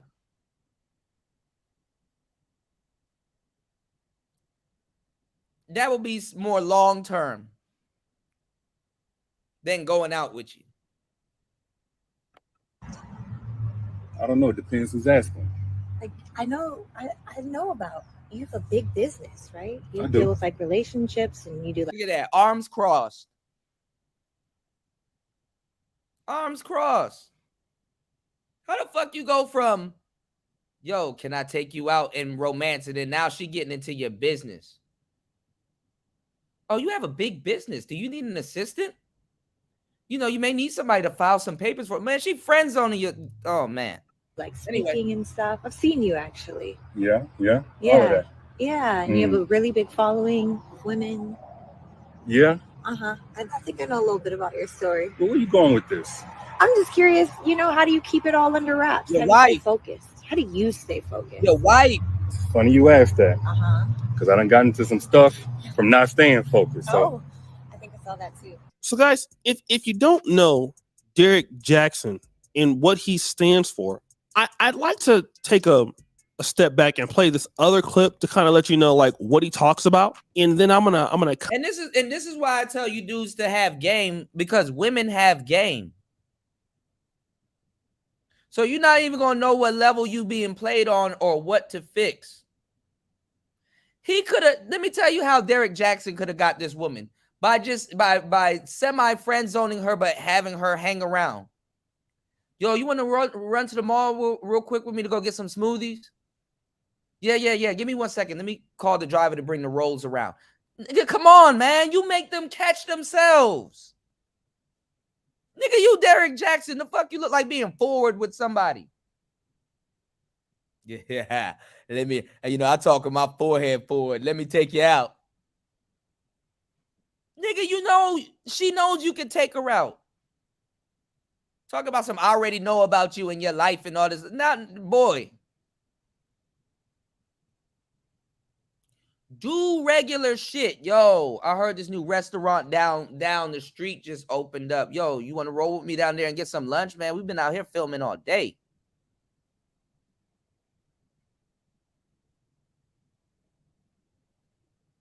Be on that type of shit, like that not self-deprecating humor, but like, you know how like I was telling y'all, like if you guys smoke, right? If you smoke weed, right? And shit like that, you don't really need to do nothing to pull no women. Just be like, hey, can we smoke in here? Or like, yo, I need a smoke break. Can we take like a break or something like that? I'm gonna go further out, and women will follow you or something like that. I was saying like use it like that, man. We've been out here filming all day. Damn, it's hot. I'm about to go get me a mango smoothie with a dash of Cigar. Would you like to join me? Y'all niggas don't know how to get women. How you want to get women is you want to either attack food or a vice. Or shopping or something. Food or a vice.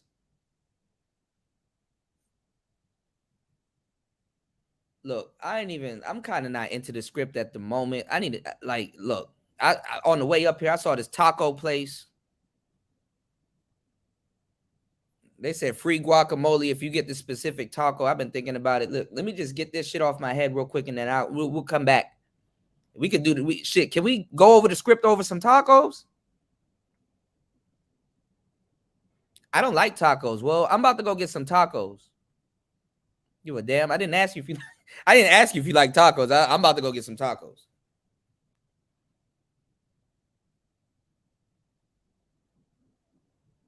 If you got all that money, all that fame and stuff like that, you still got to approach women, something wrong with you.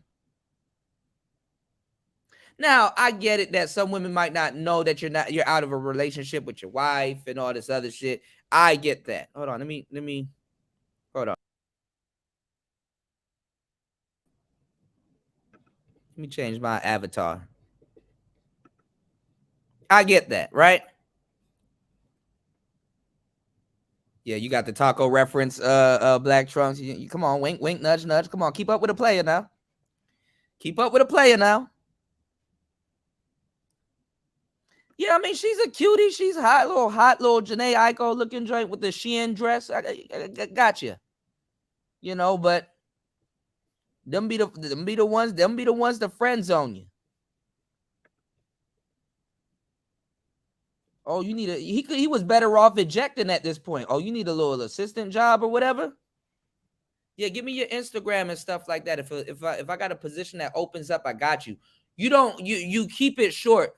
You don't ever go into your business and stuff like that and saying that, oh, you know, I made a couple of mistakes because I'm not focused. Because what she's doing is checking you on you being focused right now.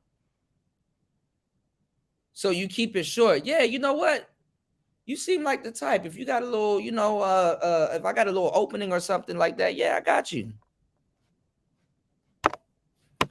Nigga, I'd reiterate that shit. Yeah, you know what? Maybe we could talk about this over some tacos.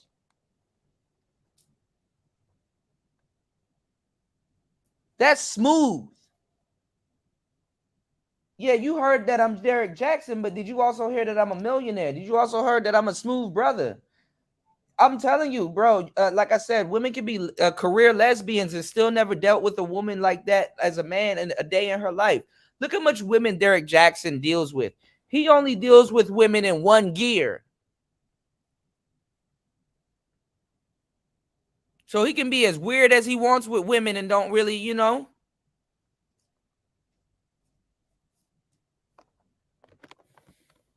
That shit crazy, bro. And the real world is really weird too, y'all, too. Like, you know, being a player. I remember I used to, and to this day, I still have problems with both. You know what I'm saying?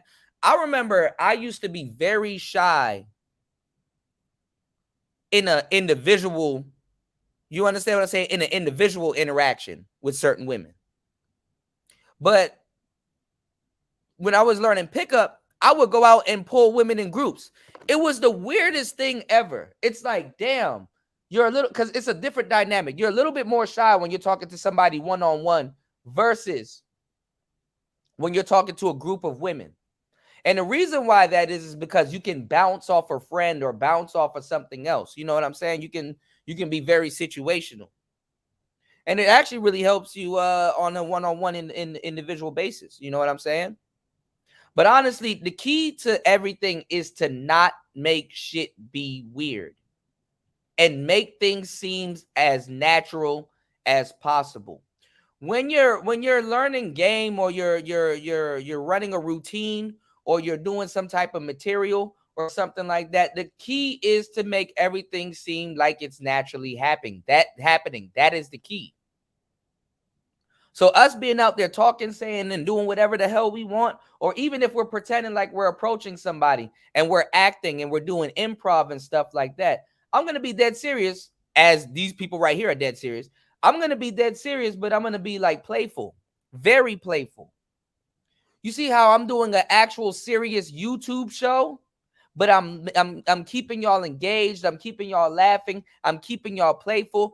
If I can keep 30 to 20-something people's attention for 4 hours, you think I can't pull one chick or be at least entertaining to pull one chick for a day?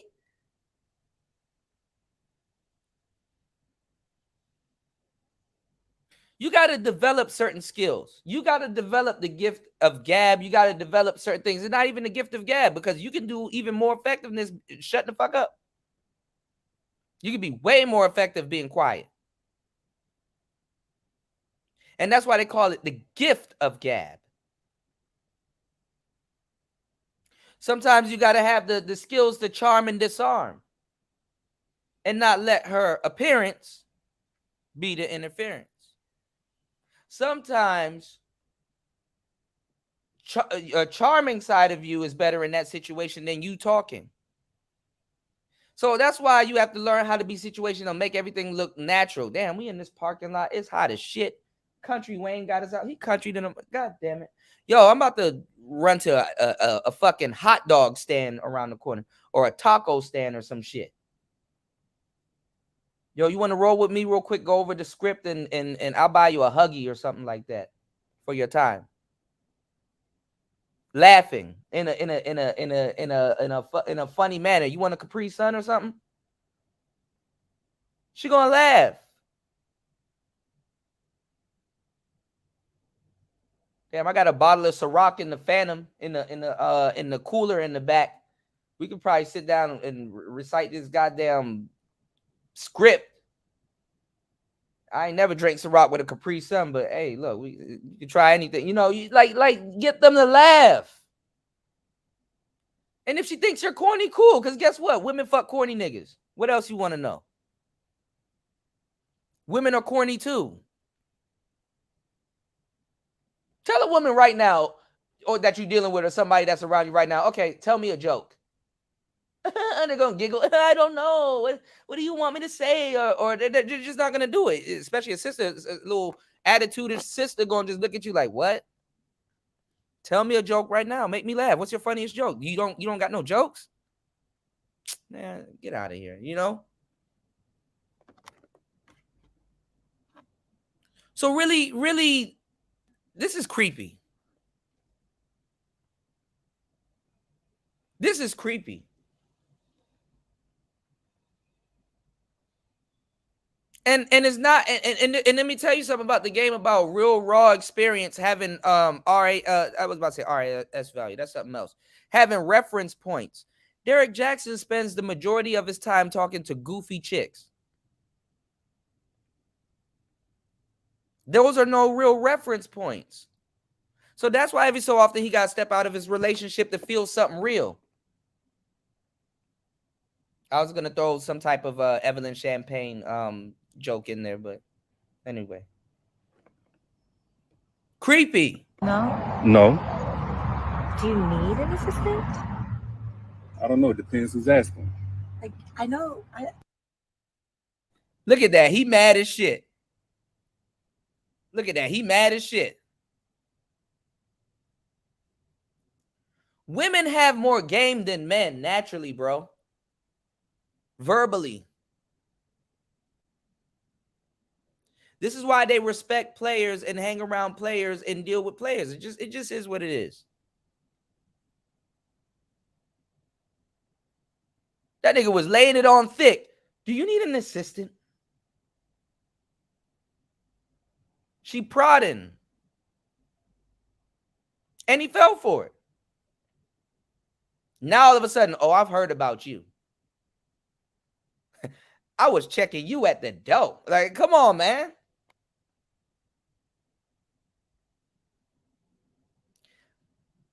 When you are a guy like Derek Jackson, that woman has to find her way into your life. You have to have a life to pull that woman into. And knowing that she knows more about you, and you up here trying to be Mr. Player, trying to get to know her, you could have got her in a more effective way and in a more authentic way by bringing her into your life. Now that you made a move like this, now she's going to kind of have a clown disposition of you in the back of her head, no matter how far you get with her.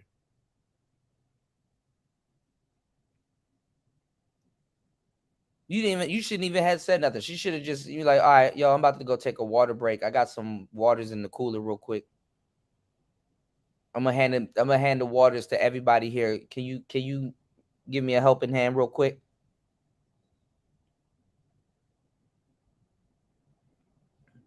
I would have drove the Rolls today. Nigga, I'm going to a fucking video shoot. Nigga, I'm driving the Rolls or the Benz or something. Yeah, I got some waters in the car. She want to come sit down with you or something like that, or have a water with you or something like that, and be like, where'd you get that dress? It's a nice dress. That's dope. Cute. And then go back to what you're doing. Damn, Derek Jackson just told me I had a nice dress. Like, come on, man.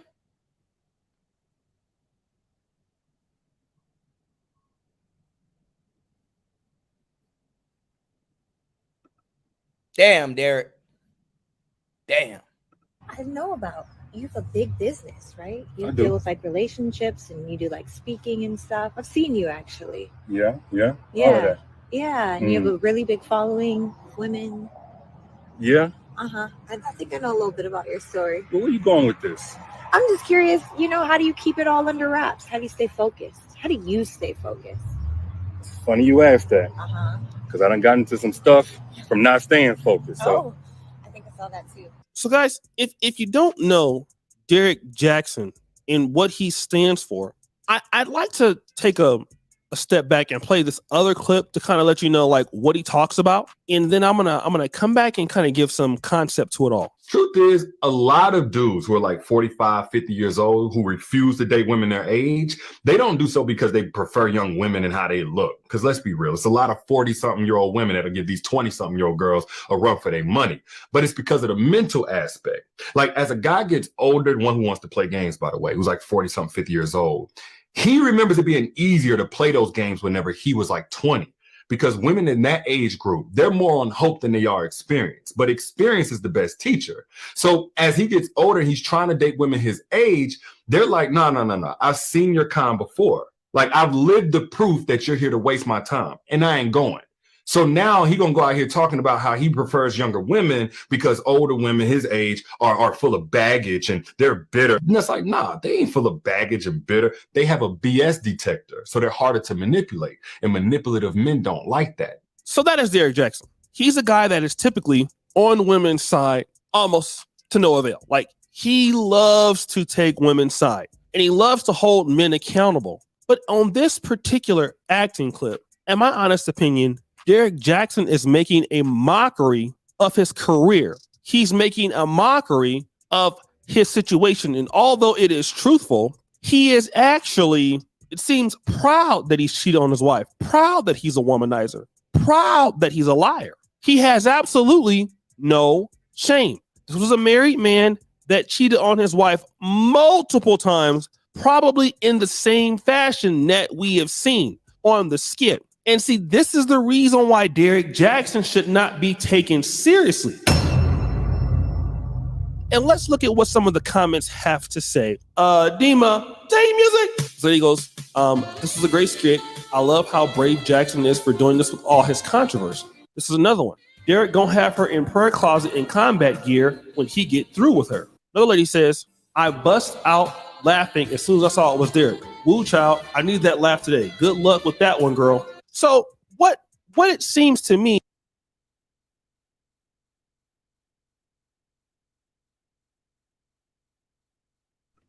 now let me tell y'all something. When this was happening, we were giving Derek the game.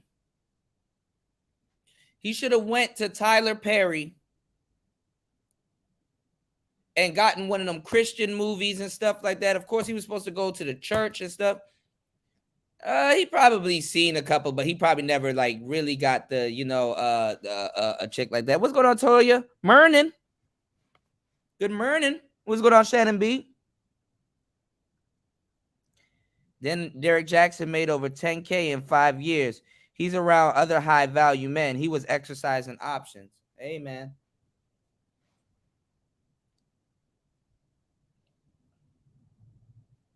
It is what it is. I would have took the roles down there, man.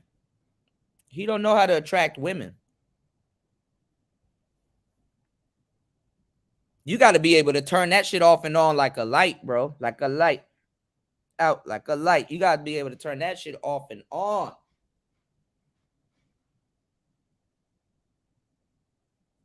He spent this whole time investigating shit that women don't even give a fuck about. Women don't give a fuck about no goddamn technicalities and all. If they want something, they want something. It's called emotions. Women are in a constant state of post and pre-clarity. That's a life worth living.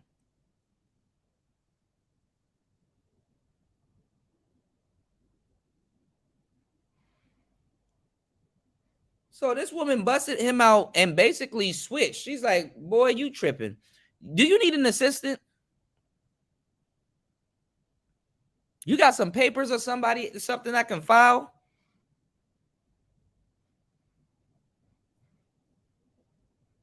Derek is better off being Derek and bringing women into his lifestyle.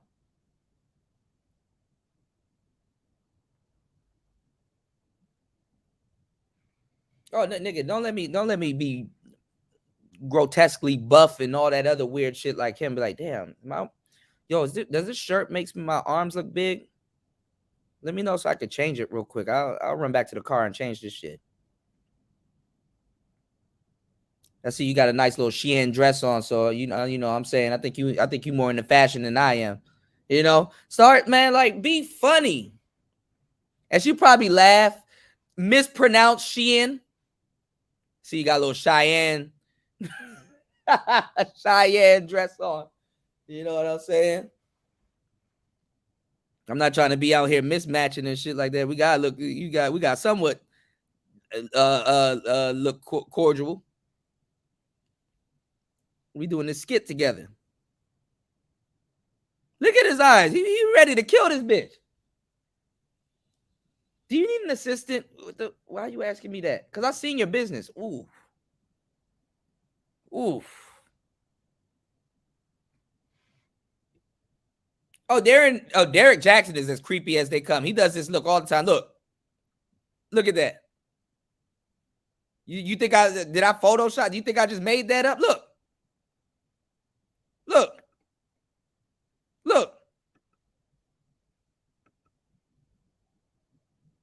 I'll kill a bitch. I'd unsubscribe a bitch from this planet. I'll unalive whomever. Women can outsmart men very, very, very easily, no matter how much you think you know them. This is why you don't go down that route. This is why you revert back to playing. A, B, P. I don't give a damn how old you are. Always be playing. Always be playing. Even if you want to be stoic or something like that and get ABP, always be playing. Because when your stupid ass start getting serious like this, that's when they're like, okay, Mr. Money Man, let's run that. Let's do that. They have unlimited practice. And you got goofy ass niggas up here. Oh, need to learn no goddamn game. You might as well just say you don't need to learn how to communicate. You might as well say you won't be a mute. If that's what you think game is, effective communication.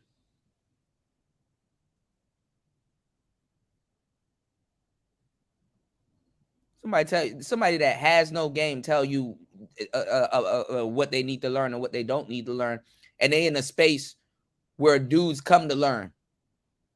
That's like somebody got a book bag and books and I'm at school and it's like, all right, well, let me learn you something. Let me teach you something. I don't need to learn what you need to teach. Okay, then why you got a notebook? Why you got a pencil? Why you got on uniform?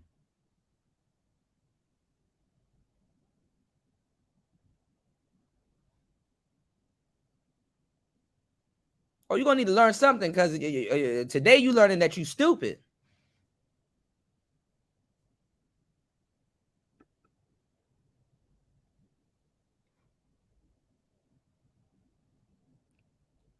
So yeah, and you know what? I can't even. I'm gonna do this. I can't even get mad at the woman. She flipped that shit fast. Kudos to her. Dodging a missile. It's creepy. Like people are direct these days, but people don't sit down and be like, yeah, you know what I'm saying? I'm trying to, get to know you, you dig? I'm trying to take you out and you know what I'm saying? I talk with my forehead forward, baby. I talk with my forehead forward.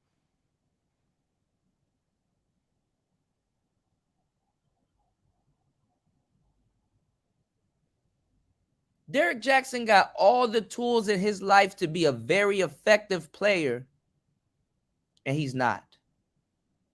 Do you know that's a letdown for women? Because to a certain degree, women like women actually like to think that their man is somewhat of a guy that can get some women. That's the value. The same way as a guy looking at a woman like this and be like, damn, she's beautiful. I know she can get some dudes. There's nothing wrong with that.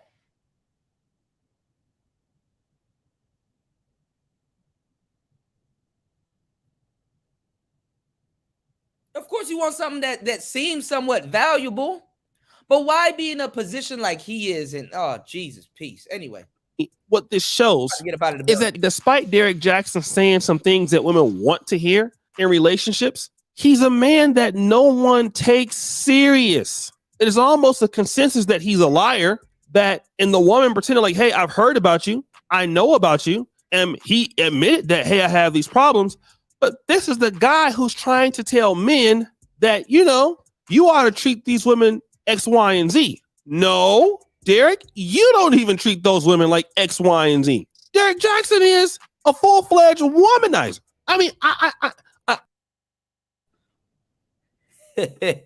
What up, fellas? Team Jackson here. And if you don't buy your woman a Gucci helicopter on her wedding night, you ain't shit. I know guys like even Derek Jackson's a married man, right? I'm a man that's not even married. I don't go around hollering at chicks or have controversies. I mean, I don't even know men in general that are single that was doing the kind of screwing that Derek Jackson was like inside of the car and, you know, just hollering at chicks. That's why I say I don't trust niggas that do car videos. I don't trust niggas that do car videos. I'm sorry. If you do a car video and I fucks with you, I fucks with you. But I just don't trust niggas that do car videos, right?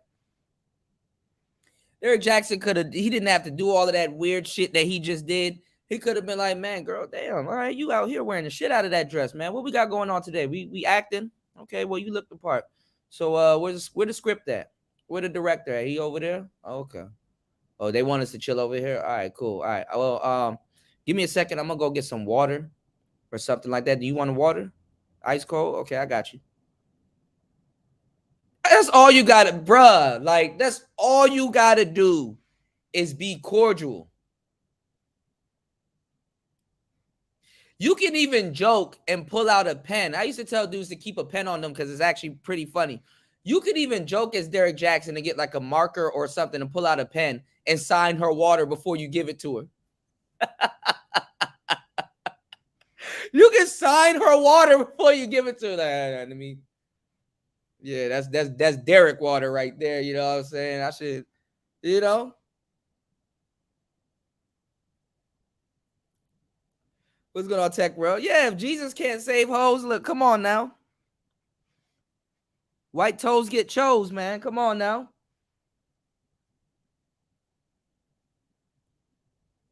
And see, that's the thing. If you were going through something, see, now I'm pretty sure he practiced that line in the mirror. Like, yo, you know what I'm saying? You know, I know you heard about me, but there was times that I wasn't focused, and I'm behind that. You know what I'm saying?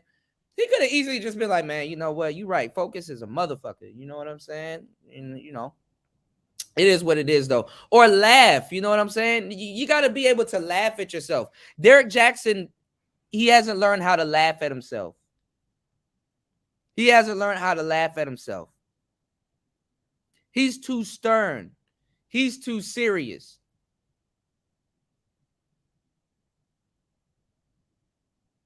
You got to be able to laugh at yourself. Oh, I heard about you. Hopefully some good shit.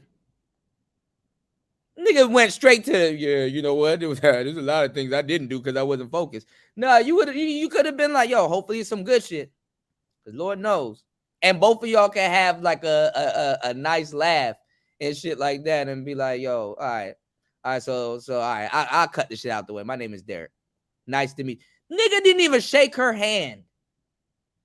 She up there squirming around and shit like that. Nigga don't even know about Keno. Shake the motherfucker's hand.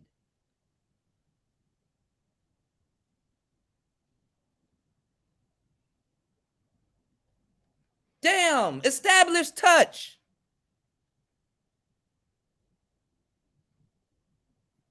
There's several things I noticed about this woman that the niggas would look at the woman and just be. This woman has no accessories on. She doesn't have no. She don't have no arm, nothing on her wrists, nothing around her neck. She don't got no accessories on. Just her beauty and a Shein dress. There's a lot of things you can comment on that's within that's within your range, and it's not creepy, and it's not, you know, man.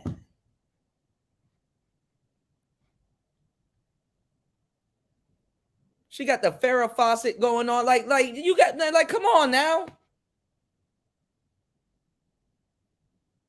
Yeah, relieve the tension. That's all you doing. Oh, you heard about me. Okay, you was waiting for me at the door. Start laugh.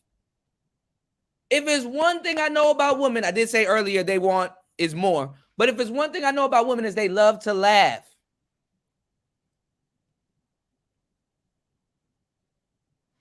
That nigga gave her his best game impression, and she's like, okay, he laying it on thick, Mr. Derek Jackson. Okay, let me flip this and see how he acts. Look at her eyes. Oh, she smelled blood in the water. Oh, you excited now? Look at her eyes.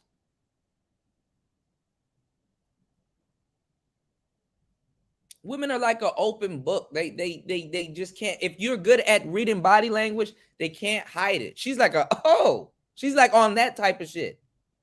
Crossing her arms, because you want to know why she crossed her arms in the middle of that interaction? I'll run it back, and you can just see everything I'm saying playing out in full time. You want to know why she's crossing her arms? Because she's looking at his response and figuring him out. Yeah, you didn't think I know about your wife and all this other stuff? That's why she asked, do you have an assistant? Not a wife, an assistant.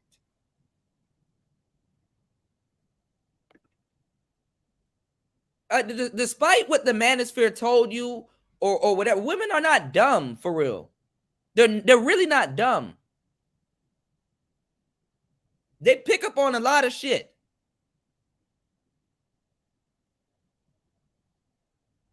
And even as a whatever you want to fancy yourself as, a ladies' man, a player, a pimp, Mac, gentleman of leisure, whatever you want to fancy yourself as, it's the respect of women to realize that and move accordingly.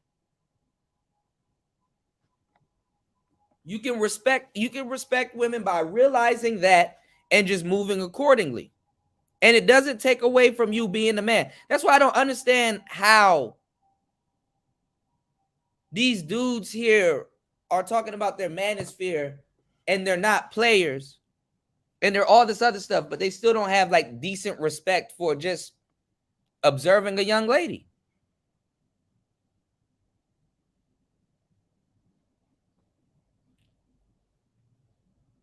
And not intruding. You can attract a woman without intruding on her space.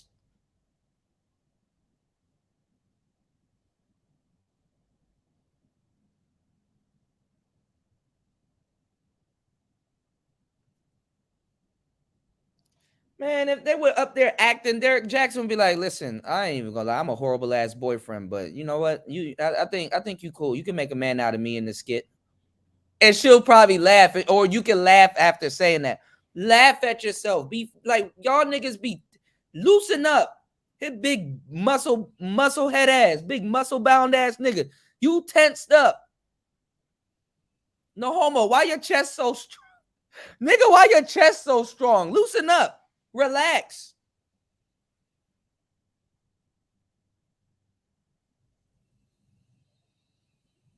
She say something to you. Okay, girl, shit. You ain't got to tell me twice. Let me know if I got to unloosen the extra button. You want to do it for me? Now be careful. This Gucci. Come on, man. Like, dog. It just got to... this just goes back to it's in you, not on you, bro. And I want you little fake black pill niggas that's sitting around here fantastic, and all you goofball niggas talking about pectorials and lats, and you got to do more triceps and all this other weird shit in the gym. I want y'all niggas to take notes too. Look at all the time this nigga done spent in the gym to be around women and be creepy. Big old creepy nigga. Big buff and creepy. No homo. BBC.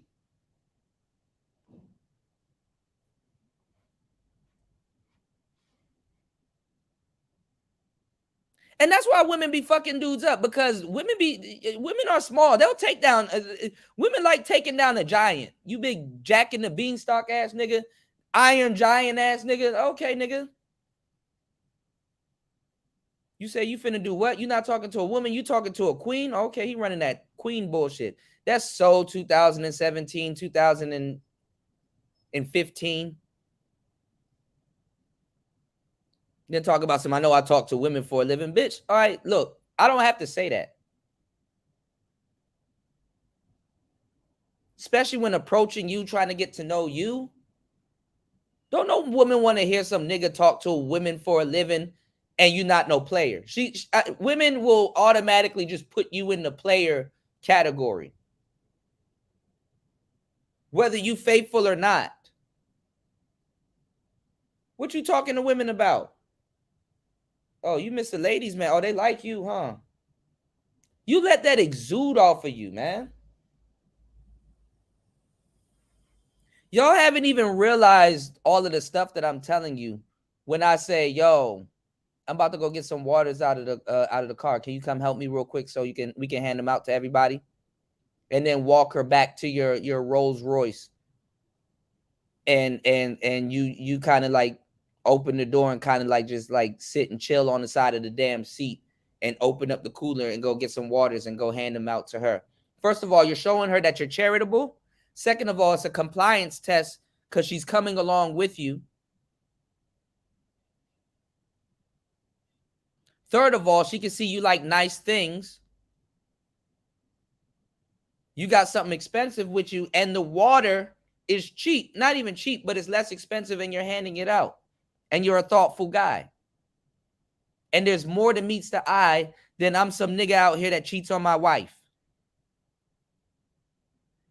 Y'all niggas sit around and talk about women all day and don't even understand that women pick up on that. Damn, you know what? There's a little bit more to this cheating ass nigga. Maybe I'm wrong. Or saying, yo, on the way up here, I saw a taco place. Do you mind if I haven't eaten all day? I'm a big guy. Yo, do you mind if we run and go get some tacos and go over our script real quick before Wayne is ready? And shit, we can get some food for everybody else also. I just need to eat something. It's hot as shit in this parking lot. Nigga, I'm wearing navy blue. It don't even match my skin. I'm going through it. Help. And joke. Next minute, she's hopping in your rolls. Y'all going down to the damn taco place. You like, yo, get whatever you want. How much people are back there? You say, like, what, 30 mini tacos would do good? They'll be okay with that? All right, cool. Now she sees you like nice things. You eat nice food. You take care of yourself and your body. And you want to know why niggas go to the gym? You want to know why niggas go to the gym? It makes them appear as genetic specimens. And that strikes a visceral chord in people. Same thing as why men like wide hips and titties and all this other weird shit. They like that because innately, viscerally, you can produce healthy offspring. It's a sign of health. This person is healthy. That's what it's for, visually.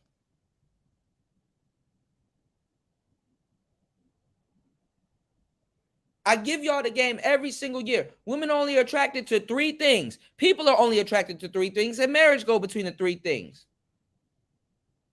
They're attracted to you for a financial reason, an emotional reason, and what's the other one? I always forget the last one. But I'll say a health reason. Health reason. But there's another one. It's emotionally, financially, and damn, I don't forgot the third one. But I'll in this case, I'll say health.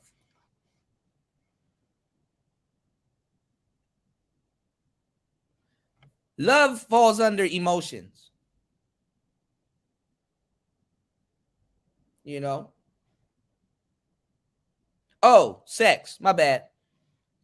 They're only attracted to you for 3 reasons. My bad. But sex falls under health. They're only attracted to you for 3 reasons. Sex, emotion, or finance. Sex, emotion, or finance. To be married and for a wife. I'm kicking it with y'all overtime. The show was supposed to end 46 minutes ago.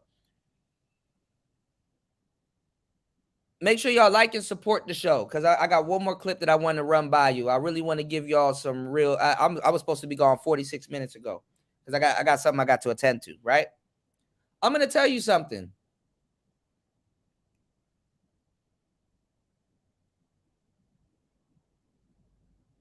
Sex, financially or emotionally. Usually, a guy that has a wife is usually attracted to her emotionally and sexually. Usually, a woman fluctuates with a man between finances,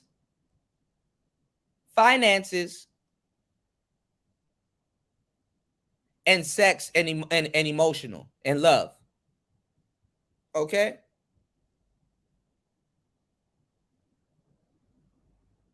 So,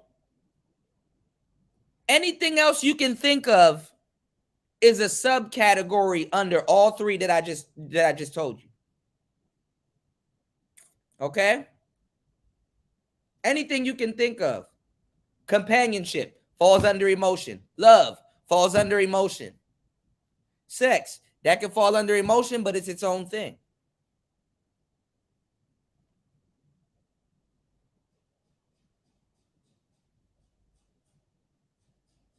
So don't sit up there and be like, oh, well, I talk to women for a living. Women going to be like, okay, you're a player. Because women like players. They'll lie to you and say, oh, I don't like a guy that do that and stuff like that. They like players. All women, I'm telling you, every single woman at some point in her life has dealt with a player with an S at the end of it. Players. It's just a part of life. It happens. Some even prefer a player or a guy that got a little bit of game to him, but it's like, okay, but he got a nice personality too. So I can get and keep his attention. I'm not mad that he's a player, but I can get and keep his attention. And that ain't off no game. That ain't off no nothing. That's just off the strength of me.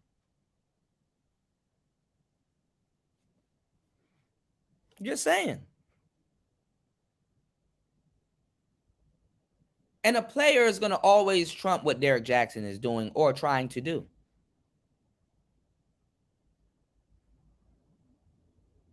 Because he's not really a ladies' man. He's a darling. He's a darling. Women tolerate him. They know he's lying, but oh, look at him. What you gonna do? Fight him, bitch? That's a big nigga. I'm not gonna fight no damn Derek Jackson.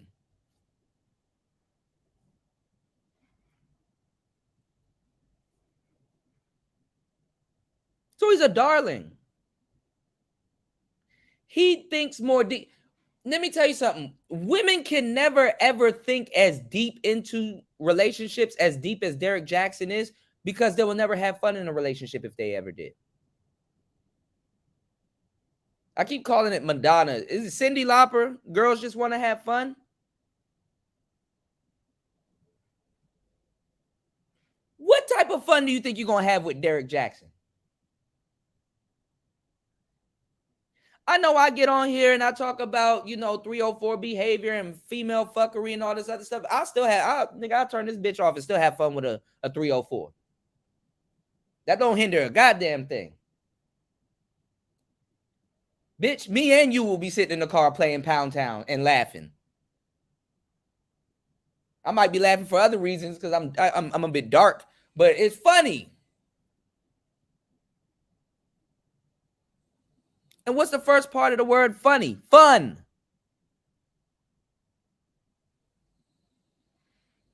Yeah, you dropped the ball on this one. Or have controversies. I mean, I don't even know men in general that are single that was doing the kind of screwing that Derek Jackson was like inside of the car and, just this woman and that woman. And this is a guy that is a dating coach, a relationship expert.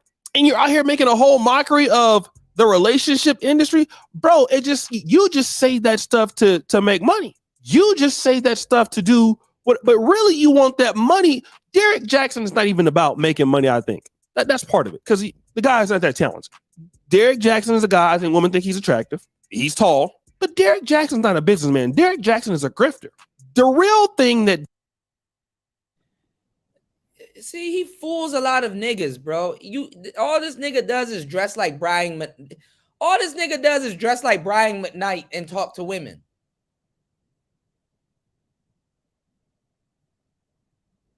Go catch up with Jaheim.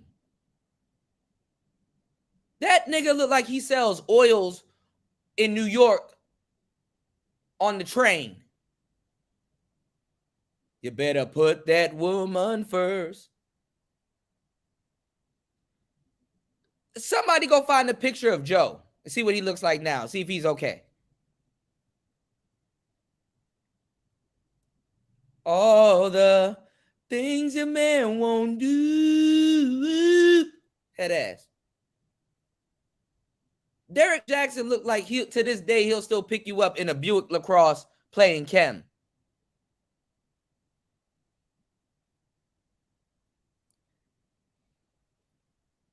Women aren't even asking for niggas like this.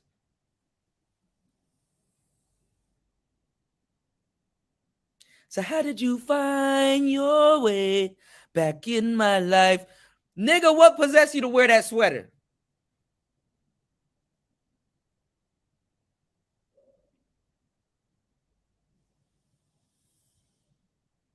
She said, I'm leaving. Have I made myself clear? Every time yeah, you're still here. There'll be no more lies. Come on, man. Like, stop. Back in my life. Hey, look at the still shot in the middle. He really trying to eye fuck the camera. Bruh, stop. Stop. I know women. You remind me of my dad. He played that song.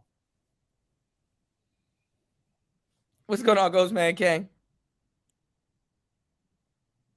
Hey, he got the bag. I ain't gonna lie. When I like 4 years ago, when I was doing the simp busting joint with Derek Jackson, I was like, oh man, that's a good fucking idea. Like, if a nigga really wanted to be black pilled and cynical and just lie to women and make money, he was the epitome of that. Because women like to buy lies. They like I told y'all, people, not even just women. I can't even just charge women up with that. Like, fake Gucci sells more than real Gucci.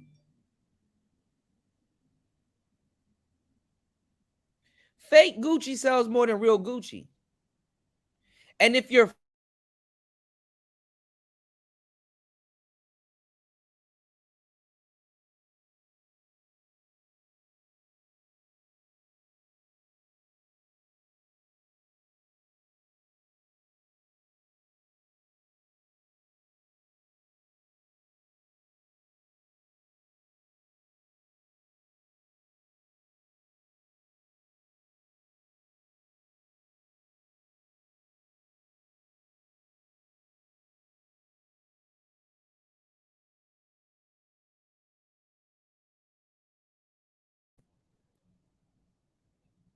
I'm gonna see if y'all can hear me because StreamYard's acting up, and I gotta go soon. Hold on, y'all.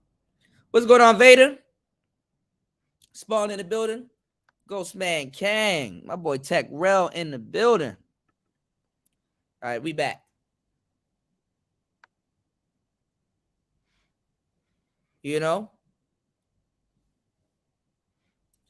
I mean, Derek Jackson's a corny guy. I mean, if he didn't wear the shit that he's wearing, nice little timepiece, this nigga would probably be wearing G-Unit hoodies and fucking G-Unit halter tops.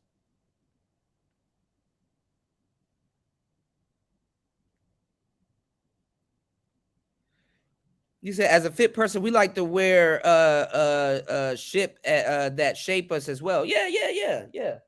That's why I was like giving y'all the thing, like, does the shirt make my arms look big? Like that jacket that he's wearing right now makes his arms look big. That suit that he's wearing doesn't fit him.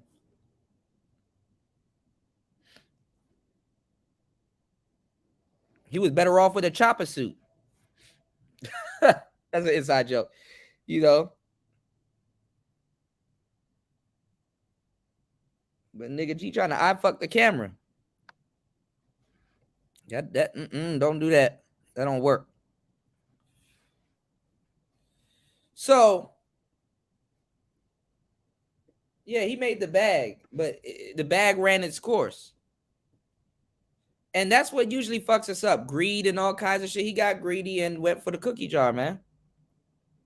I would say in the midst of his career, he should have got a divorce. Not a divorce, but like he should have amicably split once he realized that it was taking off.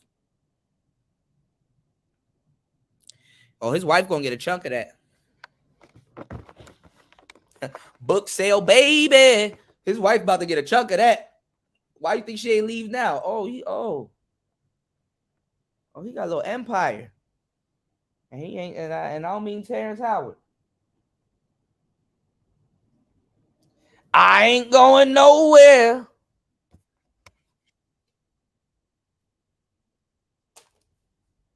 You're the best man.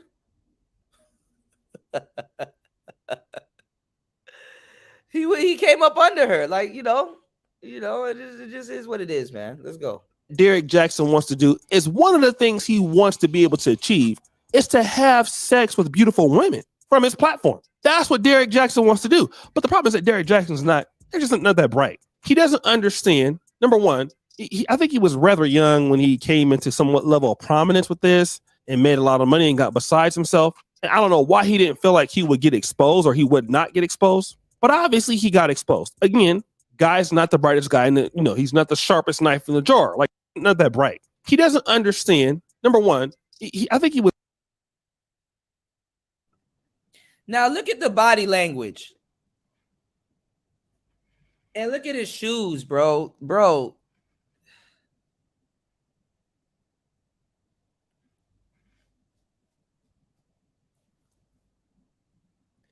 She looked down at his shoes. So she kind of like, oh, man. He could have been out there with some like beat up Adidas and probably would have got a better response. But her feet were pointed towards his. So that's another thing too, fellas. If you want to know if a woman's listening to you, her feet generally will be pointed towards you. But yeah, he got compression pants. I was going to say something about his pants. I let him live on the pants. But all right, since Toya said something, this ain't for me. That's Toya. Toya called them compression pants. I was gonna say he got on the semi lucha libre pants, but hey, Toya said it. I didn't have to say anything. But his color coordination is kind of just a little, it's a little too preppy. You dig? And fellas, when y'all working out, bro, work out your lower body so you won't look like Bill Goldberg, like you have like a big ass top half and then you got the skedaddle legs and shit like that. Like don't skip leg day, bro.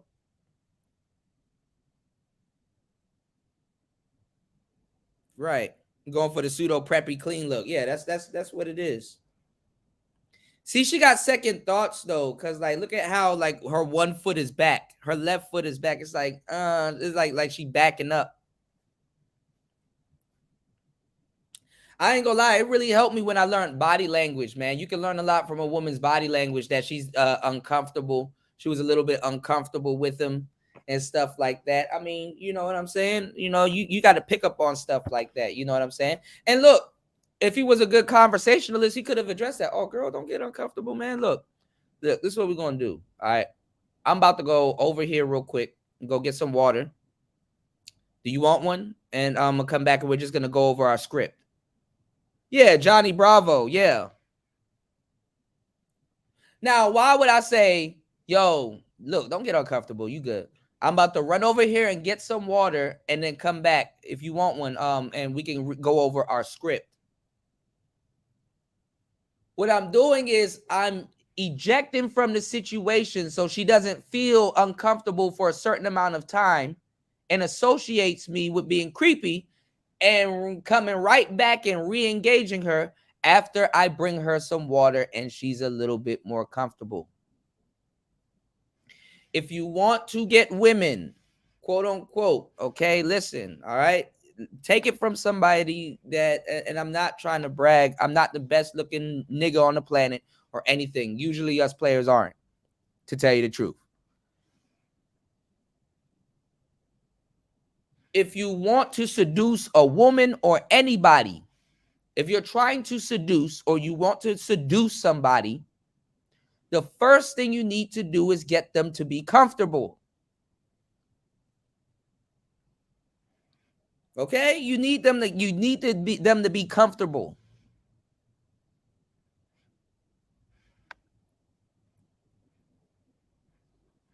So I don't know what's wrong with these niggas, man.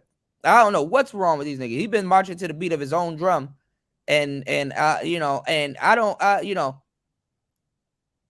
he listens to the manosphere. That's what I don't get. And nigga, that better not be your car that you're standing by. You better not be by her car.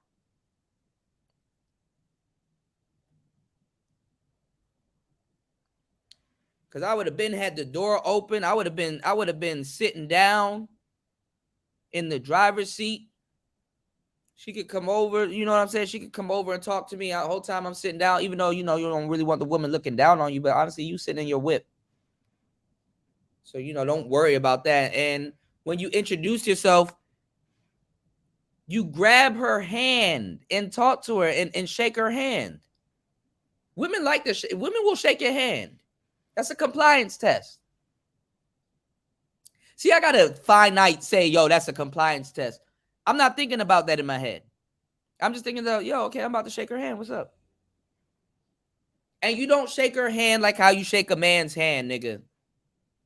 You take your thumb and you put it on the top part of her of the not her palm, unless she has her palms pointed towards you. That's still a good sign. But you take your thumb and you put it on the top part of her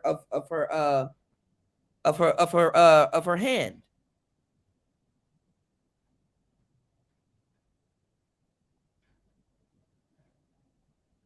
Don't sit up there and he ain't even really interested in her. Note that both of his feet ain't even pointed towards her.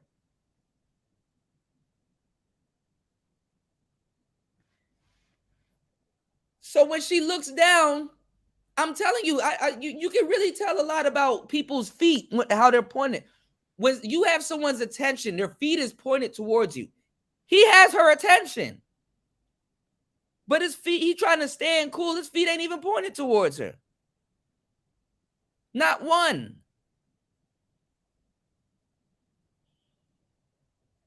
And you can see the discomfort. You can see the discomfort on this woman's body. And he walking away and looking back and shit like that. Nigga, you don't even have to walk away. Reach in your pocket and pull out your cell phone. Bitch, nigga, I'm Derek Jackson. The fuck? What's your name? Melanie? Yeah, Melanie what? You don't even have a last name. You know both of mine. Man, man, this is the shit that makes me mad. But then again, this is all content. I don't give a damn. Kicking it into overtime. We've been live for 5 hours and 4 minutes, man. Make sure you guys like on the way in. The likes are free, but you can subscribe. That's free too. And re-hit all post notification bells so you can get this game every time I go live.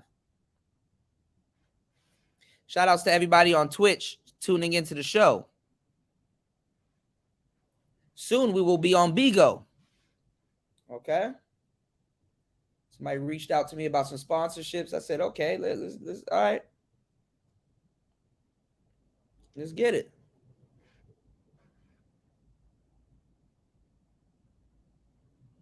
You can definitely support today's show. Support your interests. I don't know.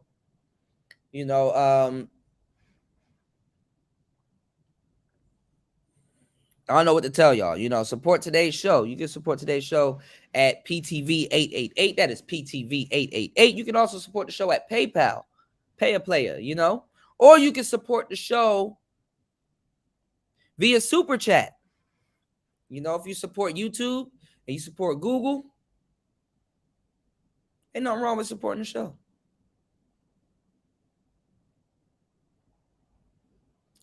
But let me give you the game.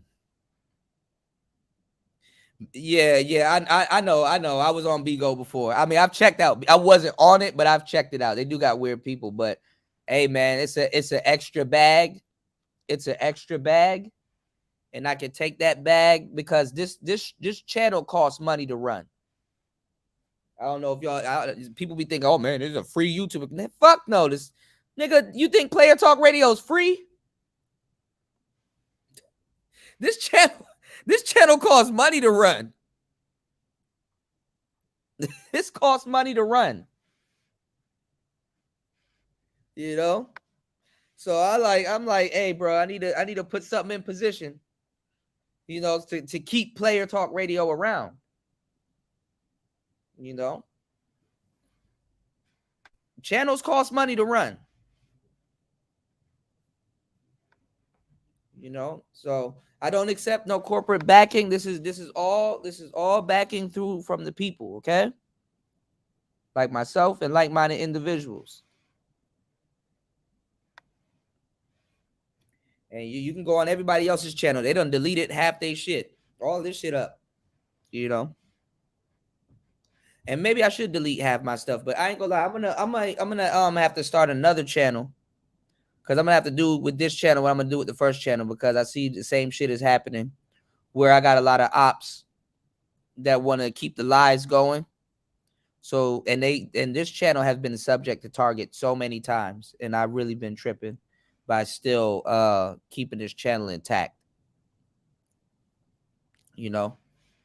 But definitely, I need to hook up with some other people. If you guys know anybody in your life that can make anything happen, like a series or something like that, because I do need to sit down with somebody and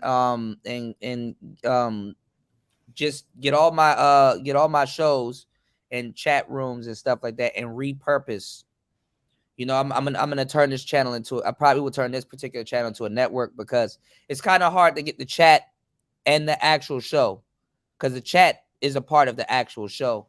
So I want to do something where I can repurpose all the videos here, because I got years on years worth of videos here, years and years on top of hard work worth of videos here of the manosphere. I have a manosphere museum on this channel, and I need that to be preserved for future purposes, because the niggas here don't have no clue of the future. These niggas here are dumb as fuck, and they don't know what the hell they're doing. And I'm definitely, they have no control over my channel. You understand what I'm saying? They have no control over my channel. So I need to repurpose this stuff and give y'all put the real information out. You know, they can sit up here and lie to y'all. No, I'm about to give it to y'all how it was. How it was and how it is, you know. So, but I'm gonna figure that out come this summer, and probably do a whole network where like it's getting repurposed. I'm not gonna lie, they lump all your channels into one thing, Spawn. They lump all your channels into one thing. So, you know. But another channel can have a better chance with the algorithm. So that's what I'm getting at. And I know what you're getting at. But there is a thing where they can lump like all of your channels into one folder. You understand?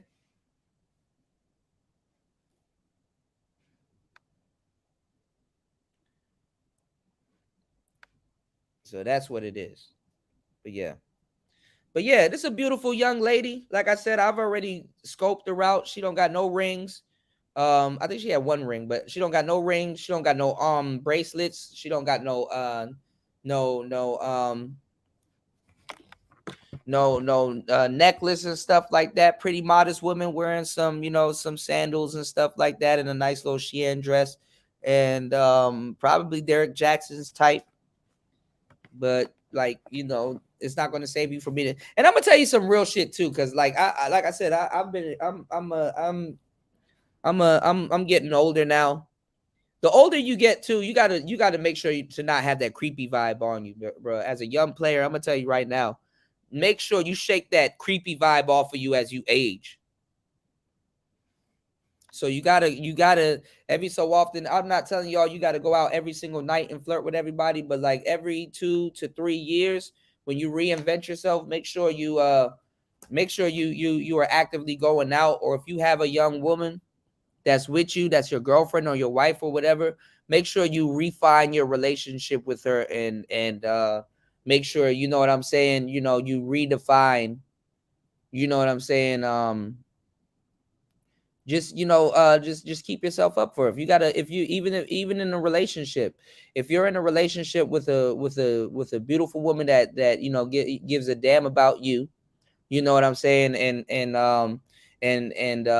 she treats you right and stuff like that. Sometimes, you know what I'm saying, just be like, yo, put your clothes on, we're going out somewhere. Be spontaneous, reinvent yourself a couple of years, just so that creepy shit don't set in on you, because motherfuckers get creepy, bro, the older they get.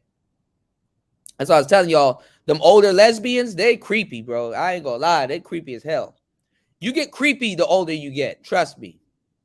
You get a tad bit creepy, okay? So keep yourself in verbal or whatever shape you need to keep yourself in to not have a creepy disposition, because you do get creepy, okay? Was rather young when he came into somewhat level of prominence with this. Like, why are you backing up like that? This nigga making that face, biting your lips. This nigga retreating like a coyote. And made a lot of money and got besides himself. And I don't know why he didn't feel like he would get it. That's weird. And then still saying shit. He like that co-worker you tell your girl about, and y'all make fun of him at the end of the day. You ever, ladies, you ever sat with your man and make fun of your co-worker? Hey, best friend. You ever had a fun boyfriend? And y'all played fucking couple charades, like who am I? Derek Jackson's like one of them co-workers that's like that always hits on you. You're like, I gotta work with this nigga today. Exposed, or he would not get exposed, but obviously he got exposed. Again, guy's not the brightest guy, and he's not the sharpest knife in the drawer, like David Carroll said. But also, you're making fun of the fact that your wife went ballistic over you, is still to this day going almost absolute crazy over you. You've never come out and publicly apologized for the second time, and you're out here dating all these IG models because Derek Jackson wanted to be a celebrity without doing any real work. Like, Derek Jackson is known for all the wrong reasons now: liar, cheater, and a heartbreaker, a user of women. I mean, it's the same guy that was talking about Kevin Samuels. Derek Jackson's a joke. And now he's even doing this. And I would have just ran towards, listen, fellas, be you. Women are going to call you an asshole anyway. I would have ran towards that heartbreaking shit. I would have did a channel. I would have did a show at night with my little dash light on, since he liked to do car videos. And I would have been the Derek Jackson series, The Dark Side of the Dating Game. And would have just ran it down. Choose your words correctly. You know what? As adults, sometimes we do a lot of things that we're not proud of, and we fall short of the people that we claim to be. Blah, blah, blah, blah, blah, blah, blah, blah, blah. And he would have been okay. It would have went viral. Never mind. Anyway. Because it's the truth. Like, nigga, he breed piss and shit like everybody else. Motherfuckers on the internet, we're going to act like we don't breathe piss and shit like everybody else, huh? Well,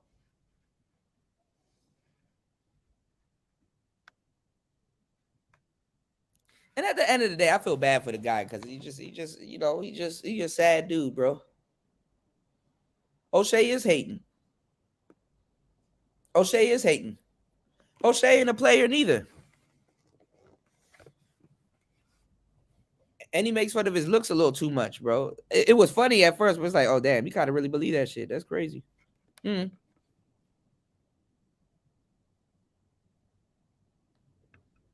one of the reasons is this. Derek Jackson feels like, okay, well, I can't be canceled any more than this. Let me entertain. And guess what? A lot of ladies still think Derek Jackson is good looking. They're going to support him.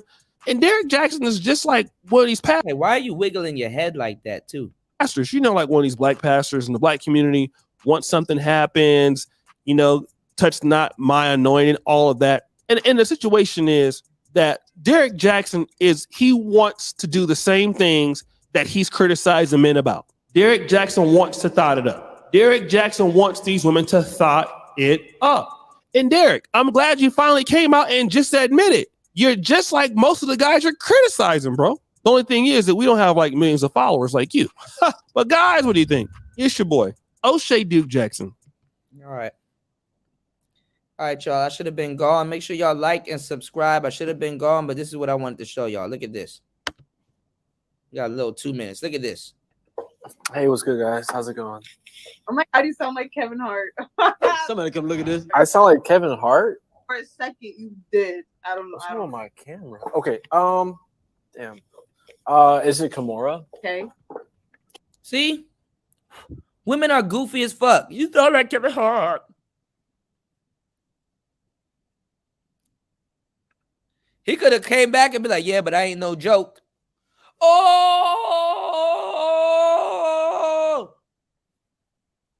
But I ain't no joke. Let me stop. But yeah, check this out, y'all. Check this out. Okay. Oh, nice to meet you, KMRC. How's your day been? Been good. Good. So now you can kind of see that she doesn't like the guy because look at the slight. If you look at her facial features, she's like kind of looking at her screen, and look at the slight curvature by her dimples. And no homo. I'm not going. He's like a decent dude. He's like a decent dude. He like he probably just got home from the gym or just left the gym in his apartment complex. He was like, hey, yeah, I was listening to the show while I was at the gym and decided I should hop on. But guess what?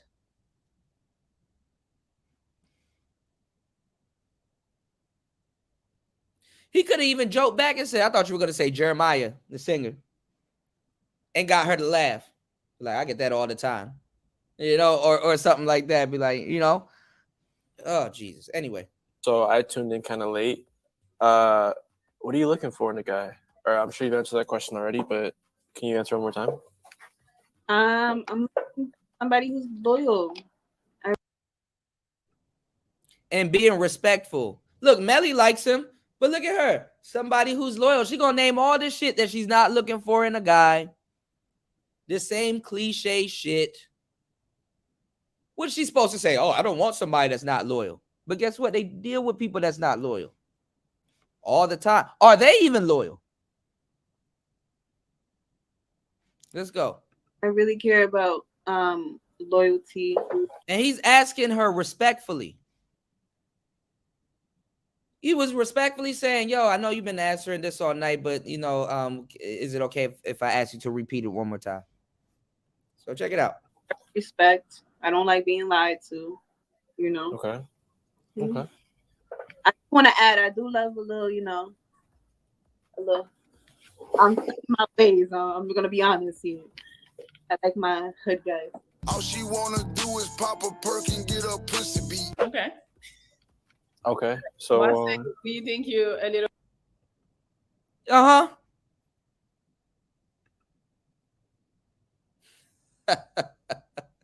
Oh, y'all should have seen the video when this man was in his cell. That shit was crazy. I like my hood guys. All she want to do is pop a perk and get a pussy beat. Okay. Yeah. Average value, man. And you got niggas like Fanny and all them other people running around here like, oh, you gotta look like the guy on the right to get with sisters. Oh yeah, don't lie. Don't lie. Yes, you do. Oh yeah. Yes, you do. Oh, yes, you do.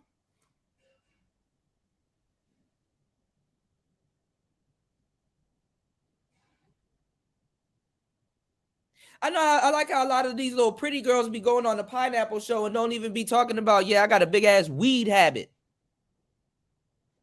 Oh, yeah.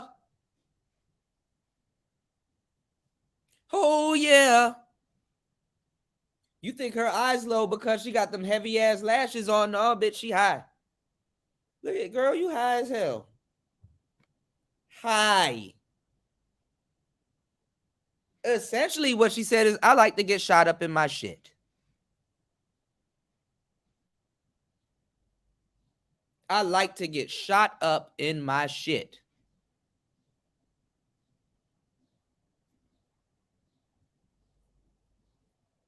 I love the little hood joint, little fake. And see, it's the pretty one. She don't even look like a Keisha, but she a big ass Keisha. It's the little pretty ones. Like, oh, for real? Okay, so I take it you know how to operate a gun.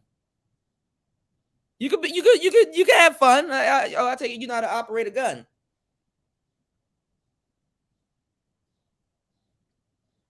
No, but he could teach me. So you dated. How did that work out for you? You dated all these hood niggas and you don't know how to operate a gun. So you like to get shot up and you would love to get shot up in your shit. Yeah, see, you ain't no real hood bitch. You ain't cut out for that. You just want to hang around, go to parties and smoke weed and shit like that. But you ain't gonna be there when motherfuckers get to shooting at us.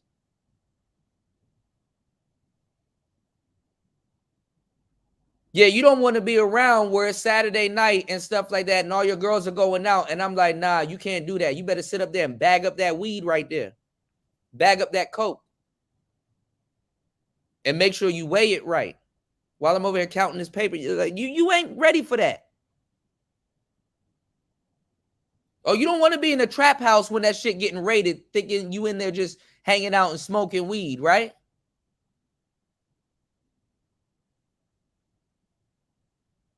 Yeah, you ain't ready for me to go borrow your car and go spin a couple of blocks. And then one day when you and your little niece or your child, you in the Burger King parking lot, somebody recognize that car from something and fucking shoot you up in your shit.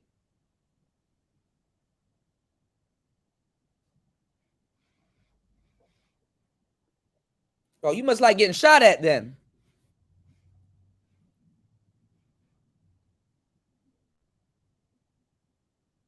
Yeah, the other women would have openly accepted dude with open arms. They would have been, shout out to C Boogie, they would have been teethy. Real teethy.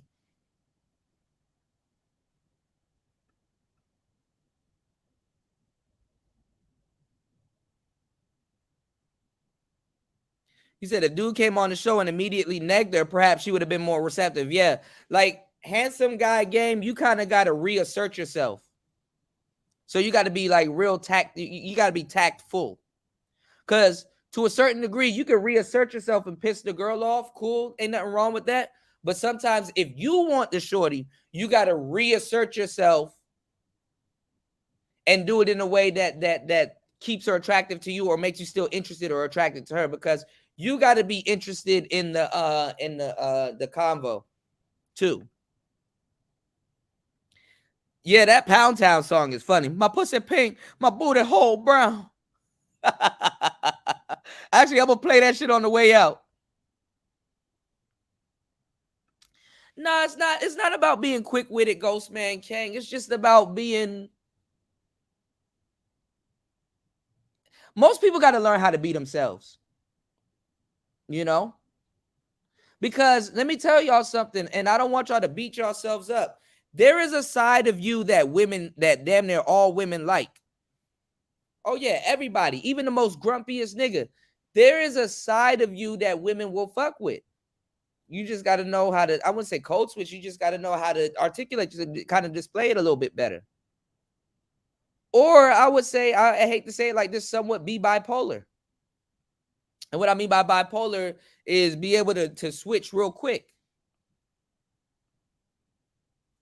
because she could be shit testing you. You know? Shout out to Tech Rail. He said, "See Boogie Rainbow." Hey, listen, that's an inside joke. You know, Tech been around. 26 to 31 people in the building. Make sure you guys like and subscribe. And definitely support today's show. Definitely support today's show. Good morning. Good morning. Okay, so Marcel, do you think you're a little hood or no? She got to be like, "Oh, I like my guys a little hood." Look at his face. He like, "Oh, okay. Okay." She couldn't even look in the camera. Okay. What's going on, RG3? Peace to you, player. RG3 in the building. You know, we back at it. It's mathematics. All right, let's go. But when I say, not to cut you off, I'm sorry. But when I say hood, like, I can't really. She's saying he don't got no tattoos. He seems like a clean-cut guy. I don't like the nice guy, basically. Like, how much times? This is why my patience, I'm not even quick with it, Ghostman King. My patience is gone. And y'all know I'm a patient motherfucker. My patience is gone. He's not gaining anything dealing with this woman. He will get set up. He will get set up. And she judging him real bad.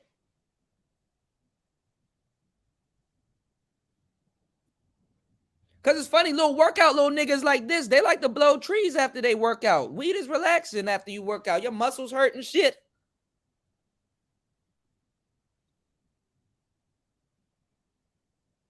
Bitches just want to hang out and be bad and shit and not reap the repercussions of being bad. That's all. But him, take care of himself, haircut and everything, got a nice body, no tattoos, no homo. Judging the man. Deal with like a soft guy, if that makes sense. You know, like I need a guy who's not afraid to pick up a gun and bust at somebody. Like, you know what I mean?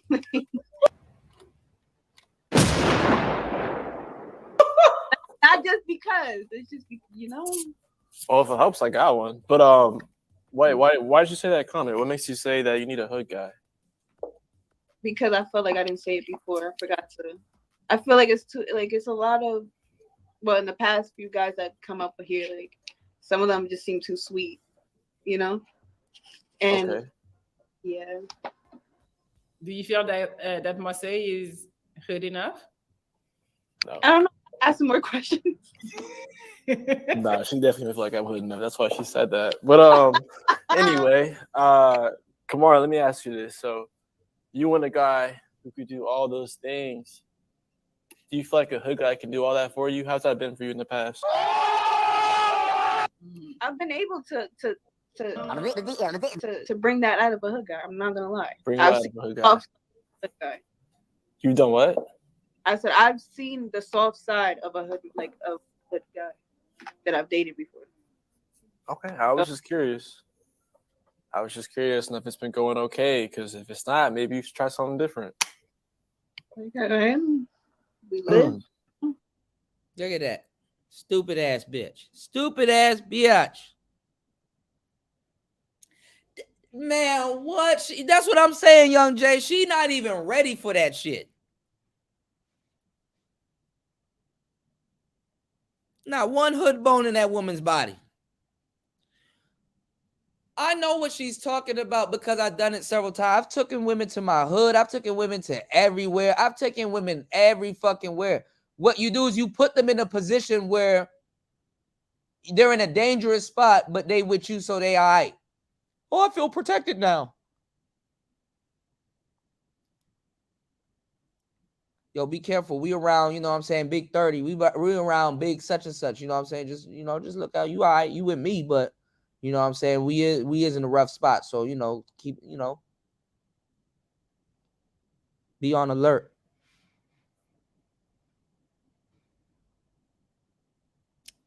And let me tell you how dumb a bitch sounds, bro.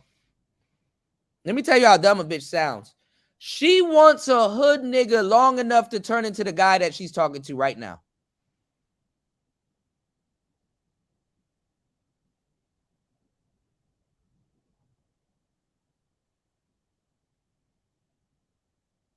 She wants a hood nigga to turn into the guy that she's talking to right now. Why you so rough? Won't you soften up? Won't you?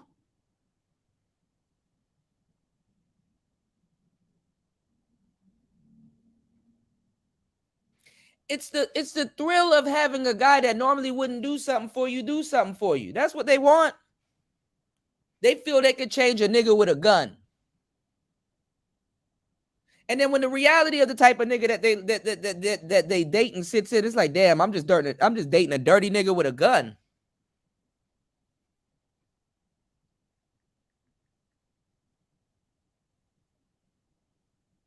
And look at this bitch. She a pothead. It's okay. I hate to say it like that, but she a pothead. And let me tell you why. And this is another thing too. Let me tell you why. And there's nothing wrong with being a pothead little chick. Just don't be stupid, you know. But let me tell you why. What's even more crazier, y'all, is some of you dudes be feeling real fucked up and bad about yourself when you're the actual prize. This man's the actual prize in this situation. A lot of times, y'all, this is why the Keisha is fucking a lot of supposedly well-to-do guys up. This is why the Keisha is fucking y'all up. Let me give y'all the realest shit y'all ever gonna hear. This is why it's fucking you up. This is why it's fucking you up. Women that know they can't or won't deal with you or know that they're going to have to upgrade themselves, women don't look at dating as an upgradable process. They might look at relationships as an upgradable process, but they don't look at dating as an upgradable process. And they do want to meet good dudes, but the only time they'll upgrade themselves is honestly if they're falling for a dude or if they're actually in a relationship. That's it.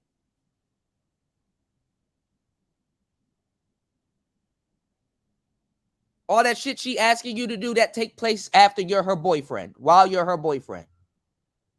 For the most part, unless you some type of Romeo nigga and she falling and then whatever, it's connecting. She would have to upgrade her life to deal with this dude. So you know what's easier than to upgrade your life and deal with a nigga like this? Reject him. And you niggas take it personally. She just admitted in but so many words, yo, I'm still a hood rat and I'm probably still living in the hood and like things a certain way at this point in my life, instead of saying, you know what, let me go get a fucking smoothie bowl, get my high ass in the gym, wear a nice dress, and go to nice places where I don't have to worry about getting fucked up. Kind of hard to say that, right? Yes, she has to grow the fuck up to keep him. So it's easier to reject him and make him seem like he's not the type of guy that he is. And I hope this brother really does find a decent woman. That's what I'm here for. That's what the manosphere is here for. I'm not going to talk shit about the brother. I'm not going to rag on him.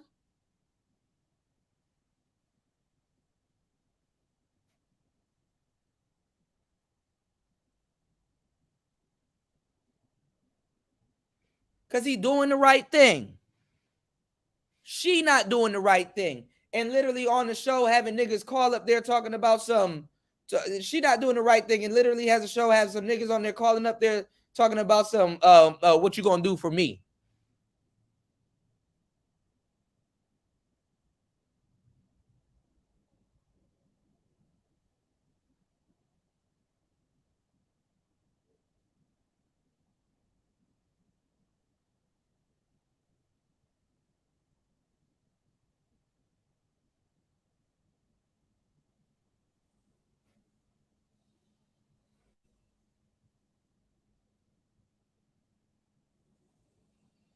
Like, come on, man.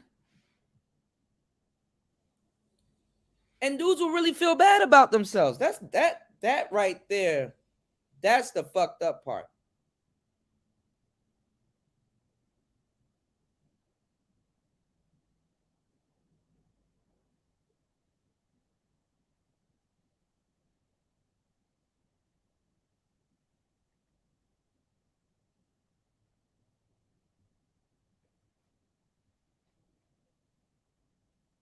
Shout outs to everybody here. 27 to 31 people in the building. Make sure you guys like and subscribe and support this morning's show.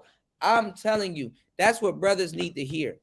We've been streaming for 5 hours and 36 minutes. Should have been gone an hour and 36 minutes ago. Giving y'all the game. Okay? Make sure y'all hit the like button on the way in and share the show if you can. And most definitely, if you can hit the PayPal, you can hit the Cash App, or you can hit the Super Chat.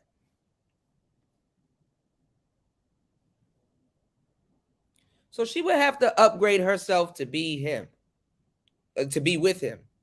I think Melly Monaco should bring him on the show and see how much women, that would be more realistic.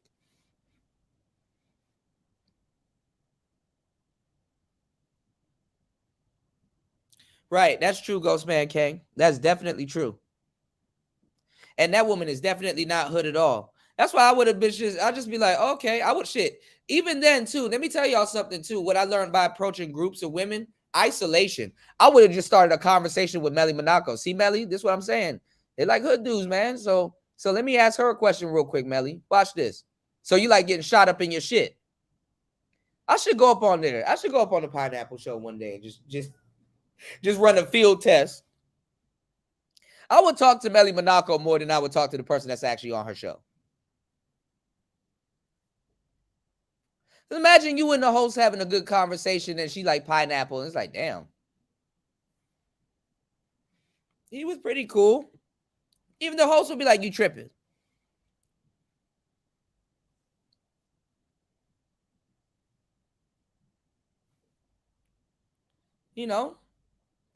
Or just ask her, yo, do you not? Oh, so you know how to shoot a pistol? Because she's the one that introduced the pistol to the conversation. I like a man that's gonna be ready to pick up his gun and shoot somebody. You can go anywhere with that. Oh, you know how to operate a pistol? Oh, you like to get shot up in your shit? Oh, you like jailbirds? Because a man that picks up his pistol and pop it at anybody, for the most part, going to jail.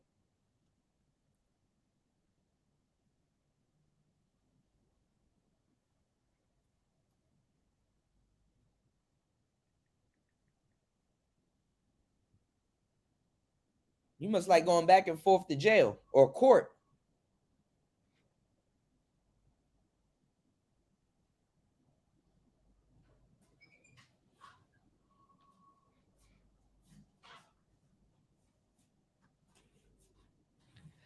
No, the Gem says, I listen to hip hop. Does that count? I don't know, man. It should count. I'm pretty sure he listens to hip hop too, but don't ever let no woman like this make you feel down, because a lot of times, like I said, if they want to upgrade them, a lot of women will reject you because they know they will have to upgrade themselves to what you got going on. She would have to start speaking a little bit more proper. She would have to dress a little bit different. She can't go outside with her pussy out or titties out like that. You ain't rocking with that. That's another reason why a lot of women can't get with millionaires. A millionaire do like some beautiful women on his arm, but hey, you can't go outside with your little coochie out. You better put that shit up. Bitches want to go outside with their damn coochie out and then get mad when somebody say something about it. Like, okay, I know you want a little breeze, but damn. What if a bumblebee was to climb up in your coochie? What you gonna do then? How can I protect you if a make shit funny? And if you gotta argue for your woman to put on some drawers, bro, she's for the streets. You should already know.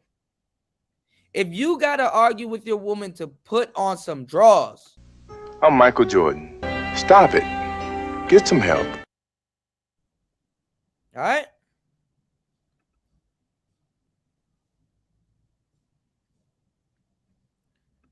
He said they claim they want a hood guy. In reality, they just want to feel that that guy is intimidating. They want people that fear. They want a man somebody fears. I'm not gonna lie. I get what women are saying. They don't want a little friendly ass nigga, but really look at what you asking for.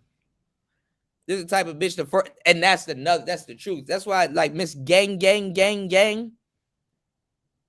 She gonna tell in court.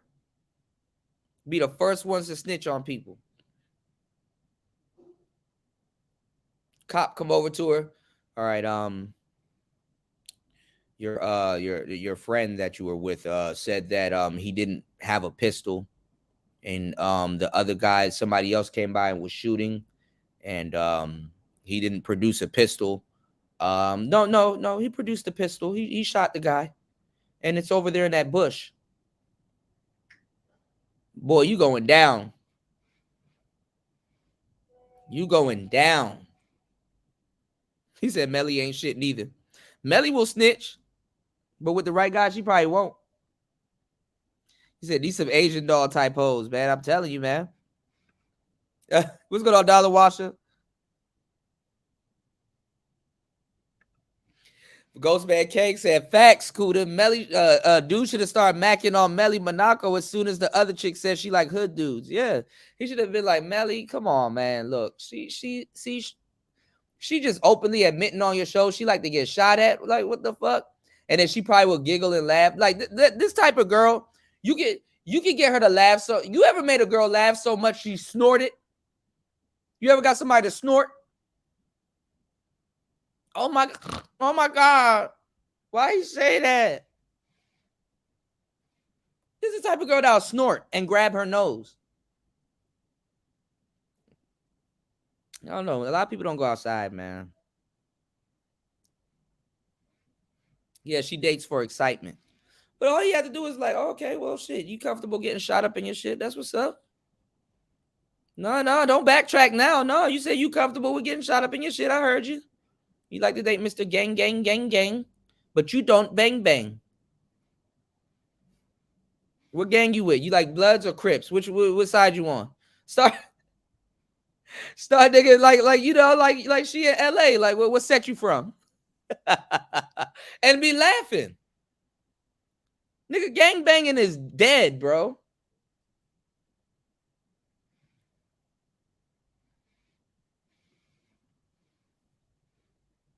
Where you from? What gang you claim? Oh, you got red hair. You a Blood?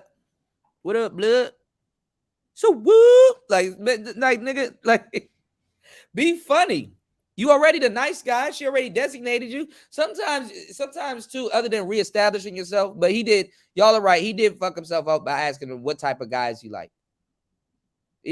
That's just asking women to say the most goofiest shit they could, you know, that they can think of. Be Lord. Just turn it into a game.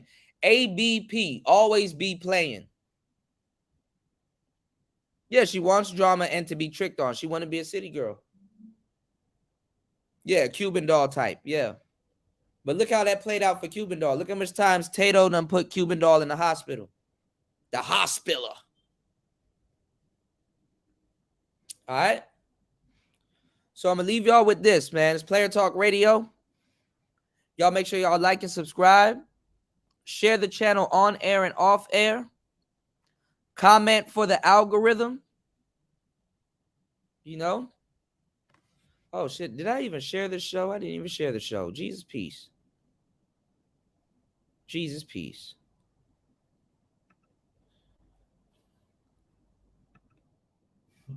Hold on, y'all. Let me share this show.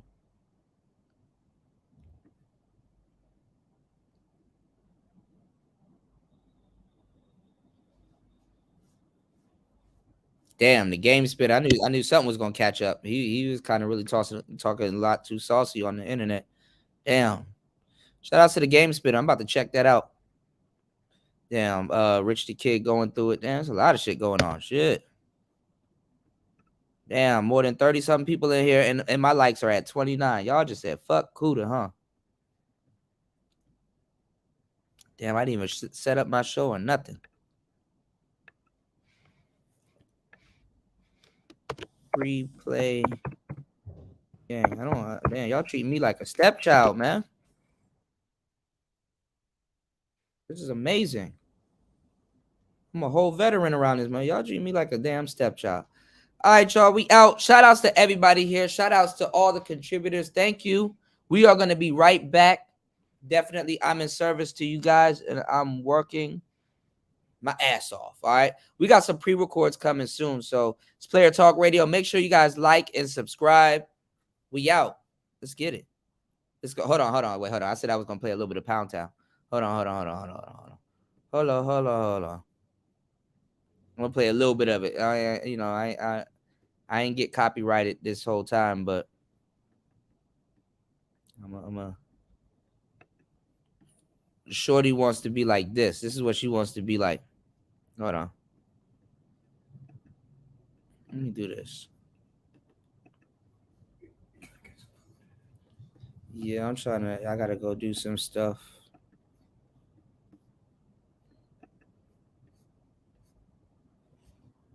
I've had a couple people now. Oh, for real? Mm-hmm. Oh, you went to the Farang side? Yeah. That's the best place, bro. Some of the little statements that that I've been saying to you, they're gonna start to.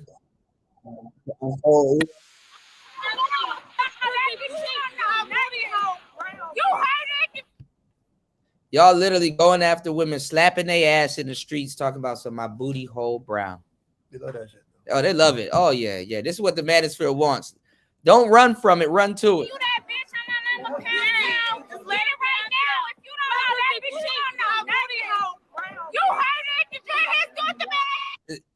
A fun fact: rich men don't fuck with brown booty holes. Booty hole clean. Just saying.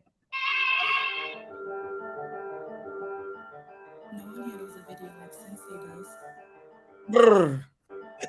Take heat, fuck these niggas up.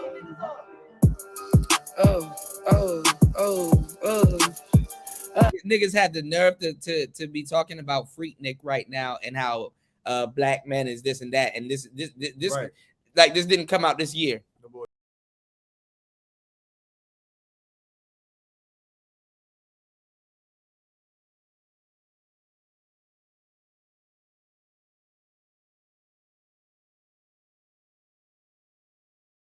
She was hold on. You know what's funny? Because like as an engineer, I hear a lot of shit, and we've been rapping for a long time. Did you know when she said, listen to her voice when she said that? You can tell she laughed. Listen. I'm looking for the hole. Quit playing, nigga, because she paying.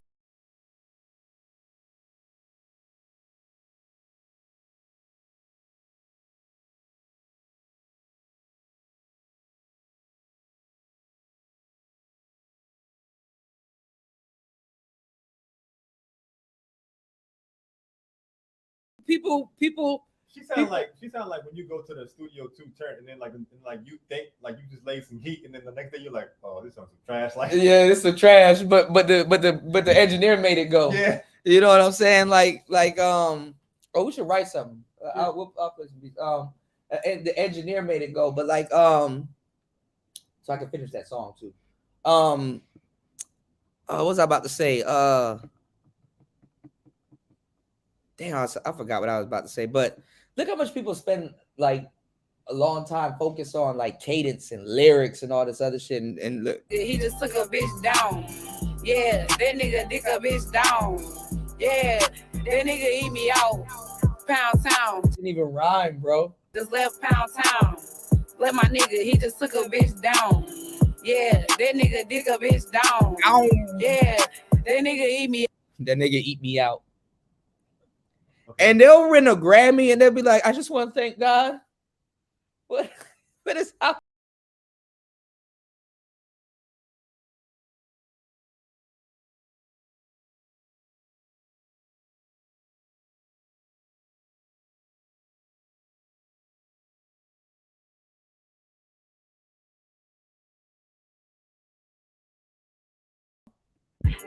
I'm trying to get my coochie stretched. Yeah.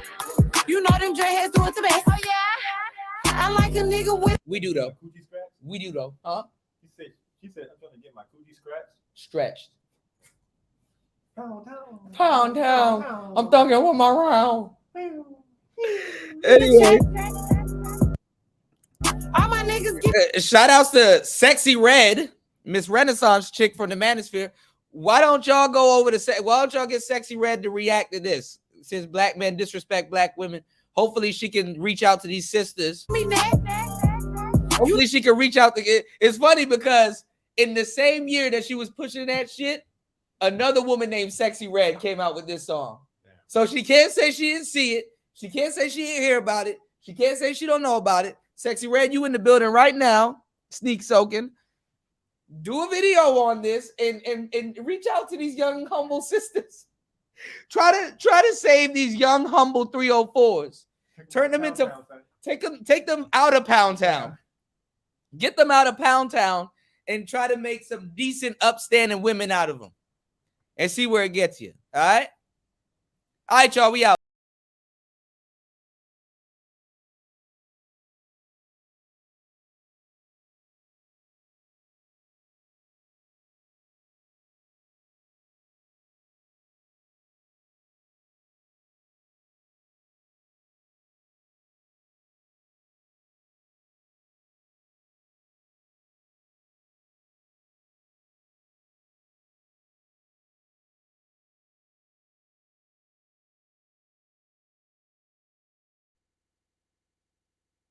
This is horrible. Look at this woman's ass. Like, you know, when we used to have like women come through the studio, we would want to choose who comes through. Because if you let women choose who comes through the damn studio, this is what you like. What the fuck? Who gonna play with my friend? Ain't nobody about to play with your friend. Your friend need to play outside, bro.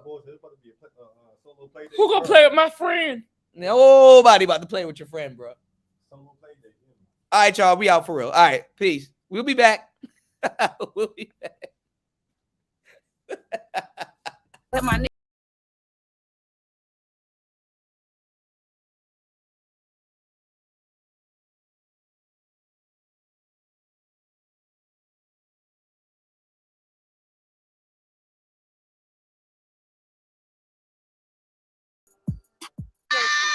It's Sexy Red here. My bitch Sexy Red here. You know the dirt is doing the best. Hey! Get that coochie scratch. No one handles a video like Sexy.